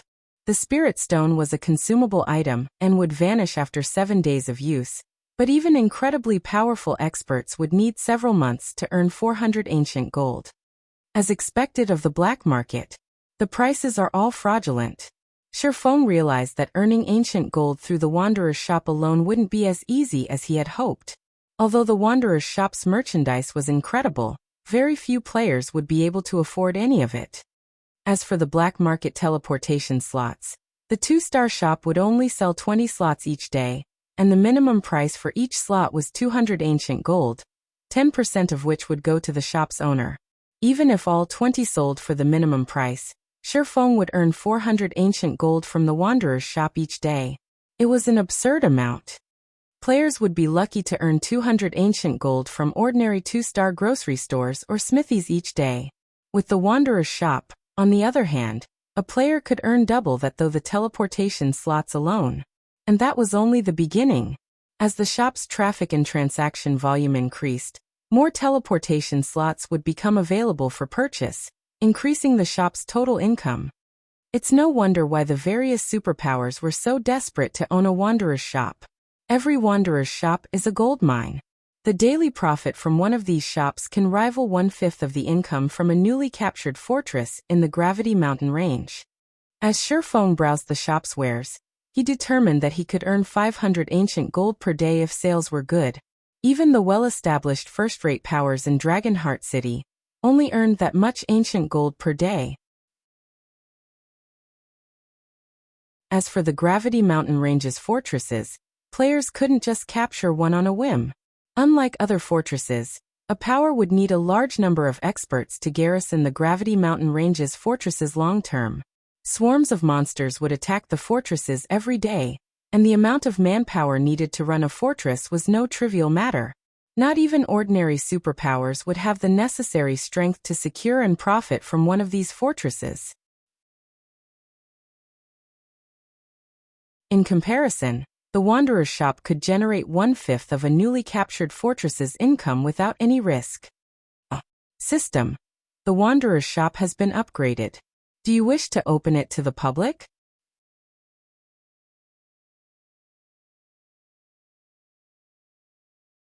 Chapter 2248, Blackheart Shop. Shifeng immediately agreed to open the Wanderer's shop to the public after hearing the system notification. Although it was possible to hire more NPC staff and renovate the shop after the upgrade to 2-star status to lure in more customers, Shifeng did not have the money to do so. He only had 1,000 ancient gold remaining, and every item and service in Dragonheart City cost ancient coins. Players even had to pay to enter the World Tower. To enter the World Tower's first floor, where the Gravity Mountain range was located, a team had to pay 5 ancient copper per player. If one wished to explore the World Tower's second floor, it would cost 1 ancient gold per player. Dining in Dragonheart City was also very expensive. However, it was an unavoidable expenditure as the food and drink in Dragonheart City accelerated stamina and concentration regeneration, as well as expelling the otherworld energy that infected players' bodies, allowing players to re-enter the World Tower sooner. This was also why minor powers couldn't survive in Dragonheart City. Otherwise, the World Tower would have been crowded with players since it was such a wonderful place to level up and obtain resources. Players wouldn't need to waste hours traveling to high-level maps, subjecting themselves to strange energies. Shifeng planned to bring Zero Wings members to develop in Dragonheart City in the near future, so he couldn't afford to waste money. Most importantly, he needed to pay 3,000 ancient gold once every 10 days to maintain the Wanderer's shop. It was best that the shop started conducting business as soon as possible. Shortly after the Wanderer's shop opened to the public, an NPC entered the shop to sell his item. Surprisingly enough, the NPC was selling a Tier 2 skill book. Unfortunately, his asking price was 60 ancient gold. Not long after this NPC entered the shop, players began to cross its threshold. These players had only intended to window shop, but once they saw the available merchandise, they froze, their feet glued to the ground. Crap! Isn't this a resurrection scroll? These are even rare in Empire's auction houses. The last one I saw even went for 200 gold. Yet this place is only selling it for 50 gold. Take a closer look. It cost ancient gold, not normal gold. The players' eyes glowed with excitement when they saw the shop's merchandise, but once they saw the listed prices, that excitement vanished. Well-known adventurer team experts like themselves could save up 50 gold, but even if they sold everything they had on them, they still wouldn't have 50 ancient gold. Yet, every item in the Wanderer's shop cost ancient gold. When Shifeng heard this group curse the Wanderer's shop for its Blackheart prices, he couldn't help but shake his head and chuckle. He had felt the same in the past. Despite being the guild leader of a second-rate guild, the Wanderer's shop's goods had been too expensive for him. Needless to say, adventurer team members wouldn't fare any better. Shifeng then left the shop and hurried toward the agreed-upon meeting place to meet up with Melody and the others. Since the Wanderer's shop was now open for business, it would only be a matter of time before the various major powers in the city discovered it. He would not have to worry about the black market teleportation slot selling. He had also left 500 ancient gold with the shop, and instructed its NPC staff to purchase epic materials. He decided to refuse NPC's other items since he couldn't afford them at the moment. He could only slowly accumulate ancient gold through the Wanderer's shop. After a few minutes, Shifeng arrived at a bar in the city's inner area. The bar was called the Blue Rose, and as soon as he arrived, he discovered Melody's group, happily chatting with a level 79 Tigerkin Berserker. Not only was this Tigerkin Berserker very high-leveled, but his equipment was also quite impressive. The Berserker currently wore the Raging Punishment set, a level 75 fine gold set equipment.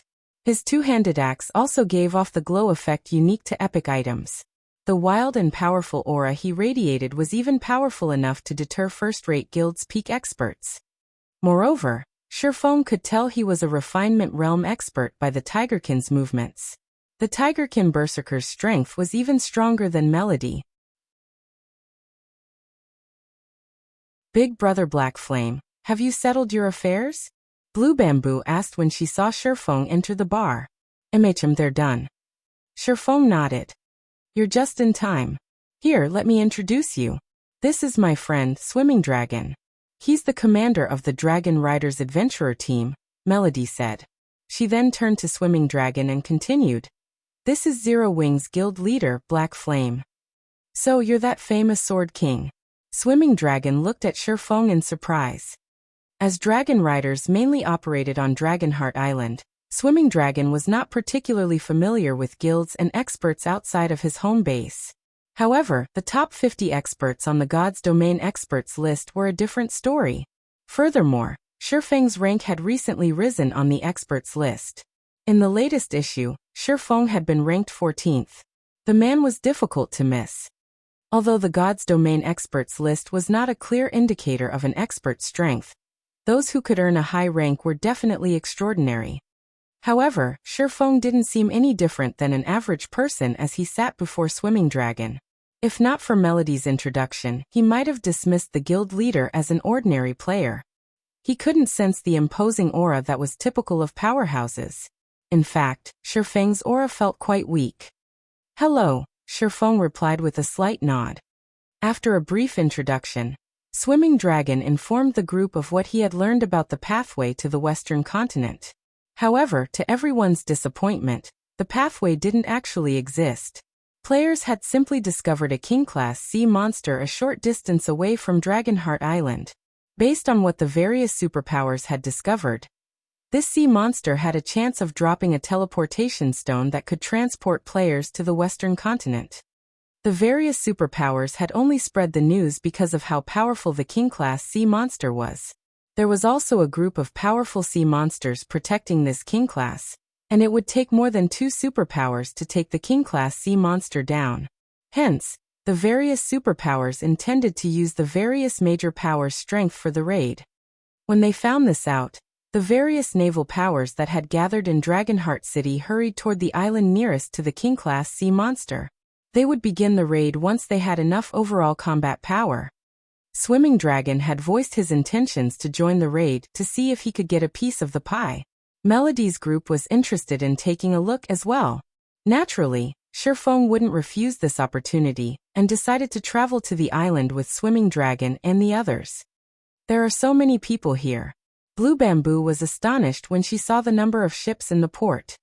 There were usually plenty of ships in Dragonheart City's port, but right now, there were at least 10 times more ships than normal. Just leaving the port was a challenge. It will take too long to get to Tranquil Mine Island by ship. Dragonheart City has a specialized transport ship that travels to that island. The trip will be easier if we take the transport ship, Swimming Dragon said. Previously, I've already asked someone to purchase our tickets. We can just get on board the transport ship directly. After saying so, Swimming Dragon led Shifeng and the others to the transport ship's dock. Players crowded around the docked transport ship, everyone waiting to board. With no other choice, Shifeng and his latest companions patiently waited in line. After waiting for more than half an hour, it had come time for Shifeng's group to board the ship. But suddenly, 2 burly men approached them. One of these players was level 78, while the other was level 79. When the surrounding players saw these men, they promptly stepped out of the way and did their best to avoid meeting their eyes. Both of these experts possessed powerful backgrounds in Dragonheart City, and ordinary experts wouldn't dare provoke them. Swimming, I've heard you've purchased tickets to board the ship. Give them to me. I'm in a rush, the level 78 shield warrior said, grinning at Swimming Dragon. Relax, I won't just take advantage of you. I'll pay the favor back later. You're too late, Iron Hand. I've already given my tickets away, Swimming Dragon said, shaking his head. Does that matter? People are easy to replace. Tell me who they are, and I'll negotiate with them. I'm sure they'll gladly agree to give me their tickets, the shield warrior named Iron Hand said, laughing.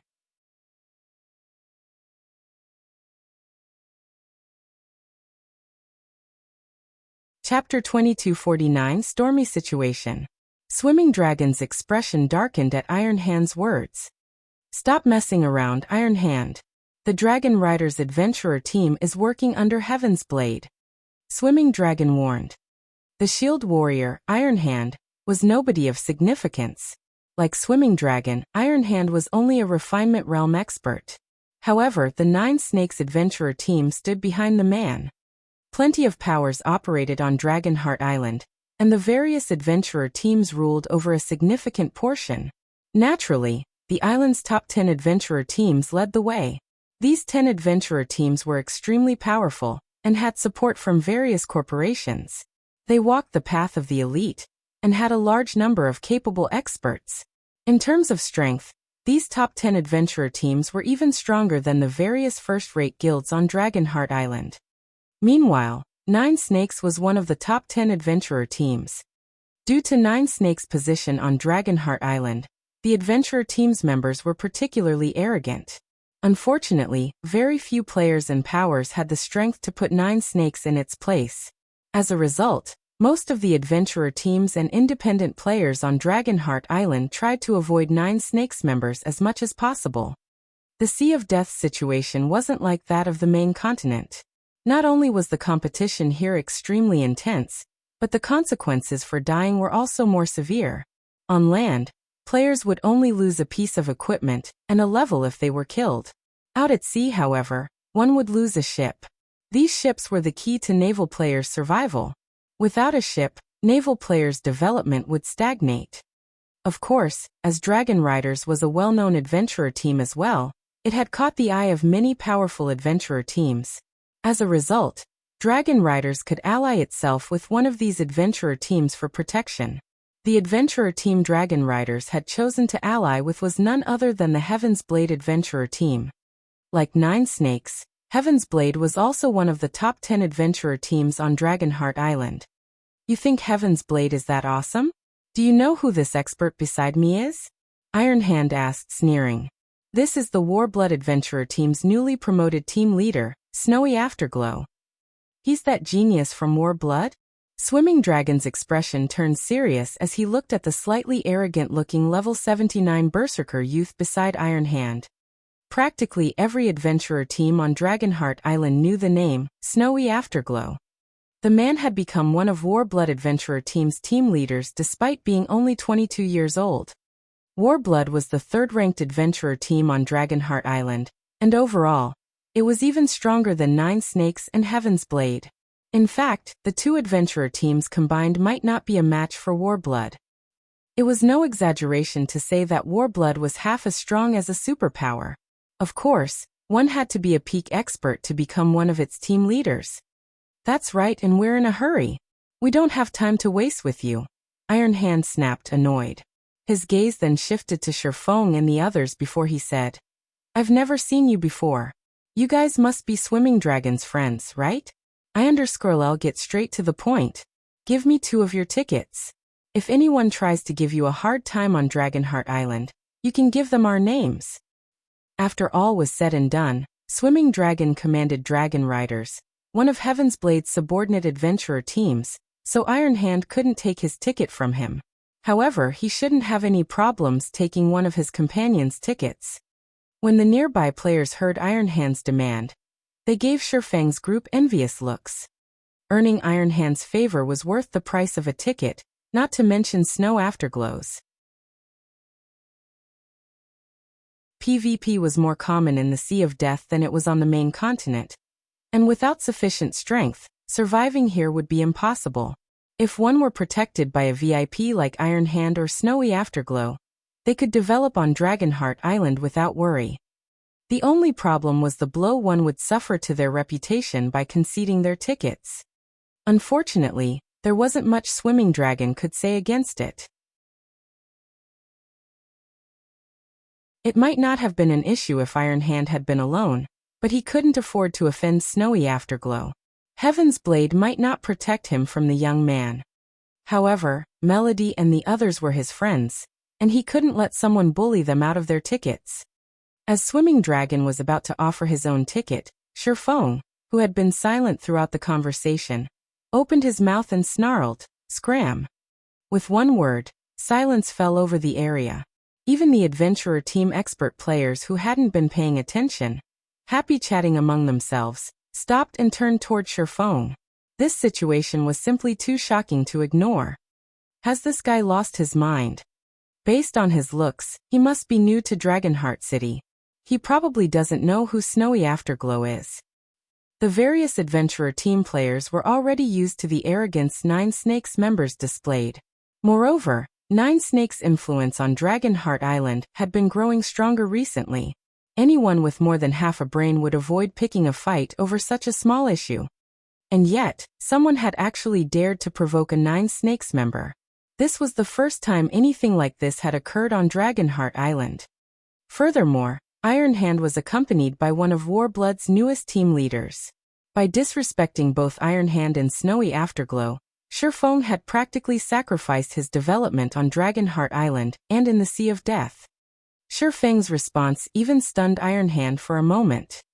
After snapping out of his daze, Iron Hand coldly asked, "Are you looking to die?" "What? You want to try me?" Shifeng shot back, smirking at Iron Hand. "Good. I'll remember you." Iron Hand growled as he glared at Shifeng.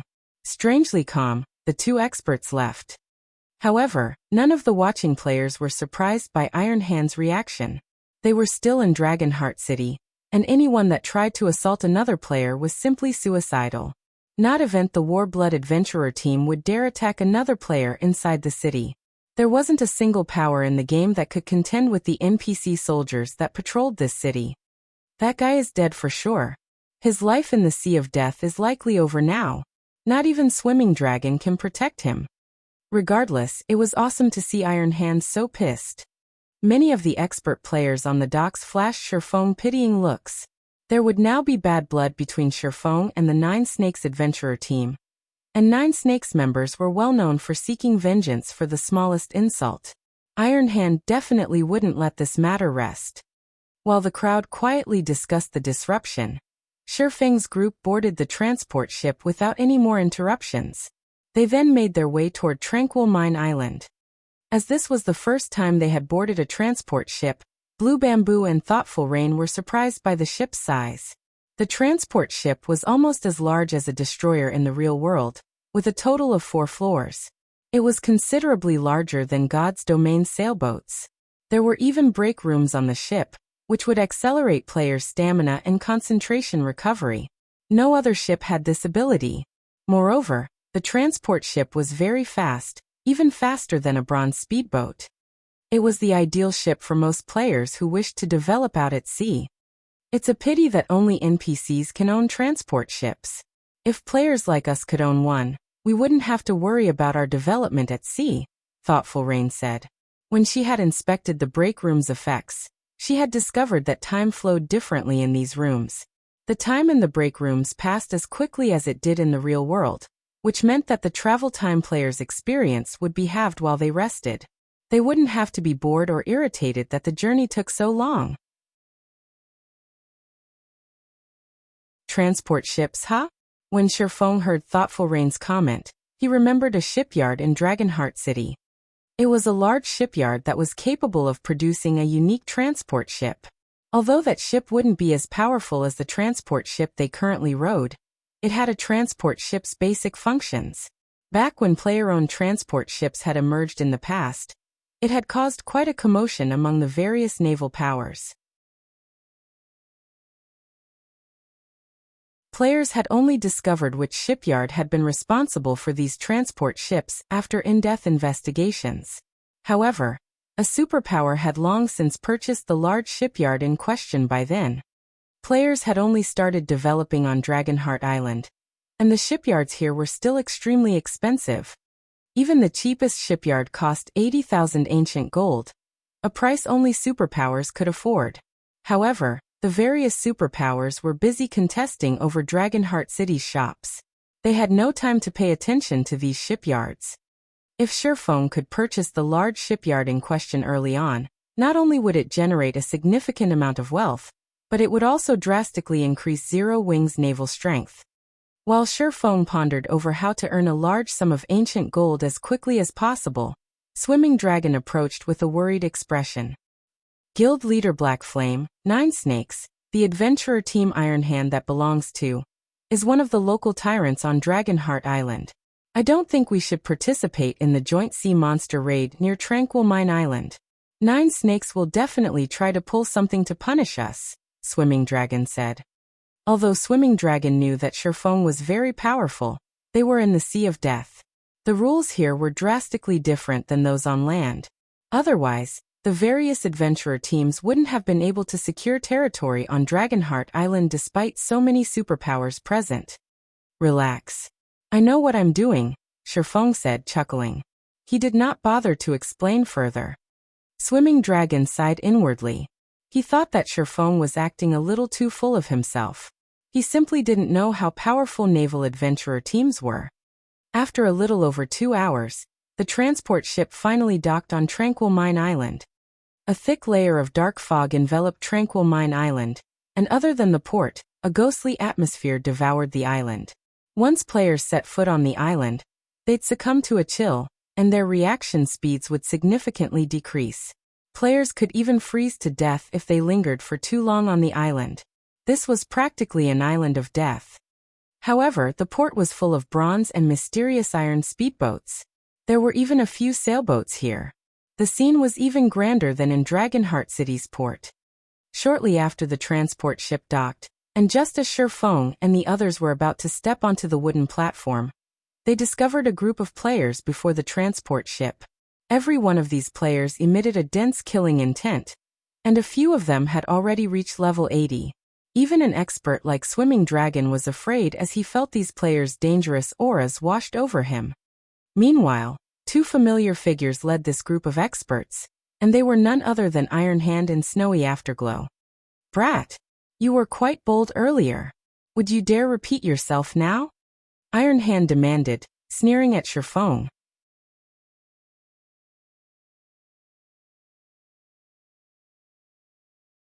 Chapter 2250. A person you shouldn't provoke. When the players on the transport ship saw the small fleet surround them, they couldn't help but grow nervous. Combat was a daily occurrence for Dragonheart Island's players, whether it be against sea monsters or players. Although large-scale naval PvP was common as well, none of those battles had involved a fleet as powerful as the one around the transport ship. Over 20 speedboats had the larger ship surrounded, 8 of which were bronze speedboats, and 1 was mysterious iron rank. 9 Snakes' grand display of strength even surprised the other powers on Tranquil Mine Island, not to mention the players aboard the transport ship. These powers' upper echelons immediately ordered an investigation into this matter. We're doomed. Swimming Dragon stared at 9 Snakes' fleet with a grim expression. He hadn't expected Iron Hand to be so vicious.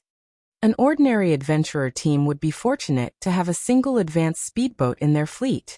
The Dragon Riders were lucky enough to have 2 bronze speedboats, which were the reason that the adventurer team had become quite famous and gained some influence on Dragonheart Island. Yet, the 9 Snakes adventurer team had dispatched a mysterious iron rank and 8 bronze-ranked speedboats. Even if they could sprout wings and fly, they wouldn't escape 9 Snakes' encirclement. Unlike on land, there wasn't anywhere players could flee to at sea, especially when they were surrounded by a powerful enemy. Even if they had a bronze speedboat on their side, escape would be impossible. Are we in trouble, Big Brother Dragon? Blue Bamboo asked curiously. Since she was not familiar with naval players' ways, she didn't understand why everyone seemed so nervous about the few speedboats around them. Trouble is an understatement, Swimming Dragon replied, gesturing to an elementalist aboard 9 Snakes' mysterious iron speedboat with a bitter smile. This elementalist was clad in pitch-black robes and wore a silver mask. If we only had to face Iron Hand, I could find a way out of this, but that is 9 Snakes' vice commander, Undefeated Star. He used to be the 9-Star family's vice guild leader, but he left the Super First-Rate Guild a few years ago for some unknown reason and joined 9 Snakes. He is also one of the few naval legacy holders in the Sea of Death. Countless seafaring players dreamed of obtaining a naval legacy. Naval legacies might not be of much help, or any, to players on land, but they could help a seafaring player become an overlord on the open water. Picking a fight with a naval legacy holder at sea was suicidal.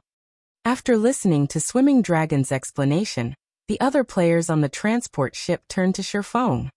Sure enough, the Nine Snakes adventurer team really shouldn't be provoked. That guy might have enjoyed a moment of glory, but now he'll pay for it. I hadn't thought that Nine Snakes would respond so ruthlessly. Even Undefeated Star is here. Friend, Undefeated Star is vicious. It's best if you apologize. Otherwise, they might hunt you down and kill you back to level 0. I've heard that Undefeated Star has a special tool that can double the death penalty, and Nine Snakes has quite a few expert trackers. Another adventurer team's commander had provoked Undefeated Star not that long ago, and lost over 10 levels as a result. That commander had no choice but to lead his adventurer team away from the Sea of Death. Many of the players on the transport ship pitted Sherfong. If he hadn't acted so rashly earlier, he wouldn't be in this situation. Some kind-hearted players even offered him advice.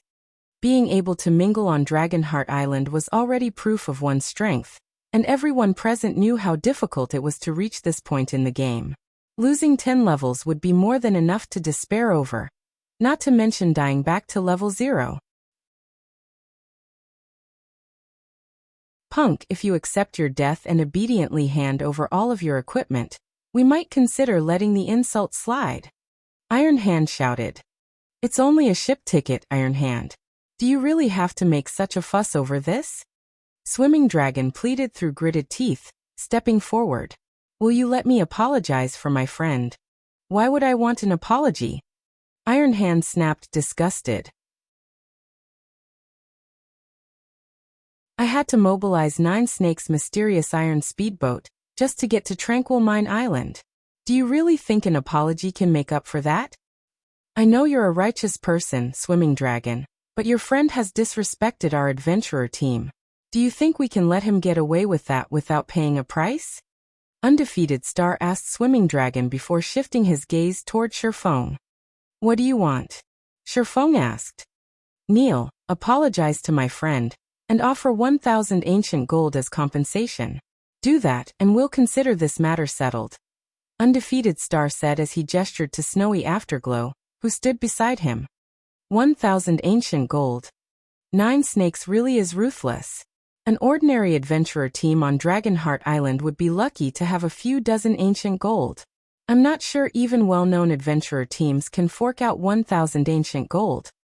Many of the spectating players gasped when they heard Undefeated Star's demands. Every player on Dragonheart Island knew how difficult it was to acquire ancient gold coins. Yet Undefeated Star demanded 1,000 ancient gold as compensation. In addition to an apology, Undefeated Star was practically shoving Sherfong toward his doom. Isn't this going a little too far, Vice Commander Star? My Dragon Riders adventurer team is working under Heaven's Blade. I hope that you will consider taking a step back out of respect for Heaven's Blade. Swimming Dragon tried to reason with the man again. Swimming Dragon hoped that he could convince Undefeated Star to back off by dropping Heaven's Blade's name. Heaven's Blade was the 5th-ranked adventurer team on Dragonheart Island, a rank higher than Nine Snakes. If Heaven's Blade found out that Nine Snakes refused to show respect, the larger adventurer team would take action. You're so brave to negotiate with Brother Star, Swimming Dragon. Not even Heaven's Blade's vice commanders would dare to speak to him that way. Iron Hand said, sneering at Swimming Dragon. Of course, if Commanders Vi were here, it might be a different story. Heaven's Blade had 4 vice commanders, but none of them was a match for Undefeated Star. Only Zvi, Heaven's Blade's commander, could suppress him. Swimming Dragon couldn't think of a response. He simply wasn't important enough to ask for help from Heaven's Blade's vice commanders, much less from Commander Zvi. Since Nine Snakes' Undefeated Star has spoken, that guy can only pay his due. I know some people are strong enough to save him, but those powerhouses don't just show up to help anyone. None of the spectators found anything wrong with Iron Hand's statement. It was true that Swimming Dragon didn't qualify to negotiate with Undefeated Star. In fact, if Undefeated Star was in a foul mood, he might decide to take out Swimming Dragon along with Sherfong. I don't know who you are, punk, but you should be careful of who you provoke in the Sea of Death, Iron Hand said, smirking at Sherfong. Well, hurry up and apologize to Brother Afterglow. The moment Iron Hand finished speaking, A blue sword light shot toward him. Instinctively, he tried to defend himself, but the attack had been too fast. The sword light had sliced through him, devouring all of his HP. Iron Hand tried to speak, but his vision had already darkened, and his body fell to the deck of the ship. His corpse then transformed into particles of light and left behind a piece of equipment. What incredible attack speed! Shocked by the abrupt attack speed, the watching crowd gasped. Almost as one, they all turned toward the attack's origin. To their surprise, the attacker was none other than Shifeng, the player who had dared to provoke the Nine Snakes adventurer team. Just who are you? Undefeated Star watched Shifeng carefully after Iron Hand's body had vanished. A person you shouldn't provoke, Shifeng said, chuckling as he sheathed Killing Ray and stared back at Undefeated Star.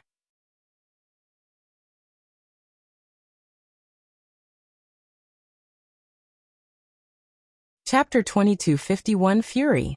Silence fell over the area after Iron Hand's death, and everyone stared at Shifeng in shock. He's dead. Swimming Dragon muttered, utterly stupefied after watching Iron Hand's body transform into particles of light and disappear. However, he wasn't just shocked that Iron Hand hadn't responded to the attack in time to save himself and died instantly as a result. Rather, Shifeng's decisiveness astounded him. Swimming Dragon had known that Shifeng wouldn't tolerate humiliation, especially since Zero Wing had become a pseudo-super first-rate guild. As Zero Wing's guild leader, Shifeng was like a king. If he weren't, Melody wouldn't be working so hard to strengthen her relationship with him. However, Zero Wing might be Starmoon Kingdom's absolute overlord, but there were plenty of overlords on Dragonheart Island. The weakest guilds on the island was a first-rate guilds, and even they had to show Nine Snakes respect. The adventurer team was simply that powerful. This was also why Swimming Dragon had been trying to ease the tension between Shifeng and Nine Snakes, yet all of his efforts were for nothing. Not only had Shifeng slain Iron Hand, but he had spoken so arrogantly to Undefeated Star in front of a large crowd. It was akin to a slap in the face. Powers like Nine Snakes, which prioritized their reputations, wouldn't take this insult lying down. We're truly doomed now.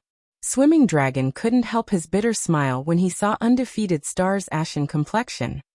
Undefeated Star was one of the top-ranked experts on Dragonheart Island. Moreover, he was accompanied by his squad of powerful bodyguards, all of which carried a special item that allowed them to form a specific magic array. This magic array would massively boost these bodyguards' strength when they were on the open ocean. Every one of these bodyguards was like a humanoid sea monster when the array was active. Because of this, very few people dared to disrespect Undefeated Star. Even Heaven's Blade's vice-commanders treated the man with respect. You are the first person to speak to me in such a way in the Sea of Death, Undefeated Star said, staring at Shifeng like he was a dead man walking. Let's see whether or not I can afford to provoke you. Wolf, I want him to suffer 100 deaths today. Every one of Undefeated Star's last few words had been spoken in an incredibly chilling tone. Even unrelated players shuddered when they heard it. Understood. A man named Devouring Wolf, who stood beside Undefeated Star, replied. Devouring Wolf then led the dozen or so bodyguards in a charge against Shifeng. Not only were these bodyguards all level 79, but they were also experts that had followed Undefeated Star when he had left the Nine Stars family, giving up his position as vice guild leader. Every one of them was a veteran refinement realm expert. As these bodyguards approached Shifeng, magic runes began to appear on their bodies. At the same time, a gigantic magic array, covering a 300-yard radius, appeared in the sky above them. As the array manifested, the bodyguards' basic attributes began to rise.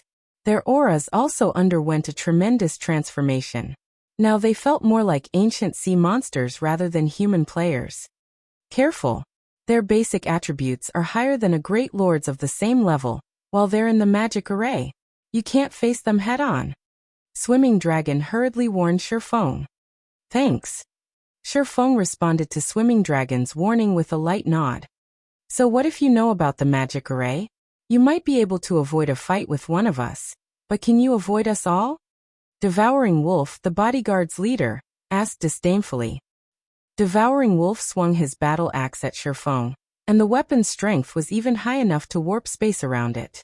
However, before the battle axe could come anywhere near Shifeng, the swordsman used Killing Ray to deflect the attack. The moment the sword and axe collided, an intense shockwave shook the player's surroundings. The clash of metal echoed throughout the magic array.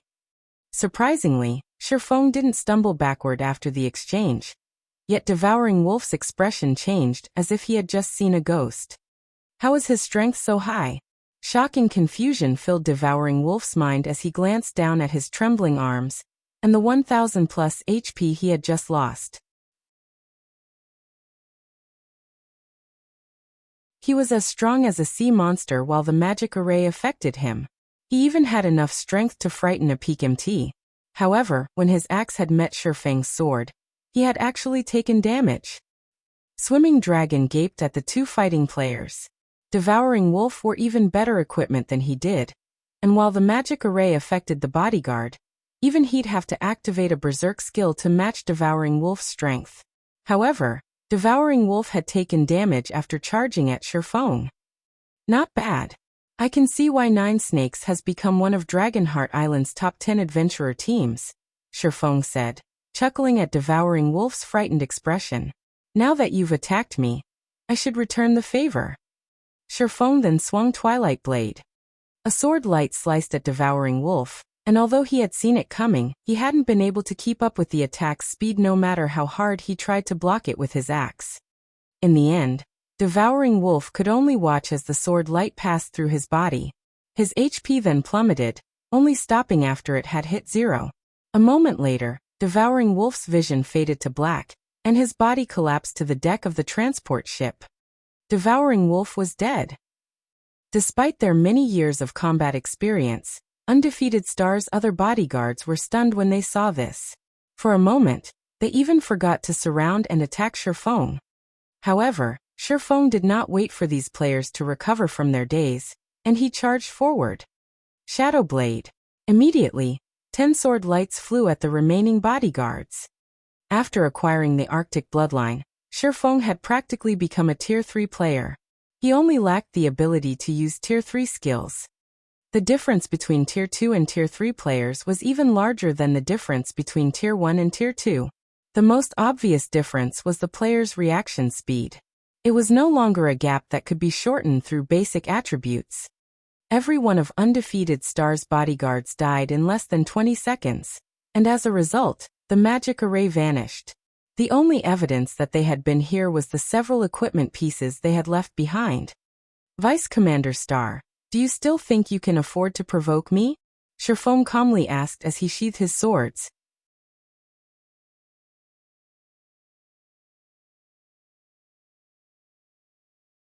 Chapter 2252, Shocking Tranquil Mine Island.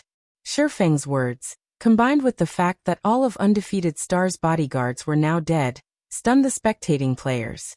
They had ridiculed him for his ignorance and arrogance, yet now, they were silent, staring at Shifeng as if he were a frightening monster. On the other hand, Swimming Dragon's eyes were so wide they might fall from their sockets. Staring at Shifeng, Swimming Dragon unconsciously muttered to himself, "Isn't he a little too strong?" Although Swimming Dragon had known that Shifeng was extraordinarily strong, he hadn't dreamed that the swordsman was this powerful. Swimming Dragon had seen many peak experts before, but the difference between them and Shifeng was like the difference between heaven and earth. If he hadn't known that Undefeated Star's bodyguards had been trying to kill Shifeng, he would have suspected that they had been putting on a play, with Shifeng as the hero. Those bodyguards' basic attributes were monstrous, and their combat standards were no weaker than his. Even Zwei, Heaven's Blade's commander, would have to retreat from Undefeated Star's bodyguards if they ganged up on him. None of those players feared death, and they were more than willing to disregard their defense to go blow for blow with their opponents like lunatics. However, those bodyguards had been as weak as toddlers before Shifeng. The swordsman had only needed one hit to kill each of those players. He had acted as if that fight had been nothing more than a walk in the park. Shifeng's strength was simply inhuman. Swimming Dragon couldn't help but turn toward Melody, who stood beside him. He had wondered why she and her companions had tolerated Shifeng's rash actions. Their opponent was 9 Snakes, one of Dragonheart Island's top 10 adventurer teams, but after this latest display, it seemed they didn't have to worry about dissuading Shifeng. What Swimming Dragon didn't realize, however, was that Melody and her companions were just as shocked as he was. Of course, they had been confident in Shifeng's prowess, not worried that he'd have issues when dealing with 9 Snakes. Even if 9 Snakes were Dragonheart Island's local tyrant, the adventurer team wouldn't find a domain realm expert like Shifeng easy to deal with. Even if the swordsman weren't a match for 9 Snakes, he was more than capable of evading their grasp. Only Melody and the others hadn't thought that Shifeng would be this strong, even able to kill strengthened refinement realm experts without activating a berserk skill. Shifeng's basic attributes were simply heaven-defying. "It seems you're not all talk after all," Undefeated Star said suddenly, laughing. Contrary to everyone's expectations, Undefeated Star had remained calm, even after watching his bodyguards die. "However, this isn't some competition. You might be able to deal with a dozen or so players, but do you think your basic attributes can outmatch players with active berserk skills? If I send expert group after expert group to attack you, how long do you think you'll last? Moreover, we are on an island right now, surrounded by the sea. Don't think you can escape me." As soon as Undefeated Star finished speaking, another group of a dozen or so players stepped forward, sneering at Shifeng. Their combat standards might not be as high as the bodyguards, but their equipment was just as high quality. Moreover, every one of them possessed berserk skills. If they activated their berserk skills, their basic attributes would be even higher than the bodyguards, who had been strengthened by the magic array. Crap! Undefeated Star's aiming for a rotational battle. Swimming Dragon's expression darkened. Shifeng's strength was shocking, but they were still out at sea. These players didn't fight like those on land. On land, one could simply flee from an opponent with an active berserk skill, waiting until the duration ended, but an island was only so large. Where could players possibly run to? Moreover, Shifeng was greatly outnumbered. Even if he activated his own berserk skill and widened the gap in basic attributes, Undefeated Star's subordinates could take their time, dragging the fight out and waiting for Shifeng's berserk skill to end. Once it did, hundreds of experts with berserk skills would besiege Shifeng. "You're really quite brave to insist on provoking me. Unfortunately, you simply don't know how foolish it is to make me your enemy at sea," Undefeated Star said, glaring at Shifeng. However, he did not hurry to order an attack. He enjoyed seeing his opponent's despair before him. The stronger his opponent was, the more pleasure he'd get from seeing their anguish. "Are you not afraid that I'll kill you before my berserk skill ends?" Shifeng asked, curious. Berserk skills had short durations, but Undefeated Star only had so many players. Shifeng only counted 100 or so 9 Snakes members. If he activated his berserk skill, he could easily take these players out within a few minutes. "You think our adventurer team has so few members on this island, punk?" A bald man beside Undefeated Star spoke up, laughing. Dragonheart Island's various major powers have dispatched several hundred players to Tranquil Mine Island to raid the King-class sea monster. Some of them have sent over 1,000 members. How many players do you think 9 Snakes, an adventurer team famed for its high member count, has sent? Moreover, everyone knows that 13 Thrones, a bona fide super guild, backs 9 Snakes. Do you really think you can take on 13 Thrones? None of the watching experts commented on the bald man's statement. What he had said was true after all. 13 Thrones support was the reason that so many major powers feared 9 Snakes, allowing the adventurer team to develop as rapidly as it had. 13 Thrones? The revelation surprised Shifeng slightly. "What? Afraid now, punk?" Undefeated Star chuckled when he saw the change in Shifeng's expression. "Unfortunately for you, it is too late for regrets. 9 Snakes members aren't the only ones on their way. 13 Thrones experts are almost here. How long do you think you can evade us all?" This latest information made Melody and her companions nervous. 9 Snakes was enough trouble on its own. They had never thought that the adventurer team had the support of a super guild. This mess had really blown out of proportion. God's domain only had a small number of super guilds, and every one of them was an overlord. Ordinary superpowers simply couldn't compare. Guild leader Blackflame, you should leave. We'll figure out a way to stop them. If we wait until their reinforcements arrive, it will be too late to escape, Melody said in the team chat as she disembarked from the transport ship. Shurfeng was Zero Wings guild leader, and the main reason for the guild's success. He couldn't afford to let other players kill him. If that happened, and word spread, Zero Wings' reputation would take a massive hit. Moreover, she was responsible for inviting Shurfeng on this trip, so it was imperative that she keep him safe. Thoughtful Rain also nodded her agreement, following Melody as she approached Shurfeng. As the two women reached Shurfeng's side, a large group of players emerged from the island's forest. This group was comprised of 9 Snakes and 13 Thrones members, led by a savage man. This man was none other than 9 Snakes' commander, Half-Step Victor. Crap. How is this possible? Why is a VIP like him here? Swimming Dragon stared at Half-Step Victor in shock, unable to believe his eyes. How did they get here so soon? Melody's anxiety spiked as she watched reinforcements arrive. You're really unlucky, punk. Undefeated Star smiled when he saw Half-Step Victor's figure. If you have any last words, now's the time to speak up. When the spectating experts saw Half-Step Victor, they shook their heads and sighed. That man was a VIP that could shake Dragonheart Island with a stomp of his foot, and now that he was here, Shurfeng's fate was sealed. However, while Undefeated Star and his companions basked in their assumed victory, a rugged voice echoed across the port. Star, get over here this instant.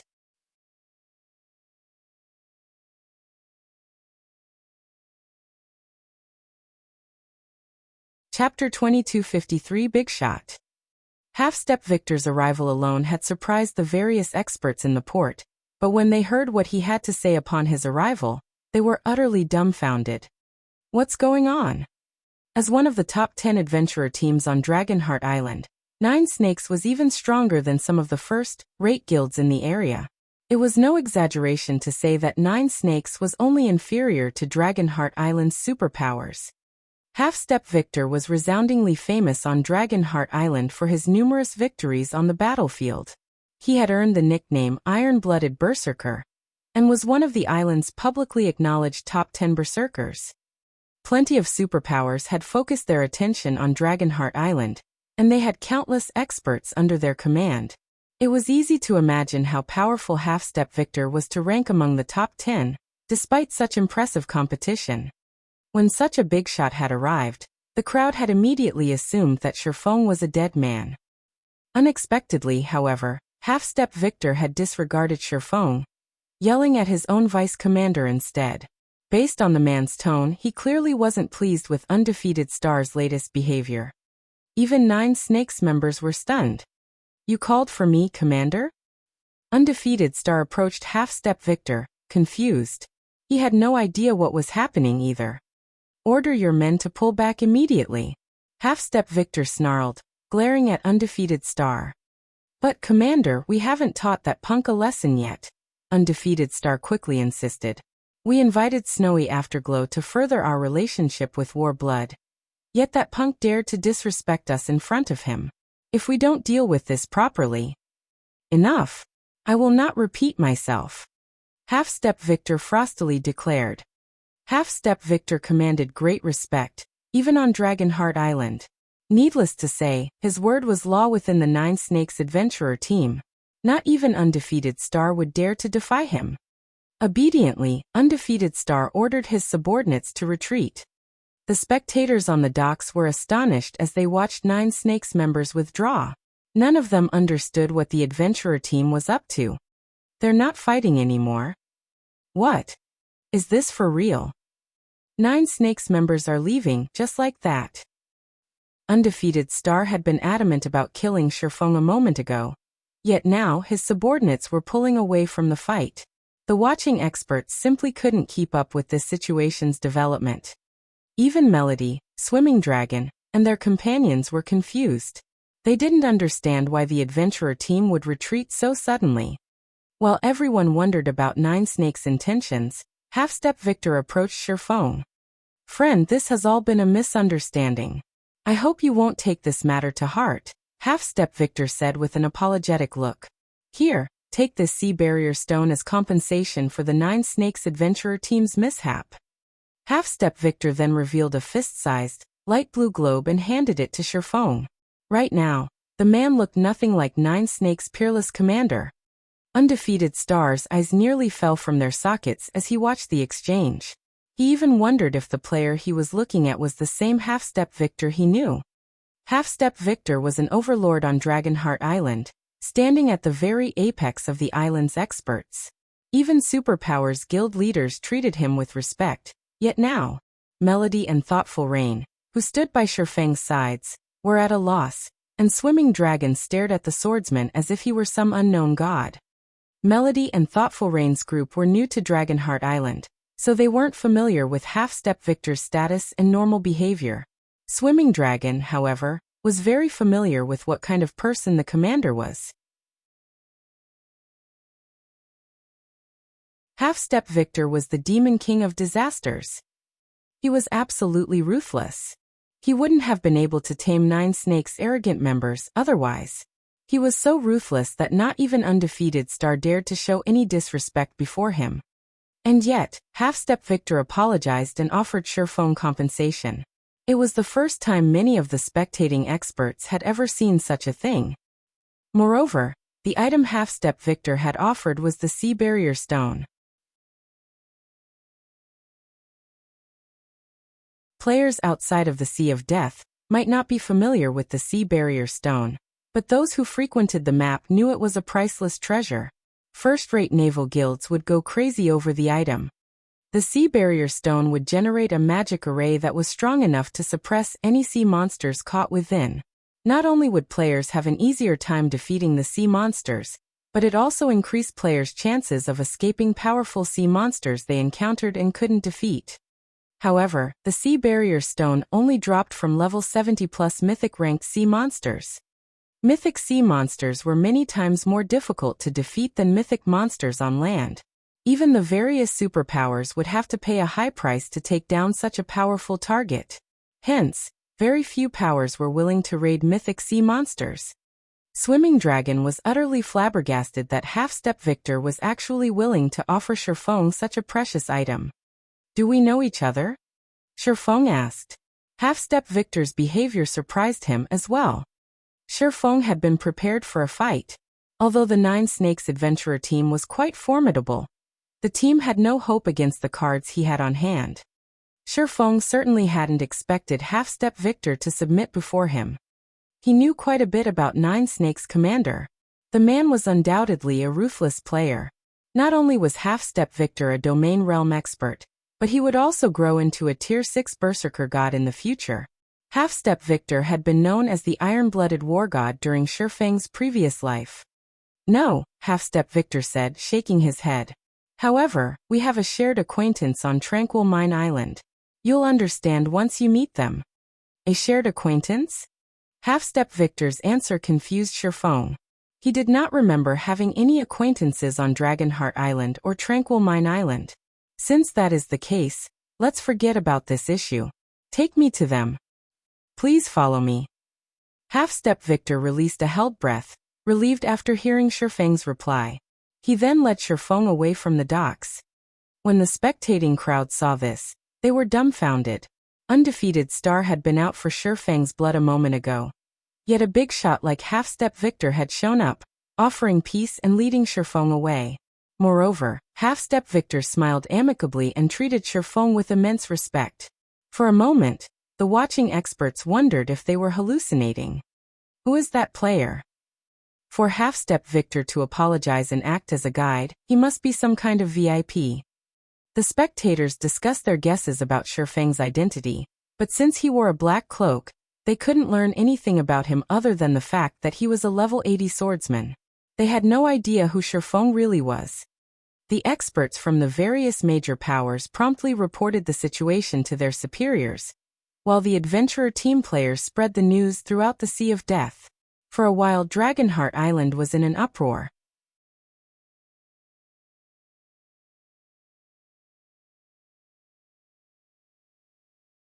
Chapter 2254. Sea God's Kin. As Undefeated Star watched Half-Step Victor lead Shifeng's group to Tranquil Mine Island's inner region, he was overwhelmed with shock. "May I know what is going on here, Vice Commander Star?" Snowy Afterglow asked. As the War-Blood Adventurer team's youngest team leader, Snowy Afterglow qualified to look down on Nine Snakes vice commanders. He wasn't a match for Undefeated Star, but his combat power did rival peak experts. Of course, Nine Snakes commander, Half-Step Victor, was an entirely different story. Nine Snakes was far weaker than Warblood, but it was still one of Dragonheart Island's top 10 adventurer teams, and as such, Half-Step Victor stood on the same level as Warblood's commander. "I don't know, but we have to put this matter to rest. I hope Brother Afterglow can forgive us for this," Undefeated Star said, shaking his head as he smiled bitterly. Undefeated Star had assumed Shifeng had been joking. He hadn't actually thought that the man's claim was true. If even someone like Half-Step Victor had to treat Shifeng with such great respect, how could a vice commander possibly afford to provoke the swordsman? "You jest, Vice Commander Star. Encountering such an important person had made this trip worth my time," Snowy Afterglow said, chuckling. Not even he could afford to provoke someone that even Half-Step Victor clearly feared. At this moment, he only hoped that Shifeng would forget about what had happened between them. The various major powers had set up advanced tents on a vast, open plain within the Tranquil Mine Island's forest. Swimming Dragon, who had followed Shifeng, was stunned when he saw it. Every one of these tents housed a power that was much stronger than the Dragon Riders adventurer team. With just a casual glance, Swimming Dragon noticed quite a few of Dragonheart Island's top 50 adventurer teams, and those were the powers on the edge of the clearing. As Half-Step Victor led the group toward the clearing's center, Swimming Dragon noticed increasingly stronger powers, many of which were first-rate powers on Dragonheart Island. Since Half-Step Victor was their guide, Shifeng's group attracted a lot of attention as they passed. "Who are those people? Half-Step Victor is treating them so respectfully, acting like a tour guide. Isn't that Swimming Dragon, the commander of the Dragon Riders adventurer team? Why is he with that group?" These players weren't familiar with Shifeng and Melody's group, but they did recognize Swimming Dragon. The Dragon Riders adventurer team ranked among the top 100 adventurer teams on Dragonheart Island, albeit barely. Since it was a second-rate power on the island, Dragonheart Island's players would have some familiarity with the adventurer team's commander. As Swimming Dragon felt the various first-rate powers watching him, his heart pounded with excitement. Normally, Dragon Riders didn't qualify to stand on equal footing with Dragonheart Island's first-rate powers, even if it was a well-known adventurer team. Yet because of Shifeng, he received these powers' attention.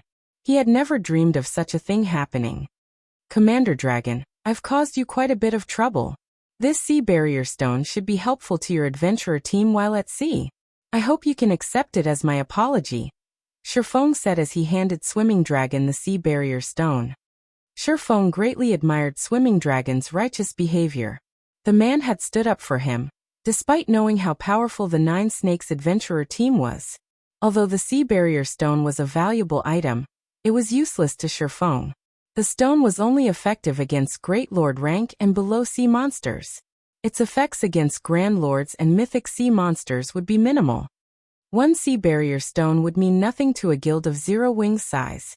Otherwise, why would Half-Step Victor have been so willing to part with it? In comparison, the stone would provide a massive boon to a weak adventurer team with few members. "How can I accept such a valuable item? I barely did anything anyway," Swimming Dragon instinctively rejected Shifeng's offer. "Guild leader Black Flame has made the offer. You should accept it, Dragon," Melody advised. "Big Brother Dragon, just take it. Our guild leader rarely offers gifts," Blue Bamboo chimed in. "In that case, I'll take it." Realization dawned on Swimming Dragon after listening to Melody and Blue Bamboo's insistence. Turning back to Shifeng, he said, "Guild leader Black Flame, if ever you find yourself in need of the Dragon Riders adventurer team's help, please, feel free to give us a call. We'll use everything we have to assist you." The apology had confused Swimming Dragon. But after listening to Melody and Blue Bamboo, he realized that Shifeng was trying to offer him a favor. How could he possibly ignore the opportunity to form a connection with someone that even Half-Step Victor respected? I might have to take you up on your offer in the future, Commander Dragon, Shifeng said, nodding. Dragonheart Island would become the heart of naval development in the future. If Zero Wing wanted to gain strength on the open sea, it would have to develop on the island as well. Fortunately, Swimming Dragon was familiar with matters that related to the Sea of Death, and if he could convince the Dragon Riders to become one of Zero Wing's subordinate adventurer teams, Zero Wing would have an easier time developing on the island. Most importantly, Zero Wing could recruit Dragonheart Island's independent experts through the Dragon Riders adventurer team.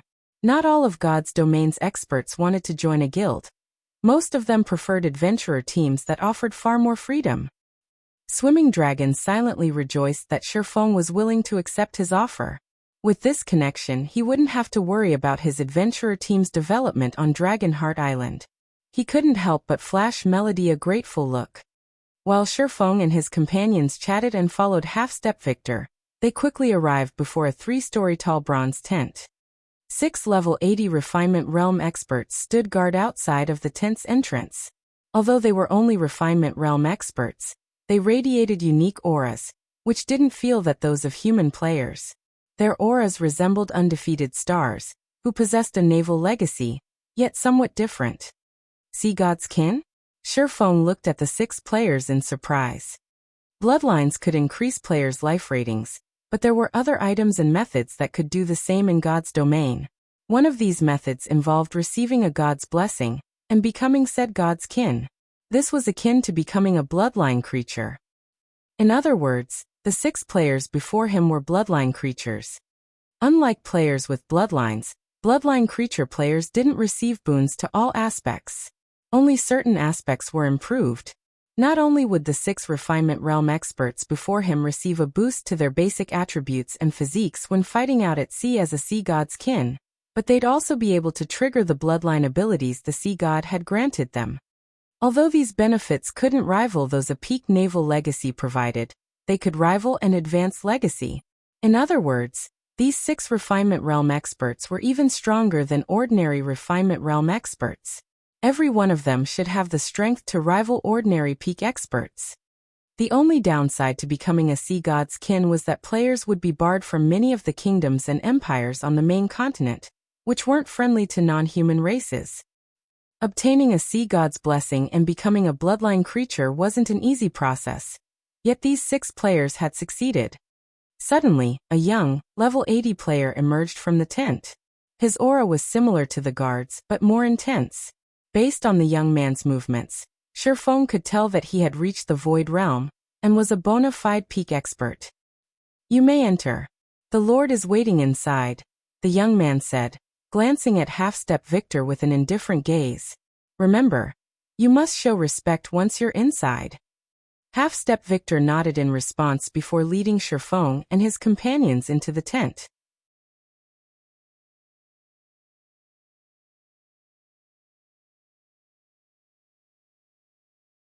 Chapter 2255, Tower of 4 Gods. Confused, Shifeng followed Half-Step Victor into the tent. Just who was this shared acquaintance that could make Half-Step Victor submit? Half-Step Victor was a domain realm expert that would be considered an apex combatant in a super guild. Even super guilds' guild leaders had to show him respect, especially at sea. Naval transportation was both dangerous and inconvenient. The sea was vast, and because of this, the various superpowers couldn't control as much of the ocean's maps as they did on land. Since the various superpowers gathered on the sea, the competition here was far more intense than on the main continent, as well. Even Melancholy, 13 Thrones Guild leader, couldn't demand so much respect from Half-Step Victor. Every expert had their pride, after all, especially domain realm experts. While Shifeng wondered who this acquaintance was, he and his group entered the tent's main hall. Although the bronze tent only revealed 3 floors from the outside, occupying a relatively small area, it was many times larger within. It was as if the bronze tent contained a miniature world, and its main hall was a spectacular sight to behold. As they entered the main hall, Shifeng and his companions felt as if they had stepped inside an ancient shrine. A dozen level 80 experts lined the two walls, radiating imposing auras. Every one of these experts wore 2 to 5 pieces of epic equipment, and even the weakest player had reached the Void Realm. Their frightening auras weren't that of a human player, but of bloodline creatures or wielders of advanced naval legacies. As these experts watched Shifeng's group, even Swimming Dragon broke out in a cold sweat. He couldn't help but lower his head and avoid their gazes. Blue Bamboo, on the other hand, turned deathly pale when she sensed the experts' horrific auras. Only Thoughtful Rain fared better than her companions. Even Shifeng was a little astonished to see these players. These experts could likely kill Half-Step Victor with very little effort if they wished to. Shifeng would have to rely on his trump cards to escape their pursuit. Among the dozen experts, Shifeng sensed 6 domain realm experts, 2 of which had even progressed even further in the domain realm than he had. However, since these players held special tools and wore black masks to hide their faces, he couldn't determine their identities. He couldn't even see their current levels. There were 3 other players in the hall, 2 males and 1 female. One of the 2 men was young, while the other was older. Their female companion was a beautiful youth, and when Shifeng saw the young man and woman, he was surprised to recognize both of them. The young man was none other than his old acquaintance Lu Xinglua, while the beautiful woman was Happy Art. Elder Wu, I've brought the player you requested to see, Half-Step Victor respectfully announced as he gazed at the elderly man who sat in the hall's seat of honor. He behaved like a subordinate reporting to his superior. Elder Wu didn't radiate the terrifying aura the other experts in the room had. On the contrary, his aura felt ethereal, as if he had 1 foot in the grave. The elder was level 79, and there was no comparison between him and the other experts in the room. Shifeng didn't recognize the older man at all, and he had never heard of him in this life or his previous one. However, the fear and respect Half-Step Victor showed this elder were legitimate. This wasn't some act. You may go, Elder Wu said, nodding. Hearing this, Half-Step Victor bowed and left the hall, his usual arrogance in the sea of death nowhere to be seen. Swimming Dragon was stupefied, was so anxious he began to sweat. To Swimming Dragon's knowledge, Half-Step Victor could demand respect from Superpowers Guild leaders, even if he didn't stand on equal footing yet. While the Dragon Rider's commander wondered about the elderly man's identity, the player in question shifted his gaze to Shifeng. Shifeng felt as if this old man could look straight through him, and for a moment, even he felt a little afraid. Sure enough, the younger generation will always surpass the old. It's no wonder why Little Melancholy is so optimistic about your prospects, Elder Wu said, chuckling. Little Melancholy. Hearing the way Elder Wu referred to 13 Thrones Guild leader confused Shifeng. How is he still little? Melancholy might seem young in God's domain, but that was just his appearance. The man should be nearing his 60s. Moreover, Melancholy was 13 Thrones Guild leader, and he had held that position for over 2 decades. His word was practically law within his own guild. Who would dare call him little? Big Brother Black Flame. Elder Wu is 13 Thrones' largest shareholder and one of the guild's founders. You might not know of him since he had been in seclusion for some time.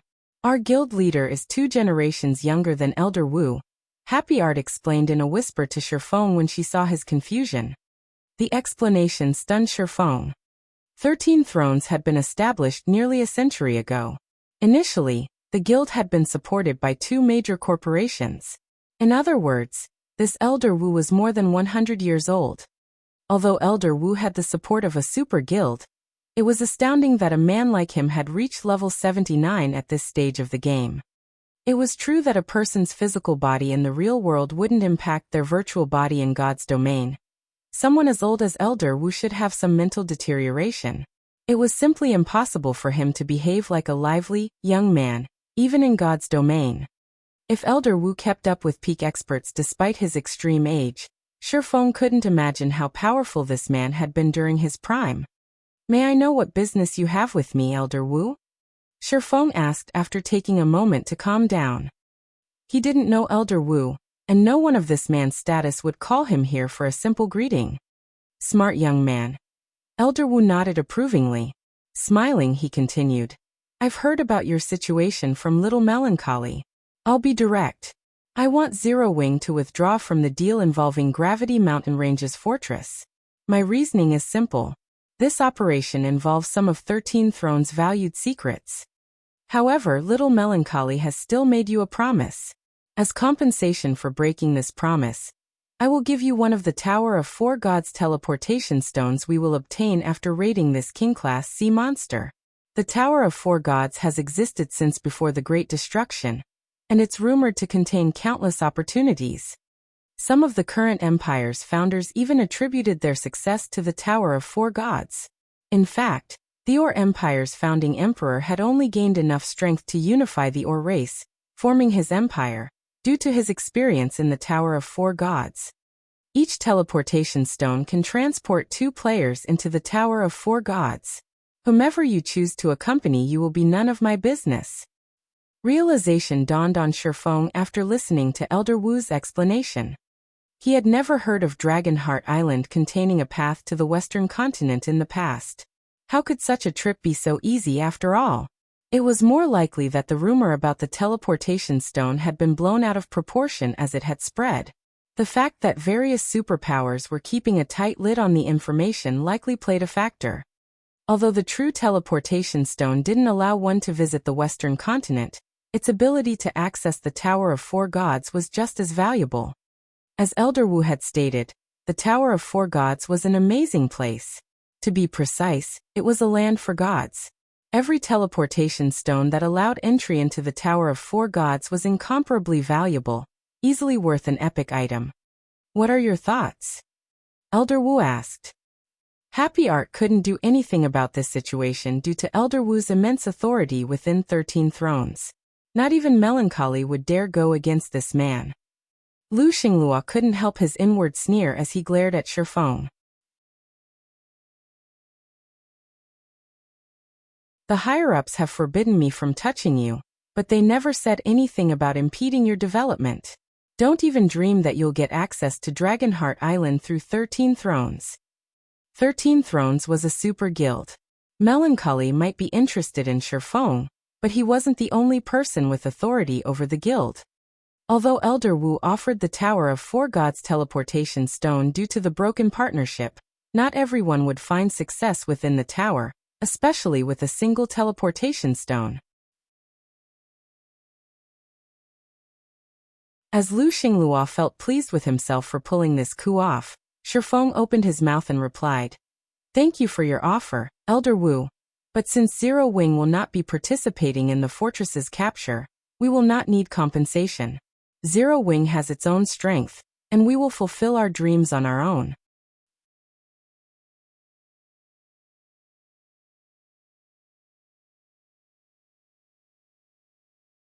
Chapter 2256, Youthful Arrogance. Lu Xinglua was stunned to hear Shifeng's reply, but his lips curled into a sneer. Black Flame, do you really think such a noble attitude will gain Elder Wu's favor? Lu Xinglua inwardly chuckled. Unfortunately, you've made the wrong bet. Elder Wu is not Melancholy. Lu Xinglua was very familiar with Elder Wu's personality. Elder Wu was a man of his word. Since Elder Wu had promised to give Shifeng the Tower of Four Gods teleportation stone, he would ensure Shifeng took it. Rejecting the offer would only disgust Elder Wu. Moreover, the old man wouldn't mind retracting his offer after such a rejection.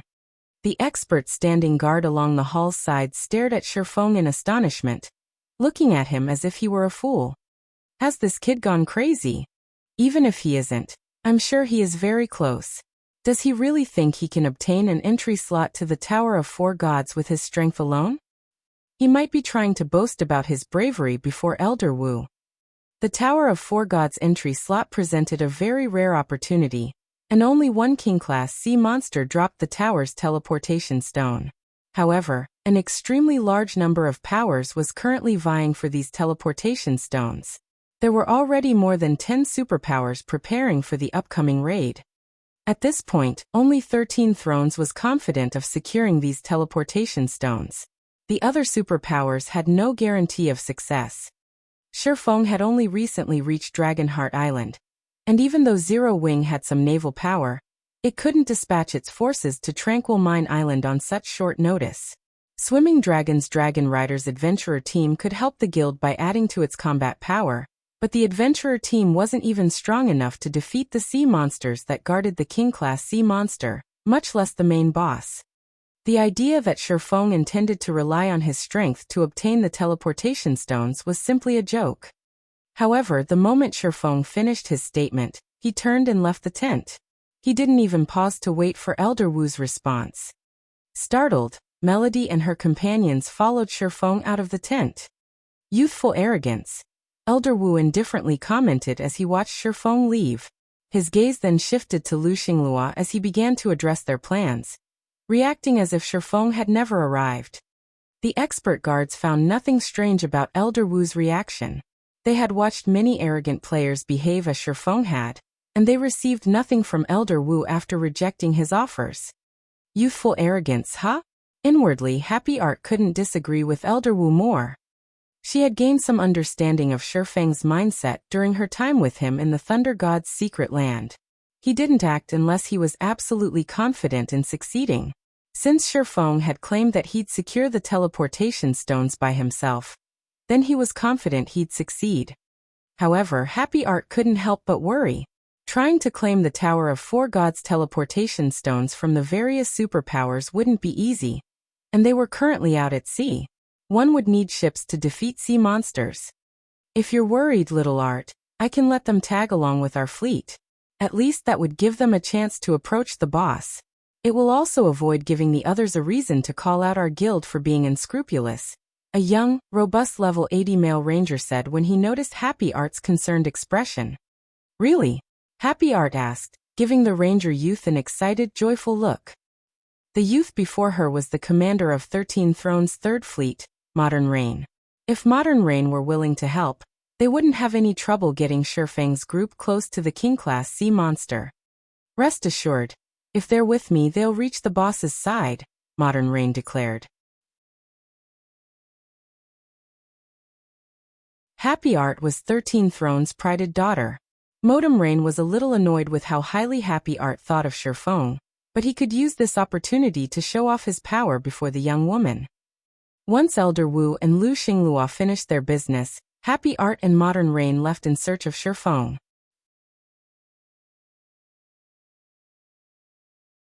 Countless ships, all belonging to the various major powers, were tied to the docks in Tranquil Mine Island's port, including hundreds of bronze speedboats, which the various well-known adventurer teams considered quite rare and precious.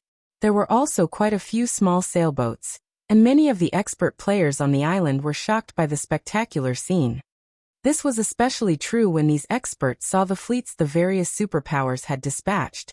Every fleet consisted of 100 ships, and even the weakest among them was an advanced speedboat. Each fleet had over 20 bronze speedboats and 2 or 3 mysterious iron speedboats as well. Every one of them was led by a medium sailboat. So this is the strength of various superpowers' foundations? Melody gazed at the fleets, surprised. These superpowers were on an entirely different level compared to Dragonheart Island's adventurer teams. Melody even spotted bronze sailboats among the multiple fleets. A single bronze sailboat was more than enough to annihilate the Dragon Riders' adventurer team. Of course, adventurer teams had their own powerhouses. Take Dragonheart Island's top 10 adventurer teams, for example. All of these top adventurer teams had their own medium sailboats as the core of their fleet. They only lacked the bronze and mysterious iron speedboats that the various superpowers employed. With so many ships heading toward the boss, I'm afraid that there won't be any room for us to squeeze through, Guild Leader Black Flame, Swimming Dragon said, smiling bitterly as he watched the powerful fleets sail toward the king-class sea monster's last known sea zone. Although Swimming Dragon was confident in his bronze speedboat, every one of the powers participating in this raid had their own bronze speedboats. It was no exaggeration to call these speedboats cannon fodder in this upcoming raid. Trying to claim a teleportation stone with a bronze speedboat was simply impossible.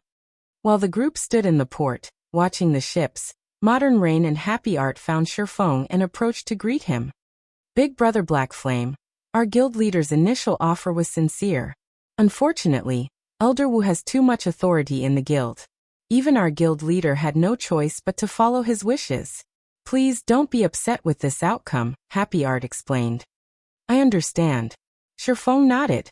In truth, he hadn't paid the matter much mind, to begin with. Since that is the case, why don't you tag along with us, Big Brother Black Flame? With Vice Guild Leader Rain's fleet, approaching the King-class sea monster won't be a problem, Happy Art said. Since you are Happy Art's acquaintance, Guild Leader Black Flame, please leave the journey to the boss to me.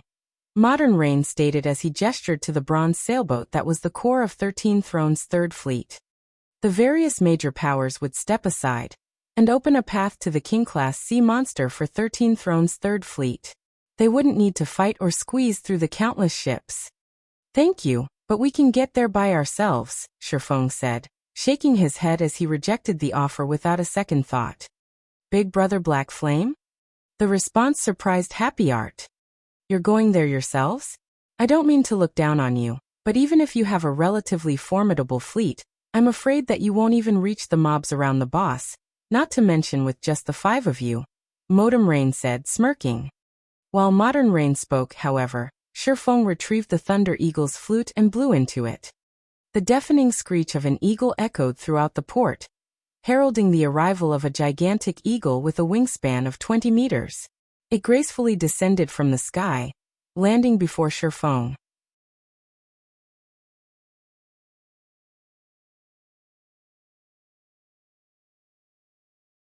Chapter 2257. Reappearance of the Flying Mount. Silence fell over the port after the Thunder Eagle's arrival. Everyone stared at the massive bird, surrounded by arcs of blue electricity, with wide eyes. A flying mount. Modem Rain was stunned when he saw the Thunder Eagle stand obediently before Shifeng, unable to believe his eyes. Is he the player that appeared on Frost Hell Island? Ships might be precious, but compared to a flying mount, they were utterly worthless. Not even medium sailboats were as valuable as flying mounts. The various superpowers had been in a frenzy, searching for any trace of another flying mount. Some superpowers even offered 10,000 gold for a clue that would lead to a flying mount. However, their search had been fruitless thus far, which was only a testament to how rare and valuable flying mounts were. The only player-owned flying mount anyone had heard of was the one that had appeared on Frost Hell Island. There hadn't been another sighting. Melody, Thoughtful Rain, and Blue Bamboo, who stood beside Shifeng, were dumbfounded, as well. They had only heard of flying mounts before. They hadn't bothered to look further into the matter, or try to acquire one for themselves, however. If not even the various superpowers were having any success, what were their chances? Rain, look. It's a flying mount. A flying mount. Blue Bamboo excitedly exclaimed as she grabbed Thoughtful Rain's arm. Only Happy Art maintained her composure, yet even she envied Shifeng for his Thunder Eagle. Thus far, the only person Happy Art had talked to about Shifeng's Thunder Eagle was Melancholy. To prevent others from finding out, Melancholy had decided to keep the information between them. As a result, neither player had mentioned anything about the Thunder Eagle's origin or owner to anyone. Instead, they secretly assigned more teams to grind for Thunder God's secret land entry slots to prepare to raid the side temple. Let's go, Shifeng told Melody and the others as he hopped onto the Thunder Eagle's back. He no longer cared whether or not people knew that he owned the flying mount. The current Zero Wing was no longer the guild it had been, and since he intended to develop Zero Wing on Dragonheart Island in the future, he could use the flying mount to garner some fame for the guild in the area. Melody and her companions quickly jumped up to join Shifeng on the Thunder Eagle's back, as everyone around them watched. Once everyone was on board, the Thunder Eagle screeched and flapped its wings. In the blink of an eye, it rose several dozen meters above the ground. With another flap, the flying mount broke the sound barrier, disappearing on the horizon, and leaving behind a bunch of stunned players. Naturally, news of the Thunder Eagle quickly reached the various superpowers. So it turns out this kid had such a trump card. It's no wonder why he was confident of securing teleportation stones to the Tower of Four Gods by himself. The masked man beside Elder Wu muttered, smiling as he watched the video of Shifeng leaving Tranquil Mine Island's port on the Thunder Eagle. The masked man's information was thoroughly hidden. Not even his name or level was visible. So what if he has a flying mount? Does he think that King-class sea monster is so easy to approach? Would we have lost so much to that sea monster if it were? A similarly masked woman next to him said disdainfully. Although a flying mount would give one an advantage in terms of speed, ships were king in a naval battle. Enough! Elder Wu snapped in a low tone. This matter is of no concern. Our goal is to secure as many teleportation stones as possible, as well as that item. Elder Wu was surprised to learn that Shifeng possessed a flying mount, but it was of little significance to him. It was not worth his attention and time. Understood. Berated by Elder Wu, the masked man and woman lowered their heads and promptly left the tent to see to the final preparations for the raid against the king-class sea monster.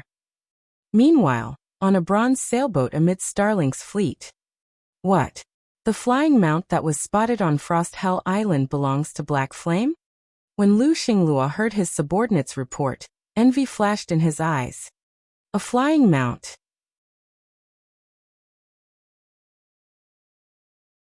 As someone with the ability to travel between God's domain's two main continents, he knew just how valuable and useful a flying mount could be.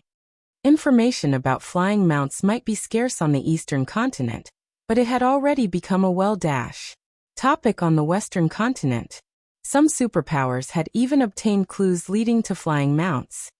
Based on what they had discovered, not only were flying mounts powerful tools for leveling, but they were also a miraculous addition to a team's strength. Flying mounts were particularly useful at sea. Ship travel was still incredibly inconvenient, and a single flying mount could carry multiple players at once. A flying mount could transport a team to various islands and provide a massive advantage when exploring new islands. Unfortunately, despite the discovery of quite a few clues, no one on the western continent had acquired a flying mount. Yet the flying mount Lu Xinglua had been searching for belonged to Shifeng. Why don't we shoot it down, guild leader? Although resurrecting a flying mount should be easier than reviving a personal guard, he won't be able to use it for some time, Bright Dawn ruthlessly suggested.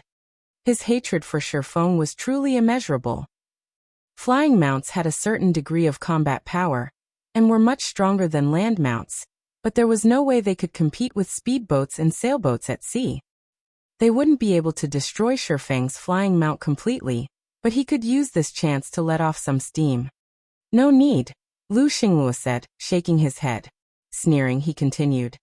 Black Flame is a gullible fool if he thinks he can approach the king-class sea monster just because he has a flying mount. They were going to raid a level 91 mythic-ranked king-class sea monster. Every one of its attacks had tier 4 power. They were prepared to use their ship's extraordinary defensive capabilities to tank the boss. Even before this king-class sea monster, a level 100 flying mount was a joke. The shockwaves from the boss's attacks alone would likely be enough to throw the Thunder Eagle. Meanwhile, Shifeng rode his Thunder Eagle through a stormy patch of the Sea of Death. If the Thunder Eagle hadn't been an extraordinary flying mount, it would have had quite a bit of trouble navigating through the powerful storm. Sure enough, ships still have an advantage when passing through special sea zones.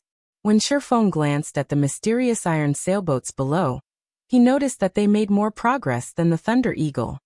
Of course, not even dark gold speedboats would be a match for the flying mount's speed through normal sea zones. After nearly half an hour, Shifeng's group arrived in the heart of the stormy sea zone. When they saw the spectacle before them, Blue Bamboo and her companions gasped. A giant tornado stretched between the water and the sky, spinning in the very center of the stormy sea zone. Nestled within the eye of the tornado was a colossal sea serpent that was several thousand meters long. The sea serpent's body was pitch black, and a silvery white horn grew from its head. Storm Serpent King, Marine King Creature, King-class Sea Monster Mythic. Level 91. HP 2, 250, 000, 000/2, 250, 000, 000. The Storm Serpent King's 25 billion HP was more than enough to induce despair, Yet the boss was protected by a group of Lord and Great Lord ranked one-horned sea serpents. At a glance, they were easily more than 300 of these monsters. The one-horned sea serpents would likely devour an ordinary fleet before it even reached the boss. For the moment, every ship in the area remained at least 1,000 yards away from these monsters. None dared to approach, yet as more powers gathered, the various superpowers began to assign tasks to their ships. The fleets then began to surround the Storm Serpent King. As all 10,000+ ships spread out, even Swimming Dragon, who had seen many naval battles, was shocked. When these ships began to attack, the results were catastrophic. The level 90 Great Lord ranked sea serpents rapidly lost HP, unable to survive a bombardment from so many ships. However, as they fell, new sea serpents surfaced to replace them. Prepared for this, the various superpowers lured these sea monsters away with their weaker ships, leaving their main ships behind to attack the Storm Serpent King. Foolish humans, I will tear you to pieces to feed the fishes. The Storm Serpent King bellowed in rage as the numerous ships approached. A massive tidal wave rose around the boss and swept toward the offending ships. Defend yourselves. The main ships promptly activated their defensive abilities. Among the various superpower ships, the mysterious iron speedboats in the lead took the brunt of the Serpent King's attack. Boom, boom, boom. As the tidal wave slammed into the mysterious iron speedboats, their defensive barriers flickered with light. It was obvious that the barrier's durability had decreased by a sizable chunk. The lesser powers in the raid weren't as fortunate as the various superpowers. The tidal wave crushed their advanced speedboats, dragging ship and crew to their watery graves. Only their bronze speedboats had withstood the attack, yet they had lost nearly 100 durability from the blow. At this rate, the Storm Serpent King only needed 4 or 5 more attacks to skin the bronze speedboats. With its first attack, the King-class sea monster had sunk nearly 100 advanced speedboats. The attack's ferocity instilled fear in the various adventurer team's members. Of course, the superpowers didn't stop their assault, despite witnessing the Storm Serpent King's power. Immediately, several dozen sailboats responded with attacks of their own. Sailboats' cannons were far more powerful than speedboats, and the various superpowers had invested a large number of resources into reinforcing these ships. As a result, every one of their attacks had peak Tier 3 destructive power, and each sailboat carried 5 or 6 cannons. Each sailboat dealt over -1 million damage to the Storm Serpent King after a single round of attacks. The Storm Serpent King's HP fell by several tens of millions, inspiring hope in the various powers. They charged toward the boss without any regard for the sea monster's attacks. The Storm Serpent King shattered one speedboat after another, and in return, its HP rapidly decreased. The scene even shocked Sherfong. Not even a creature as powerful as the Storm Serpent King could withstand a bombardment from 10,000+ ships. As the Storm Serpent King's HP continued to fall, the intervals between each attack grew shorter. As a result, more ships began to skin. The tragic scene was even more frightening than a large-scale war between two guilds. "We should make our move too," Sherfong said once the Storm Serpent King's HP fell below the 10% threshold. He directed the Thunder Eagle to fly into the King-class sea monster's domain. "We're going in." Sherfang's comment took Melody and her companions off guard. They had witnessed the Storm Serpent King's strength. Charging toward it now would be suicidal. When Lu Xinglua, who commanded Starlink's fleet, noticed the Thunder Eagle's approach, he sneered.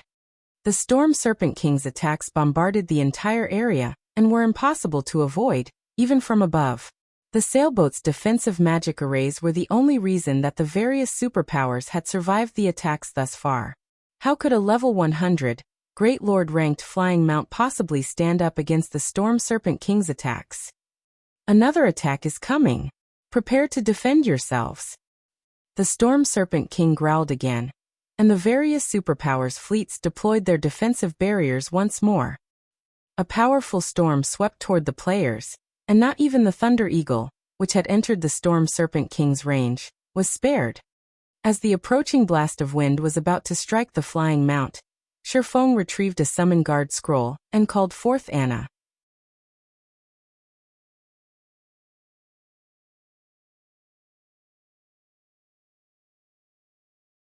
Chapter 2258, Might of a Magical Class. As soon as Anna appeared on the Thunder Eagle's back, she pointed her staff at the approaching blast of wind. Violent mana immediately gathered around the level 96 summoner, forming a dual-colored, twofold magic array. Tier 3 Overtier spell Yin-Yang Pillar. With Anna in the center, the 30-yard radius Yin-Yang Pillar, a legacy defensive spell Anna had learned after reaching level 95, manifested. As the pillar completed, the blast of wind transformed into a lance that flew toward it. The wind lance was so horrifically powerful that space around it began to shatter, and its speed and range made it impossible to dodge, even for the Thunder Eagle. Melody and her companions paled, terrified, as the wind lance approached. They had only watched from afar before now, and although they knew that the Storm Serpent King's attacks were incredibly powerful, they hadn't been able to get a clear sense of just how powerful the attacks were. Now that they faced one of these attacks personally, they felt nothing but despair as they felt the attack's devastating aura. It was this moment when Melody and the others finally understood how frightening the Storm Serpent King truly was. The strongest monster they had faced thus far was a joke compared to the Storm Serpent King. Before this sea monster, Tier 2 players were little more than ants. Boom! A massive explosion blasted through the sky as the wind lance plowed into the Yin-Yang Pillar. The resulting shockwave was so powerful that it even pushed away the water below, creating 10-meter-high waves around the impact. Fool! Lu Xinglua sneered up at the Thunder Eagle. The mist the explosion had created obscured his vision, but he was certain that both Shifeng and the Thunder Eagle must be dead. Do you think the Storm Serpent King's raid is a battle you can just stroll into? The King-class Storm Serpent King was just as powerful as a world boss of the same level. In fact, the sea monster might actually command even more destructive power than a world boss. The Storm Serpent King was impossible to raid with normal methods. They could only defeat this boss by relying on powerful war weapons. Even the various superpower ships, which had been upgraded multiple times, rapidly lost durability as the Storm Serpent King's attacks slammed into them. Trying to contend with this boss with the power of a single individual was extremely foolish. So what if you can fly? Did you really think that could save you? Modem Rain, who watched from his bronze sailboat's deck, was quite satisfied to see the Thunder Eagle collide with the Storm Serpent King's attack. A flying mount could cross the sea quickly, but one still needed ships for naval combat. However, to everyone's surprise, the mist revealed the Thunder Eagle, still hovering above them, as it dissipated. Shifeng and his comrades appeared completely unharmed atop the flying mount. How is that possible? Lu Xinglua stared, stunned. That had been a Tier 4 AoE attack, with just as much power as an intermediate mana pulse cannon. Such an attack would even shatter an intermediate defensive magic array. Yet Shifeng's group had emerged unscathed. What? They blocked it. Quite a few powers, aside from Starlink and 13 Thrones, were paying attention to Shifeng's group. The Thunder Eagle was just too eye-catching after all. While the players below were surprised to see that the Thunder Eagle had survived, Shifeng flew toward the Storm Serpent King. The King-class sea monster's attacks were immensely powerful, but Anna was no ordinary Tier 2 personal guard. Her Yin-Yang Pillar was just as strong as an advanced defensive magic array. Tier 4 attacks wouldn't be enough to break it. Unfortunately, Shifeng's group couldn't rely on the Yin-Yang Pillar to block every one of the Storm Serpent King's attacks.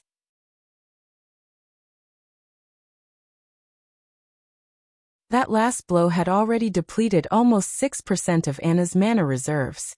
At most, the personal guard could block another 15 or 16 attacks. Shifeng needed to end this battle as quickly as possible. However, he was not a ship, and he couldn't attack from hundreds of yards away.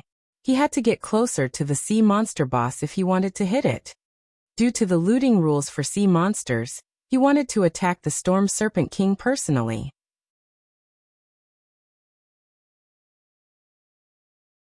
If he did not deal any damage, he wouldn't have any claim to the items the boss would drop. He would have to wait until someone else picked them up and kill that player to get what he wanted. However, trying to take an item from another player was easier said than done. The various powers would do everything in their power to protect the players that collected the loot. The moment the boss died would be the only opportunity he'd have to claim any of the loot. Everyone would be busy contesting for their share, and wouldn't pay attention to him. This was why he had decided to attack once the Storm Serpent King had very little HP remaining. Don't even think of touching the boss that easily. Attack him. Lu Xinglua commanded. He recognized what Shifeng intended to do the moment he noticed the swordsman approach the Storm Serpent King. Several dozen ships within the boss's range immediately turned their attacks on the Thunder Eagle. Gnome cannons. Magic cannons. Several hundred cannonballs and beam attacks flew toward the Thunder Eagle, each with peak Tier 3 power. Moreover, every player in charge of these cannons was a refinement realm expert, and they all had an accurate grasp of the Thunder Eagle's flight trajectory. They were able to get an accurate grasp of the Thunder Eagle's flight trajectory. It's over. Swimming Dragon's expression darkened as he watched hundreds of beam attacks and cannonballs fly toward him. These attacks might not be as powerful or cover as much area as the Storm Serpent King's attacks, but there were many of them. Not even a fly could evade these attacks in time. Don't think I'm that easy to stop. Shifeng growled as he glanced at the incoming attacks. Do it, Anna. All players still had the opinion that magical classes were weaker than melee players in PvP. At best, a team treated its magical class members like mobile turrets. However, God's Domain's magical class personal guards were far more valuable than melee personal guards. The value of a magical class fine gold guard could even rival that of a melee dark gold guard. During Shifeng's previous life, most players with magical class fine gold guards had refused to trade, even when offered melee dark gold ranked personal guards. At most, a powerful melee personal guard could annihilate a city by themselves, but a powerful magical class personal guard could obliterate an entire country.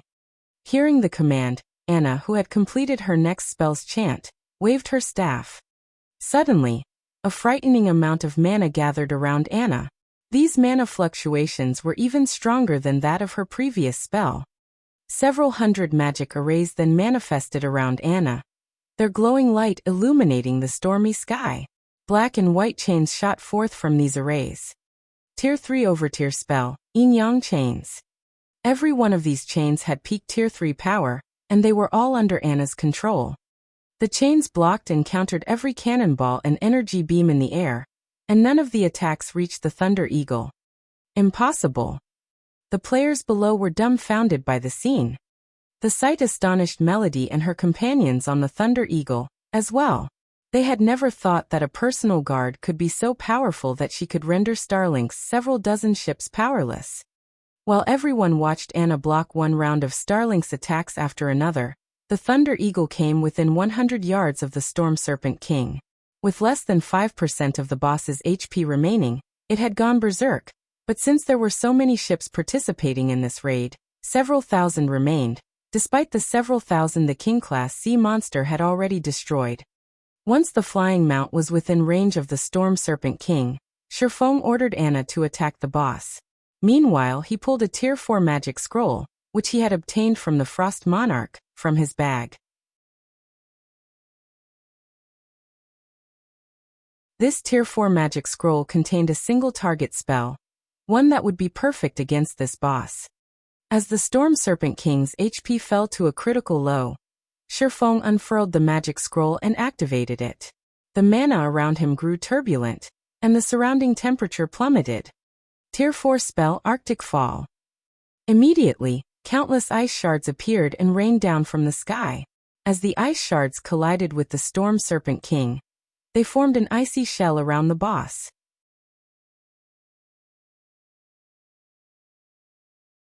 1 second after the Storm Serpent King had been imprisoned, the shell shattered, and a damage of over -10 million appeared above the boss's head, even surprising Shifeng.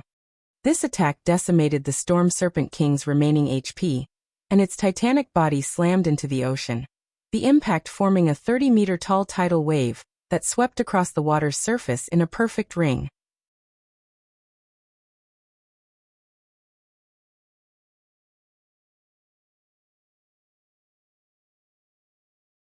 Chapter 2259, Snatching Loot. The moment the Storm Serpent King died, Shifeng's experience bar skyrocketed. Since he hadn't been a part of a raid team, that last hit had allowed him to claim nearly half of the Storm Serpent King's EXP. The boss definitely awarded a lot of EXP. I really got my money's worth for that Tier 4 magic scroll. Shifeng was quite satisfied with his rising experience bar. Shifeng had already reached level 90, and normally, it would take him 4 or 5 days at least to fill his experience bar. However, the Storm Serpent King wasn't the usual boss. Sea monsters originally already granted more EXP than ordinary monsters, and combined with the fact that the Storm Serpent King was King class, it granted even more abundant EXP than a world boss of the same level. Each player would receive a sizable amount of EXP if they split it between 2 fleets. It was easy to imagine how much EXP Shifeng had earned by monopolizing nearly half of the Storm Serpent King's EXP. In less than a second, Shifeng had risen to level 91. After 2 more seconds, he reached level 92. His experience bar only began to slow after he had climbed to level 93.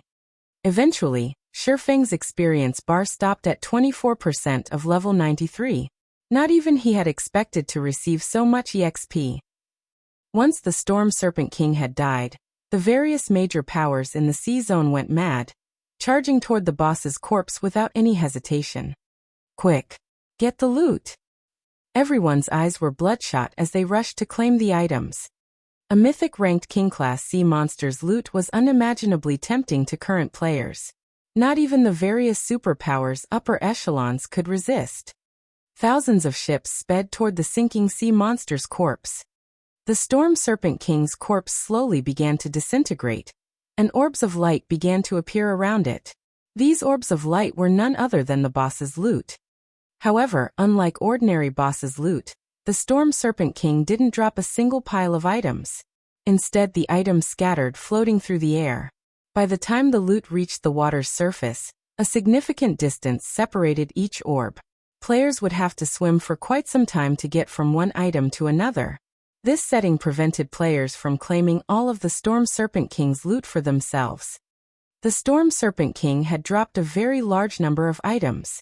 Easily more than 300 items had scattered within 200 yards of the boss's corpse, their beautiful lights decorating the area. Unfortunately, none of these players had the patience to admire the graceful scene. They all rushed toward the globes with everything they had. The various superpowers, on the other hand, began to work together to claim the items as if they had already negotiated a deal. They formed a barricade around the area, preventing outsiders from approaching the Sea of Lights. If you won't let us claim any of the treasure, you should forget about getting any either. The various adventurer teams didn't need long to figure out the superpowers' goals. Instead of speeding toward the floating orbs, they put themselves in range of the superpowers' AoE attacks, launching an assault. The adventurer teams had an overwhelming numerical advantage. Even if they weren't a match for the superpower's quality, they could make up for it by swarming their opponents. The various adventurer teams were fully capable of standing up to the various superpowers as equals. For a time, cannon fire filled the sea zone, especially near the Sea of Lights and the Storm Serpent King's corpse. Flying cannonballs blanketed the ocean, and anyone that tried to enter the area died instantly. Some of the superpowers who thought their defenses were strong enough had tried to send mysterious iron speedboats to claim the loot, yet in the end, the ships and crew were blown to smithereens. What should we do, guild leader? Blue Bamboo grew very anxious as she looked at this scene. Despite how close to the boss they were, ships had begun to fire at them before they had a chance to claim any of the loot. Moreover, far more ships attacked than when Starlink had assaulted them earlier. As a result, they had to distance themselves from the loot. Superpowers and adventurer teams hammered the loot area with constant attacks, preventing anyone from getting close to the dropped items. Anyone that dared approach the loot would become everyone's enemy, and every ship in the area would attack. Not even the various superpowers dared to approach the area, stuck in a stalemate with the adventurer teams, while they tried to think of a solution. Not even a bronze sailboat would last long against thousands of ships. Wait here. I'm going to give it a try, Shifeng said after giving the matter some thought. The various adventurer teams and superpowers kept a close eye on the loot, and as more time passed, it would become harder to get one's hands on those items. At this rate, the adventurer teams and superpowers would be forced to sit down and negotiate terms, or the various superpowers would reveal a trump card to clear the area by force. Regardless of which outcome occurred, Shifeng wouldn't get anywhere near the Storm Serpent King's items. If he wanted to claim his share, he'd have to brave the cannon fire. Shifeng activated the 7 Luminaries Ring's Gale domain and flew straight toward the loot area. Since he was significantly smaller than the Thunder Eagle, the ships would have a very hard time targeting him. In addition, Shifeng was far more agile than the Thunder Eagle, and with Tier 3 reaction speed, he had no trouble dodging the monotonous cannon fire. Black flames approaching the loot. Kill him. Those items are ours. Many players quickly noticed Shifeng, and none of them showed any mercy as they bombarded him together. Cannonballs and energy beams flooded the loot area. The various powers attacked Shifeng with even more ferocity than their assault on the Storm Serpent King. Does Black Flame really think he can snatch the loot by relying on his own strength? When Modern Rain saw the various powers target Shifeng, the corners of his lips curled to form a delighted grin. While the idea was that everyone would have an opportunity to claim some of the Storm Serpent King's loot, the true outcome of this raid would be based on the later negotiations. The quantity and quality of items each power would receive would be determined by their strength.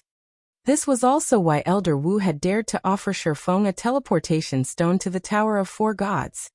Shifeng seemed to have some difficulty dodging the various powers' attacks, and as he got closer to the loot area, the more concentrated the attacks became. Some superpowers had even begun to use their basic mana pulse cannons against the swordsman. Not only did the basic mana pulse cannons' attacks possess a huge, 20-yard radius AoE, but they also carried incredible power. Anna was only able to stop a few of the shots with her yin-yang pillar. How ruthless! The superpower's bombardment astonished Shifeng. Basic mana pulse cannons were war weapons. Installing them on a city's walls was troublesome enough, and trying to install them on a ship was even more of a challenge. Installing a single basic mana pulse cannon would cost around 70,000 gold, and once it had been installed, it couldn't be removed. If the ship sank, all of the invested money would go to waste. As a mana pulse cannon's energy beam swiftly approached, Shifeng gritted his teeth and activated Absolute Domain, gaining damage immunity for 10 seconds. Although the skill protected him from damage, he wasn't immune to the resulting impact. That one hit nearly plunged him into the ocean. Fortunately, basic mana pulse cannons had a very long cooldown. Even if multiple superpowers had them equipped, they couldn't fire unceasingly at Shifeng. A second later, Shifeng entered the loot area. Cannonballs continued to buzz through the area, but Shifeng's basic attributes were incredibly high. Even if a cannonball hit him, it barely affected his movement. However, since the various powers concentrated their cannon fire, Shifeng only caught a glimpse of a few items. He couldn't tell what any of the other items were. With little choice, Shifeng dashed for the items that were closest to him and those surrounded by dense mana. 1 item. 2 items. 3 items. Shifeng picked up more items, and the various superpowers went mad, firing one mana pulse cannon at him after another. Die. Kill him. Those treasures are mine. Lu Xingluo's eyes were almost fully red with rage as he watched Shifeng claim the loot. With how bright the light globes were, it was easy to watch them vanish from so far away.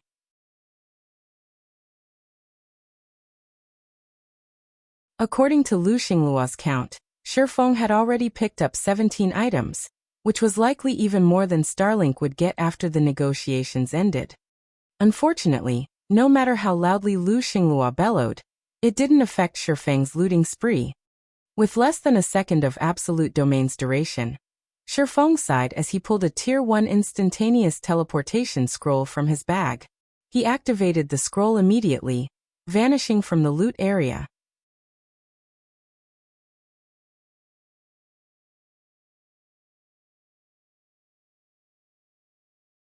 Chapter 2260, Big Harvest. The various powers' craze grew even more intense after Shifeng had left the loot area.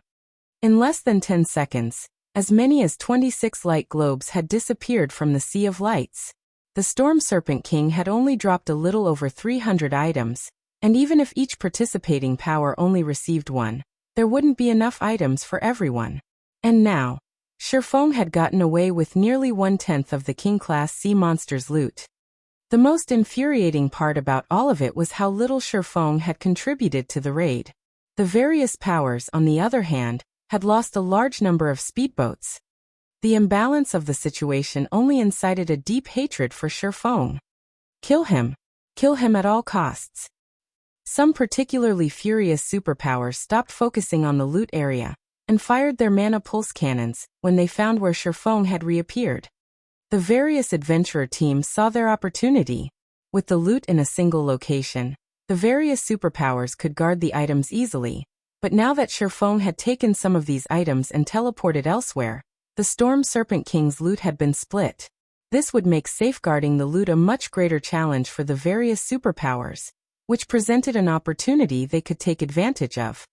The various adventurer teams immediately used their trump cards against Shifeng. Tier 4 Magic Scroll Spatial Lock. Tier 4 Magic Scroll Soul Chaser. Tier 4 Magic Scroll Stormy Weather. Any adventurer team that could survive on Dragonheart Island, especially the island's top 10, was far stronger than an ordinary adventurer team. Even the weakest of them had a foundation that could rival a pseudo-super first-rate guild. These top 10 adventurer teams might not possess large-scale war weapons like the basic mana pulse cannons, but acquiring Tier 4 magic scrolls wasn't impossible. Spatial Lock would prevent all players in an area from teleporting, while Soul Chaser would lock the target in place, allowing the user to keep track of their position for a certain time. As for Stormy Weather, it summoned a powerful magic barrier that trapped targets within. All three spells were Tier 4 and practically impossible for current players to escape. These people are insane. Swimming Dragon paled as he watched the magic barrier form around them. Do they really need to go this far? Tier 4 magic scrolls were incomparably precious. Although they were not as valuable as epic items, each Tier 4 magic scroll was worth half as much. Yet the adventurer teams below had used 3 Tier 4 magic scrolls in a row. Their small party had practically no hope of escape now. Oh, this kid really is amazing. He actually snatched 26 items on his first try. I doubt we'll even get that many after the negotiations. The masked man beside Elder Wu commented. He sighed ruefully, however, and continued. It's a pity that this is a superpowers game. How could it be so easy to steal food from a tiger's mouth? Even if the various adventurer teams hadn't attacked Shifeng, the superpowers would certainly take him down. Shifeng had simply taken too much of the loot. Worse, he had gotten close enough to pick and choose which items he took. Even if he hadn't taken the best of the loot, he definitely hadn't claimed the worst of it. It didn't take much effort to determine an item's quality based on the mana density around it. Shifeng had taken at least 10% of the loot's total value. How could the various superpowers afford to let Shifeng and his party leave with their lives? He is a fool that doesn't recognize his own limitations, the masked woman coldly commented. If he hadn't been so stubborn, he would have acquired a Tower of 4 Gods teleportation stone at least. Now he'll have nothing at all. The masked woman was still annoyed with Shifeng's prior behavior. 13 Thrones was a bona fide super guild, and had existed in the virtual gaming world for nearly a century. Moreover, it occupied a significant portion of God's domain's eastern continent.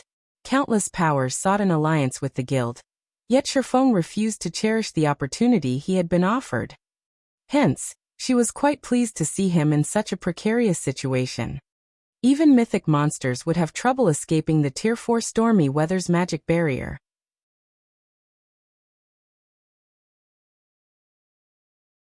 Surrounded by so many enraged powers in such a cramped space, Shifeng wouldn't even escape death if he had multiple vulnerability skills. Guild leader Black Flame, we're in trouble. With us trapped in this barrier, we'll become moving targets for the powers below us. Melody stated grimly as she looked at the magic barrier that had completed around them. Targeted by several thousand ships, not even Anna could protect them from every attack. Moreover, the various powers had marked their souls. Even if they dove into the ocean, there was nowhere they could hide. These powers certainly came prepared. Shifeng smiled at the magic barrier surrounding them. You're still in the mood to smile at a time like this, big brother Black Flame? Blue Bamboo whined when she saw his grin. They had gone to great lengths to claim some of the Storm Serpent King's loot. Yet before they had a chance to inspect the items, they were going to die. It was a huge loss. Here, take these, Shifeng said as he took out 2 tokens made of 7 luminaries crystals. He then handed Thoughtful Rain and Melody one each. 7 luminaries crystal? Melody's eyes nearly fell from their sockets when she saw the token in her hand. At this stage of the game, everyone in God's domain knew how valuable 7 luminaries crystals were. They were necessary for upgrading players' mind space systems, which was useful both in-game and in the real world. Even when a large guild like Ninth Heaven found some, they only obtained 2 or 3 units at most. Yet the palm's eyes token in Melody's hand was made entirely of 7 luminaries crystal. By her estimates, the token should be more than 40 units. It could easily fetch an astronomical sum on the market. One wouldn't even have a problem trading it for 2 or 3 epic items. However, Melody quickly discovered that this token was not as simple as it appeared. As she held the token, the ambient mana began to gather around her. As a half-elf, she was far more sensitive to mana than human players. Hence, she could tell that the mana around her had grown at least 20% denser during the brief moment she held the crystal token. This was definitely a priceless treasure. Stop daydreaming. This is the teleportation stone to enter the Tower of 4 Gods. Melody, take Dragon with you.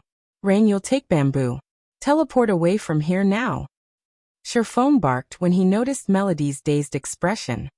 Although he had blindly picked up loot, he had obtained quite a few items by searching for higher mana density.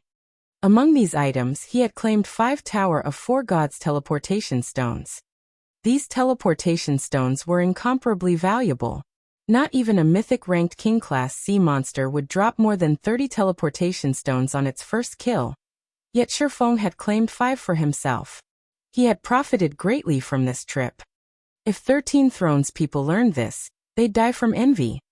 With so many superpowers participating in the raid, even a top-ranked super guild like 13 Thrones would be lucky to claim 3 or 4 teleportation stones after the negotiations. The ordinary superpowers would likely be limited to a single stone. The Tower of 4 Gods had been created by an ancient civilization for the gods. As long as one had one of the tower's teleportation stones, they could enter the tower from anywhere in God's domain, even from a special place like the Thunder God's secret land. A measly Tier 4 magic scroll couldn't disable such a powerful teleportation stone. Hearing Shifeng's orders, realization dawned on Melody and Swimming Dragon, and they flashed the swordsman a grateful look. The Tower of 4 Gods entry slots were beyond precious. The various superpowers' madness to reclaim the teleportation stones made that clear.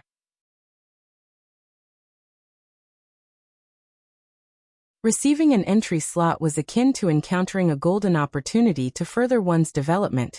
Yet most experts would never have such a chance. No one would have been surprised if Shifeng had given a teleportation stone to Thoughtful Rain and Blue Bamboo, since they were Zero Wing members, but he had handed Melody and Swimming Dragon, both outsiders, entry slots. Not even a Superpowers Guild leader would be so generous. Alright, hurry it up. If you don't go now, it'll be too late. Shifeng urged his companions as the ships below prepared to open fire. Melody and Swimming Dragon nodded and stopped hesitating.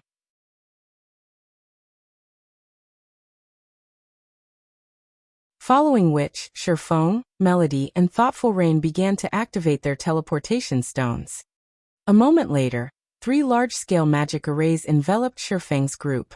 The arrays remained intact even as the various powers' cannon fire struck them. Similarly, Shifeng and his comrades were safe within the magic arrays.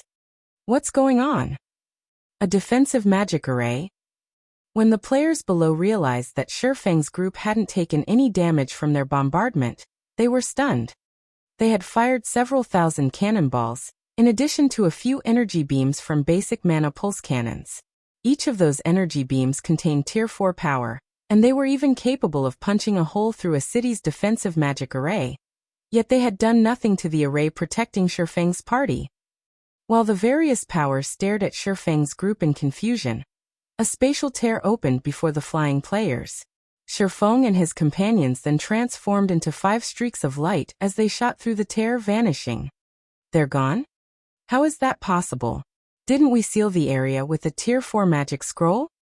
Frustrated and confused, the various major powers wondered how Shifeng's group had managed to escape. The various superpowers' upper echelons, on the other hand, had turned ashen. There was only one way they could think of that: Shifeng had been able to ignore the cannon fire and Tier 4 spatial locks effects. He had used the Tower of Four Gods teleportation stones.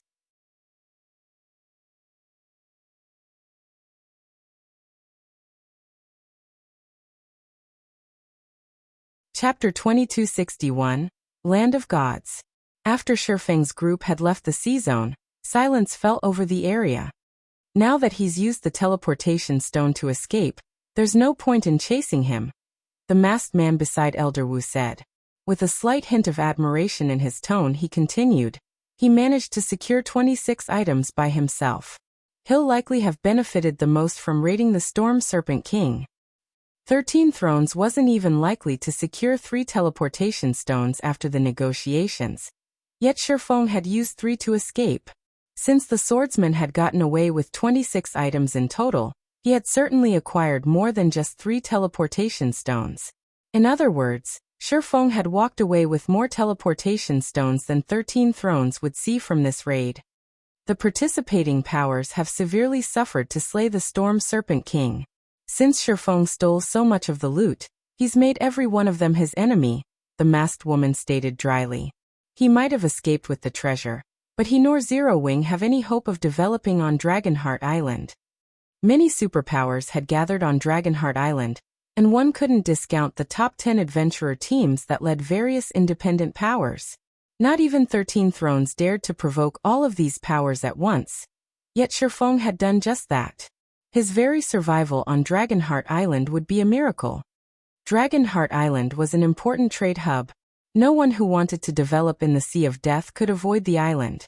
If the various land-based powers wanted to further their development, they couldn't ignore their naval expansion. Resources were far more abundant in the Sea of Death than they were on land, and the sea had the highest concentration of neutral races. Furthermore, many resources required naval transportation. If a power ignored its naval development, it would have to depend on other powers for many aspects of its growth. This would severely restrict its development. This was why the various powers, particularly the first-rate and stronger powers, frantically invested in their naval development. And yet he managed to secure quite a few teleportation stones for the Tower of Four Gods. His future might not be as bleak as you think, the masked man countered while shaking his head. He very much disagreed with the masked woman. The Tower of Four Gods had existed long before the Great Destruction. Not even the ancient gods could destroy the tower. After the Great Destruction, the Tower of Four Gods had been involved in the rise of many kingdoms and empires. That fact alone made it clear that the tower had plenty of opportunities to offer. Alright, that's enough. Whether that kid has provoked the various powers or not is none of our business. For now, focus on the remaining treasures. Elder Wu snapped, glancing at the masked man and woman. Shifeng's success in seizing many of the dropped items had surprised him, but that was all.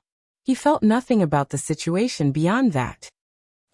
Meanwhile, among Starlink's fleet. Guild leader, what should we do? We have no way to reach Black Flame now that he's teleported to the Tower of Four Gods, Bright Dawn asked, staring at where Shifeng had been with a twisted expression. Oh, we have no way. Lu Xinghua suddenly laughed. How can we have no other method to reach him? Since Black Flame dares to steal food from the tiger's mouth, I will send him to hell. Have someone spread the rumor that Black Flame has obtained a fragmented legendary item and a large number of entry slots to the Tower of Four Gods. I want to see how he intends to survive in God's domain as the rumor spreads. The Storm Serpent King was a mythic-ranked King-class sea monster. Although Lu Xinglua did not know if the boss would actually drop fragmented legendary items, this had been the boss's first kill.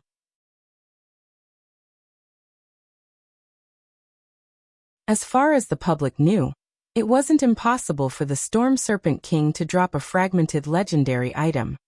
Every player in the Stormy Sea Zone had watched Shifeng snatch a bunch of items.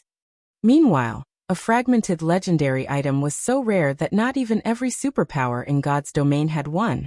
It was easy to imagine how tempting a fragmented legendary item would be. A fragmented legendary item wasn't like a flying mount, which bound to a player upon use.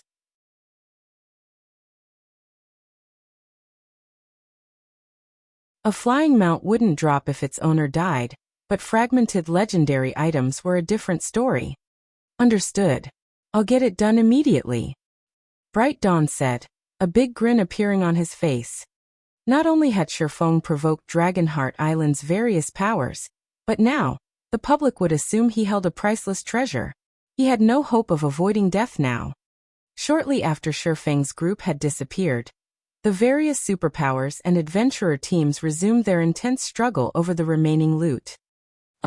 When Shifeng and the others opened their eyes, they were flabbergasted by the scene before them. They were surrounded by a galaxy of stars. It was simply beautiful. Waiting within the core of this galaxy was a tower of immeasurable height. Not only was the tower's aura unimaginably powerful, but it also felt strangely eternal. The god's divine might couldn't even rival 1/100% of the tower's aura. So this is the Tower of Four Gods? Shifeng was overwhelmed with emotion as he gazed at the colossal set of golden doors before him. The doors were easily several thousand meters tall. He had seen gods in God's domain before, and they couldn't even compare to these golden doors, much less the Tower of Four Gods itself. If the 5 of them hadn't stood so far away from the doors, the pressure radiating off of the doors would have been enough to flatten them. Even from this distance, Shifeng felt as if he were carrying several hundred kilograms on his back. The smallest movement was incredibly difficult, let alone walking forward. He had only ever heard about the Tower of Four Gods in the past, never actually visited it. However, after standing here now, he finally understood why even Tier 6 God-ranked experts had repeated visited this place. The eternal energy in this space was simply astounding. Eternal energy was far superior to elemental mana. Just by being in this space, Shifeng's mind was unprecedentedly clear. He could now understand and solve many of the problems he had faced before with ease. The Tower of Four Gods was definitely the perfect place for players to improve their combat standards and master their skills and spells. While Shifeng's group was intoxicated on the eternal energy, the phantom of a man appeared from the void. He was over a dozen meters tall and fully equipped in silver armor. The man also radiated a boundless divine might. Yet Shifeng couldn't discern any details about this NPC. Outsiders, welcome to the Tower of Four Gods. The man lowered his head to look at Shifeng and the others. Since you have arrived via teleportation stones, according to the agreement the ancient gods had made so long ago, you will be allowed into the tower. The Tower of Four Gods had 7 floors, and each has several trials awaiting you. As you clear these trials, you will be able to ascend within the tower. In return, you will gain more abundant rewards. Each of you will have 3 chances within the Tower of Four Gods. After 3 deaths, your trial will come to an end, and you will be barred from this place for 360 natural days. I hope you cherish this opportunity. If you don't have any questions, you may enter the tower now. After saying so, the man waved a hand. Shifeng and his companions then transformed into 5 streaks of light and vanished through the golden doors. You're tuning in to the Lime's Wuxia Whispers YouTube channel. We're so grateful for your support, and don't forget to subscribe to join us on this incredible journey through captivating stories. Your generosity through donations truly makes a world of difference, as it's the primary source of revenue that allows me to expand and enhance this channel for you. Thank you from the bottom of my heart for being a part of this adventure.